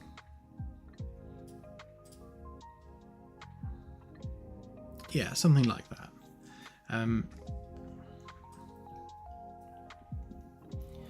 Yeah, so basically insulation as it looks now. Yeah, let me turn the light on and then the fake light off. So I like them being gold foil because obviously gold foil is something we use a lot in space for insulation. So you know, I like the look of that because it's kind of very NASA. But I'd much rather it was, you know, either triangles or hexagons or octagons or something like that, so that it's got that more science fiction-y look to it. But lore-wise, it's supposed to be like bubble wrap but filled with this material which hardens rapidly when exposed to vacuum. So if the ship has like a micrometeorite or something puncture the hull, then it'll puncture one of the pockets in the insulation, which will rapidly expand and harden, thus sealing the hole that just got punctured into the ship. So, you know, it actually serves a practical purpose. It's not just there for the insulation against radiation and such. It's also obviously this poppable bubble wrap stuff with magic ooze inside.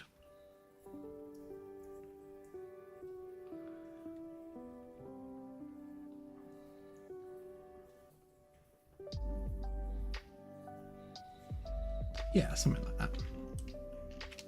You were asking about the panel material. So I use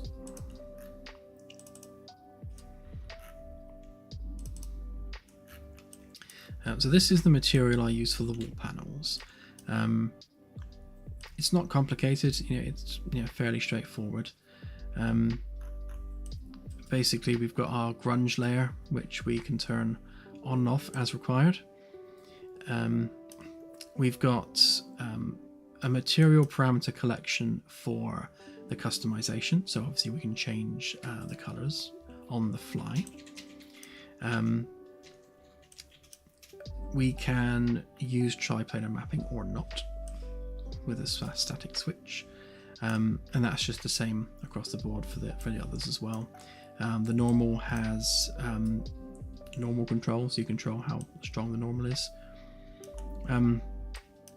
This material function, I picked this up from, I think I saw a guy's video on YouTube ages ago, and he was advertising this material function that he wrote, and what it does is it does a single sample triplanar mapping. So rather than having to use the same texture 3 times, it uses the same texture once to do triplanar mapping, which makes for really cheap triplanar mapping.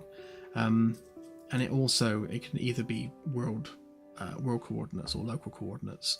So you can do triplanar mapping with a single texture sample on a moving mesh, and it doesn't kind of warp when the mesh moves, and it's really cheap, which is really nice. And the net result is obviously this. So it's a triplanar mapped material, but again, it uses a single texture sample rather than 3, so it's cheap. And it means that we don't need to worry about UVs, and it means that, you know, with the best intentions of the world, it's difficult to get UVs to be exactly the same scale across multiple different meshes. Whereas using triplanar mapping, we can use world scale for that. So, like the scale of the material is identical on every single mesh at all times, which is nice.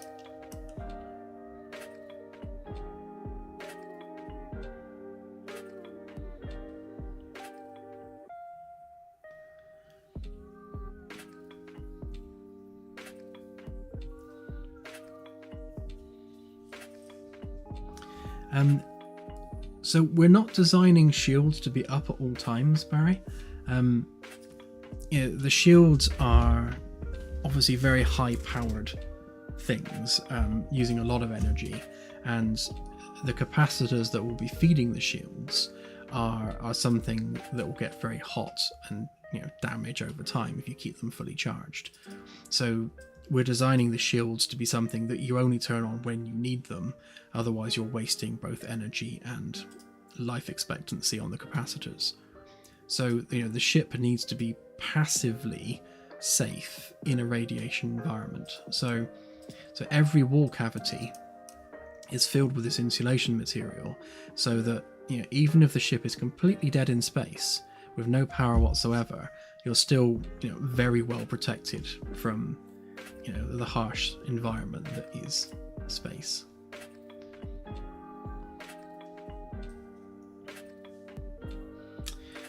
Yeah, is the ability to name reroute nodes a new thing? Because I didn't know about that until recently either. It's like, it's one of those things that just kind of crept up on me.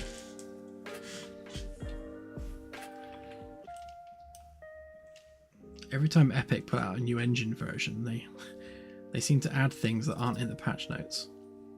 Ah, right, okay. Makes sense. Right, so I'm going to do one last panel before heading off, which will be this one. So let's just get that one made, and then I shall call it a night, because it's been another 4-hour stream.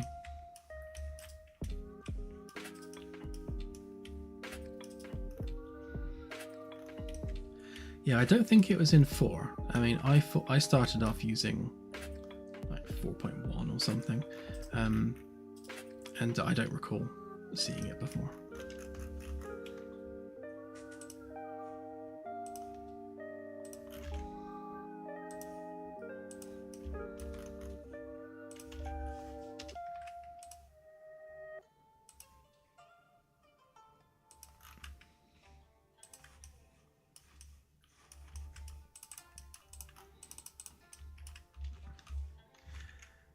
So, as before, I just need to prep this template a little bit.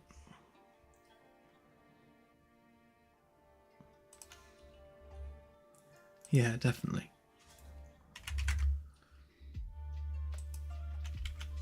I'm always a big fan of either labor-saving or headache-saving tools.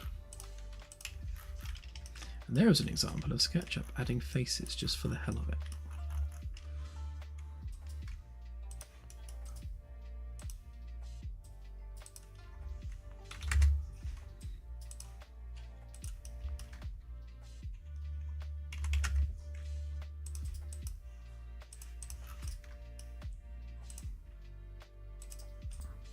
And yet not that time.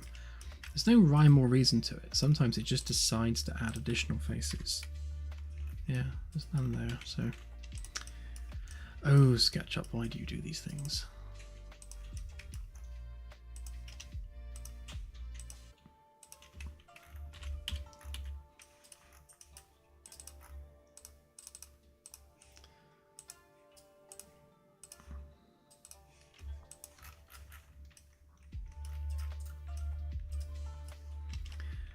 No worries, 3D Addict. Thank you very much, and I shall speak to you soon.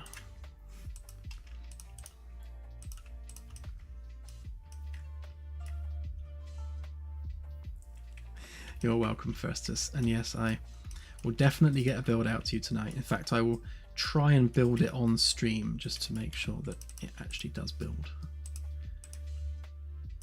I fixed all the major issues on the last stream, so hopefully there are no further gotchas that are preventing the build from going out.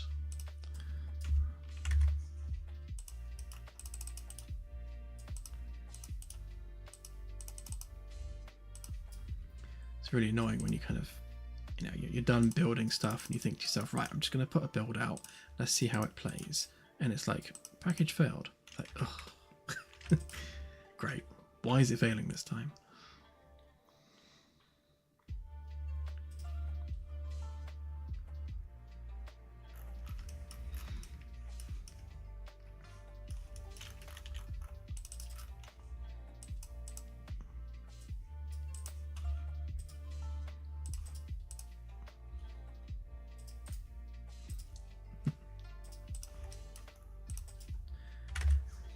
Yeah, there might be a few issues around GDeck, I think. I've been adding a bunch of stuff there, so it might be all a bit weird at the moment.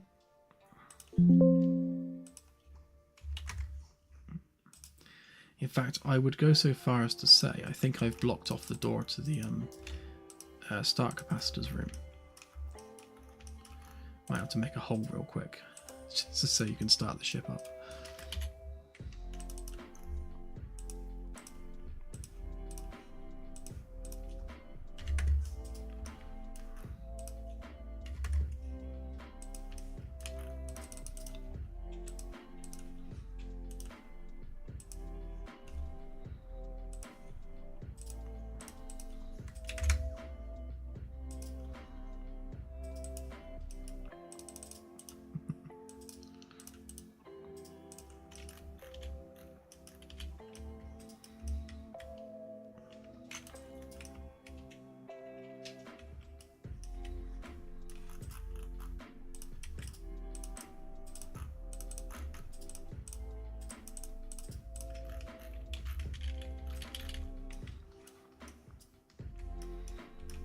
I need to find a quicker way of doing these bolts. I mean, it is already fairly quick, but it's a bit clunky.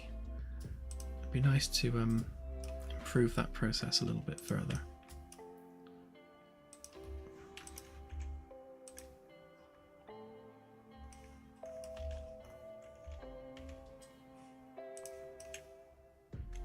That's weird. Why is it around that way?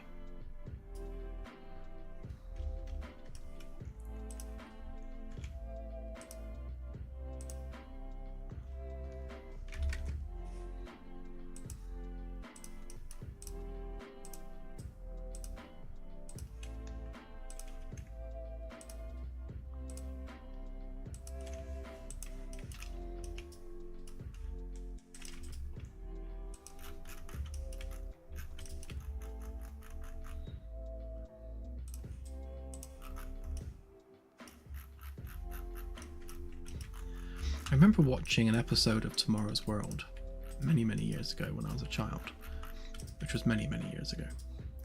And they did an episode on computers of the future.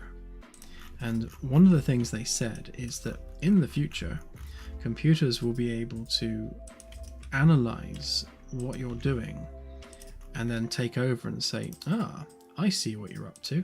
Let me take care of that. I'll do the rest. Because they're clever enough to be able to get the gist of, a repetitive process like this. So I could say to them, like, you see how I made that wall panel? Make this one the same. We still haven't quite got there yet, though.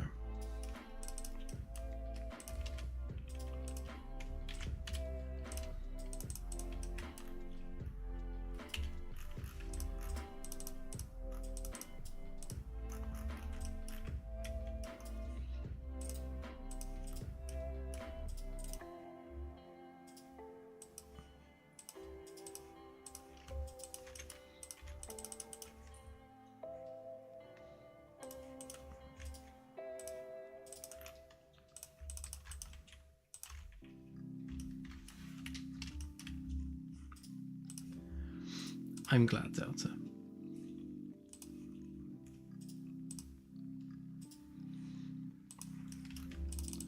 Even if it hasn't sent you to sleep yet.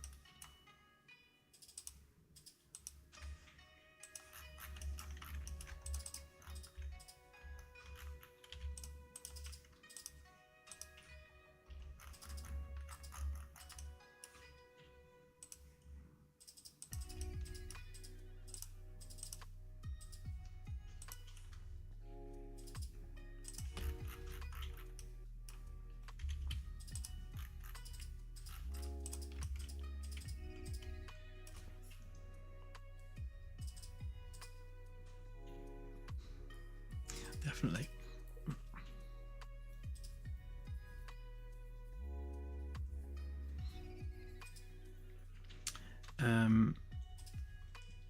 Yeah, that's not a bad shout, AJ, actually. Yeah, if it already had the cutting out template, I could just take that from the bolts. It would mean I'd need like a bolt somewhere. The problem with that is that all of these bolts are the same actor, or the same components, which means if I edit one, I edit all of them. So I would need... Right, so if I think you're onto something. Hang on, let me just have a look a sec. Grab a copy of that. Right, and we paste that in the world there. It's at some weird freakish angle for some reason.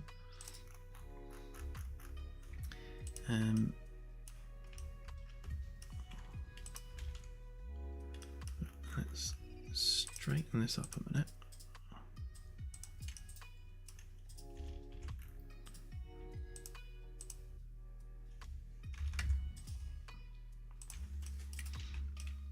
So obviously that's our standard bolt. One day I'll have a thread to it. So at some point you'll actually be able to take these out and interact with them. And at that point I'll model them properly, but for now they're just a head. But yeah, so if we take that and we remove that from the group there, from the component itself, and then we add them together as a non-component group. Okay, and then we do the whole make face thing on this one.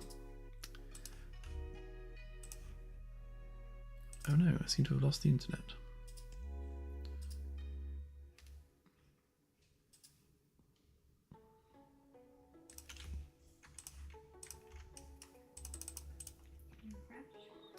No, oh, YouTube seems to have crashed.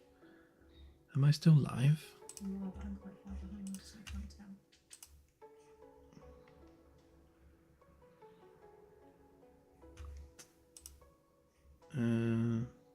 No, I think we're still good. Still good. Okay. Yeah.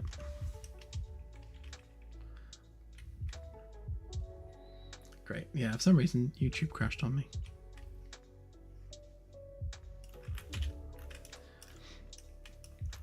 Right, so if I make something like this, then we preserve the component nature of the bolt. So it, edit one, edit them all, but we also get a bit that we can remove.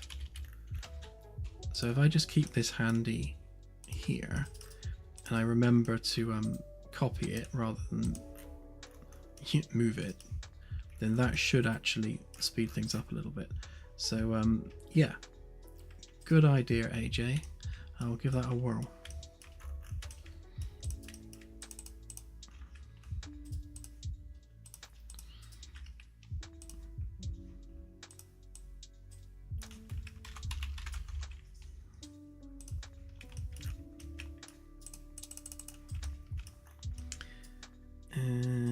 Right, so that's that exported. So let's import that one into there.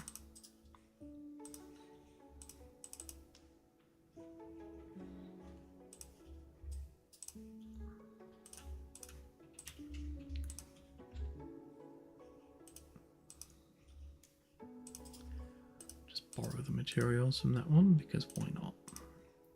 Saves me having to type stuff.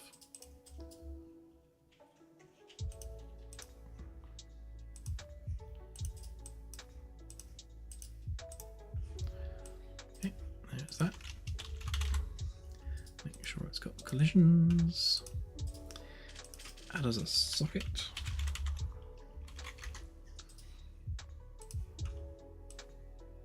Right, and that should be ready to go.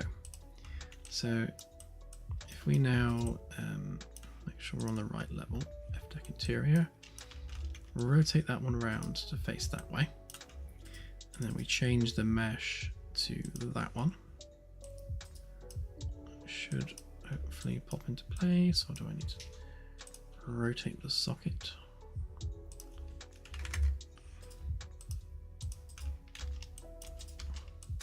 There we go. Job's a good one. One more panel. Right, and then we just need to position that text label so that's also in the right place. So we know that it's a height of 35. And then we line it up with the outside of the bolt.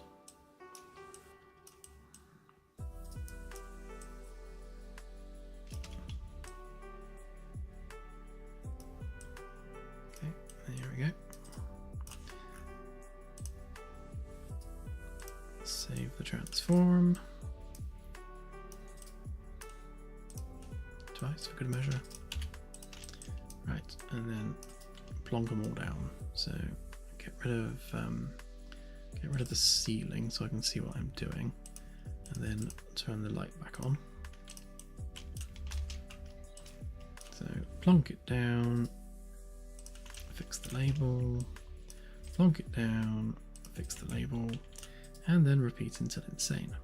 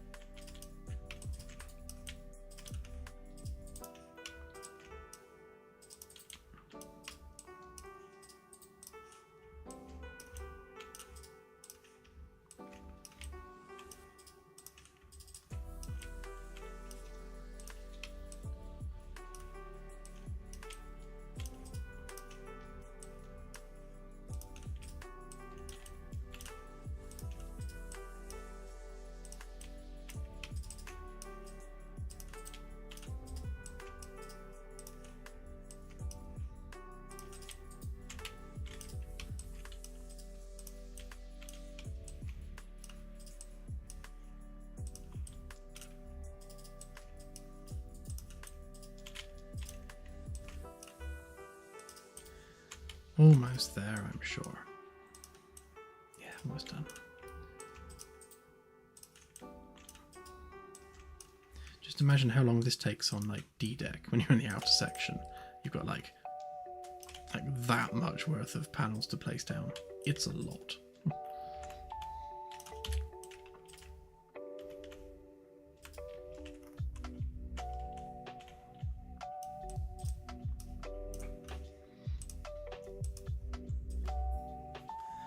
Yeah, it's like being a contractor. Just popping panels into place. That's your job for the day. Bolt up all the panels on F-Deck, and then clock out when you're done.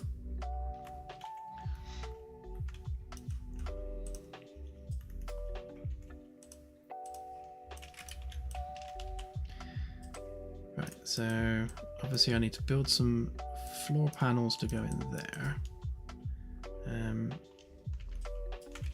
Those ones should fit there already. Hang on, do I have a socket there already? Let's find out.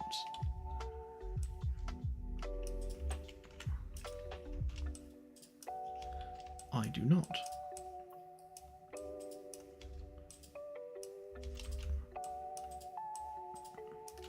Yeah, so that will need a socket, but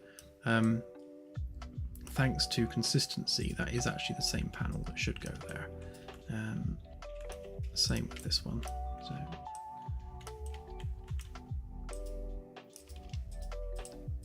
they just need sockets to snap into place. I will leave them crooked so that I know that I haven't done them.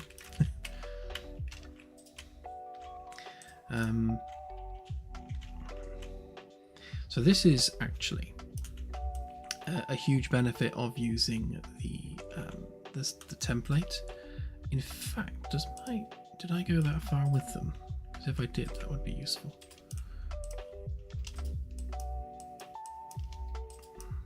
Oh, I did. And you can spot the deliberate mistake here in that these meshes have sockets facing the wrong way. So if we just rotate that by 90 degrees, that should fit perfect.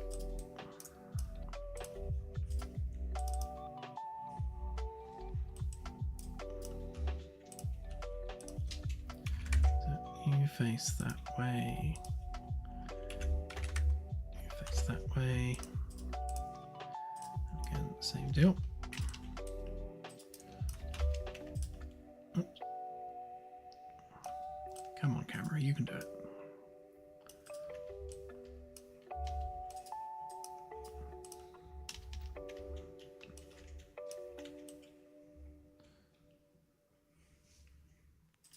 Why am I upside down? Ah, there we go.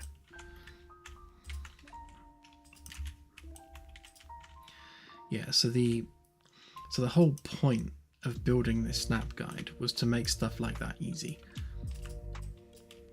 Because once you've actually added the sockets to them, it's just so quick to just go. In fact, on that note, we also have these panels, don't we? So they can go and get themselves snapped too.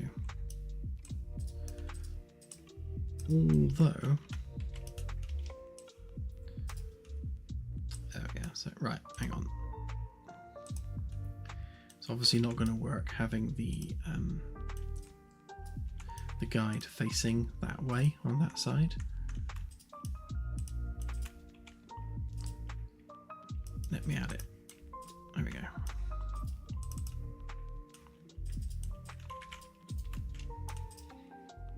So I thought that I'd done them that way.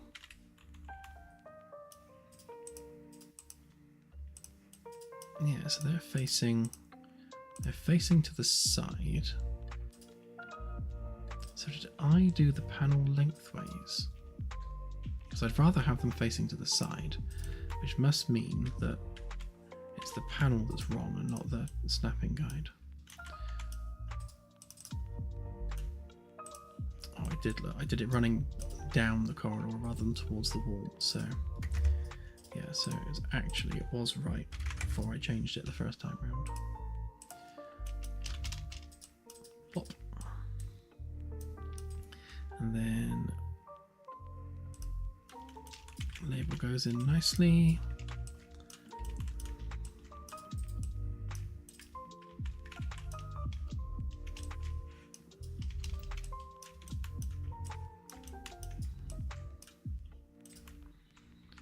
Okay, and then we also need that,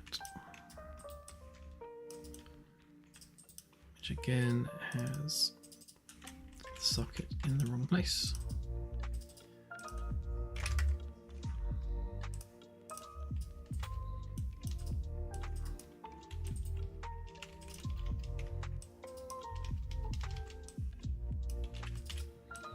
Great, okay, there we go.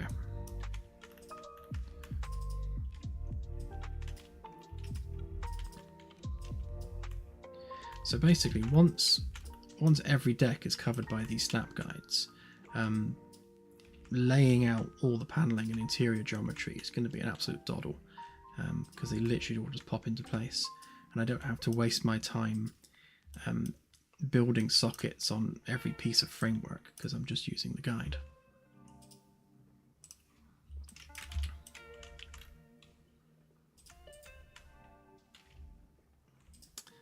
Unreal started doing that thing that it does sometimes where it just randomly loses anti-aliasing and it gets a flicker on like this. So that's probably not a bad time to stop the stream given that it's gone all weird. Okay, so if we just pop down to G deck a minute. Get rid of the top bit. So yeah, so one of the things I did was replace the framework.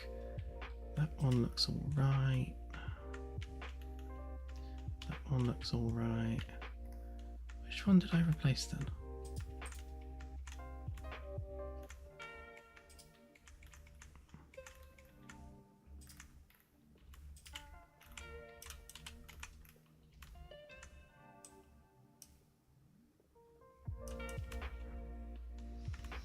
Okay, well that's good. I didn't import the updated version where I got rid of the windows and the door, so that could just go out as is. So yay for that.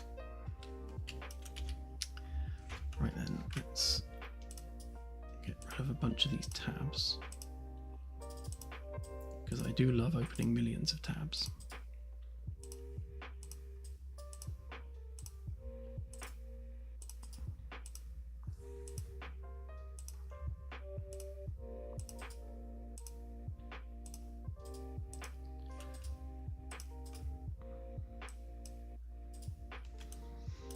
Okay, and check our version number. So we should be on version 80. It's the dev version. Shipping profile into the dev folder and go.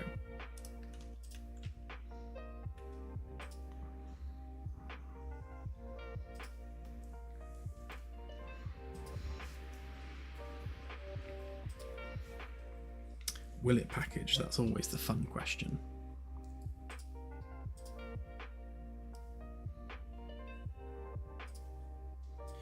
I don't think I've done a package since I deleted the derived data cache, so it might want to compile literally every single shader again.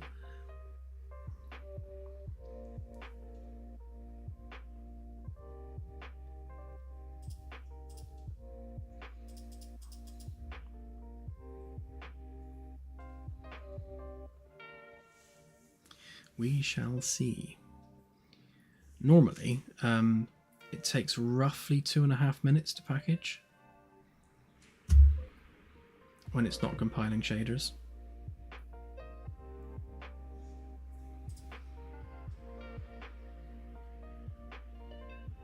Ah, there we go.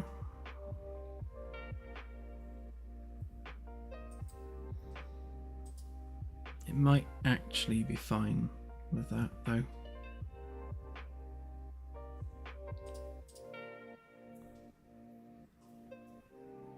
It's funny, this is the error that I was getting on Unreal 5.5.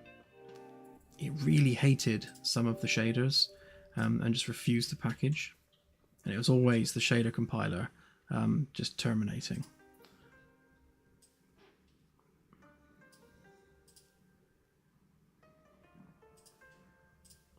And these are epic things as well. So this is all part of the engine.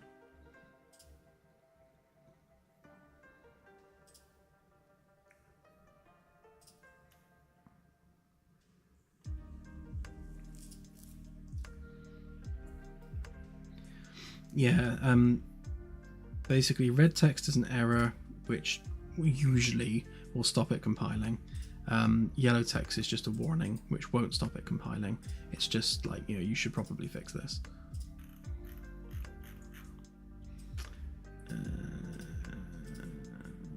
Yep.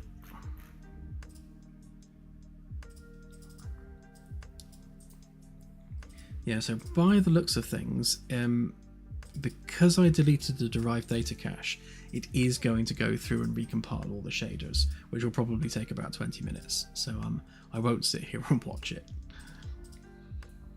So on that happy note, I shall wish you all adieu.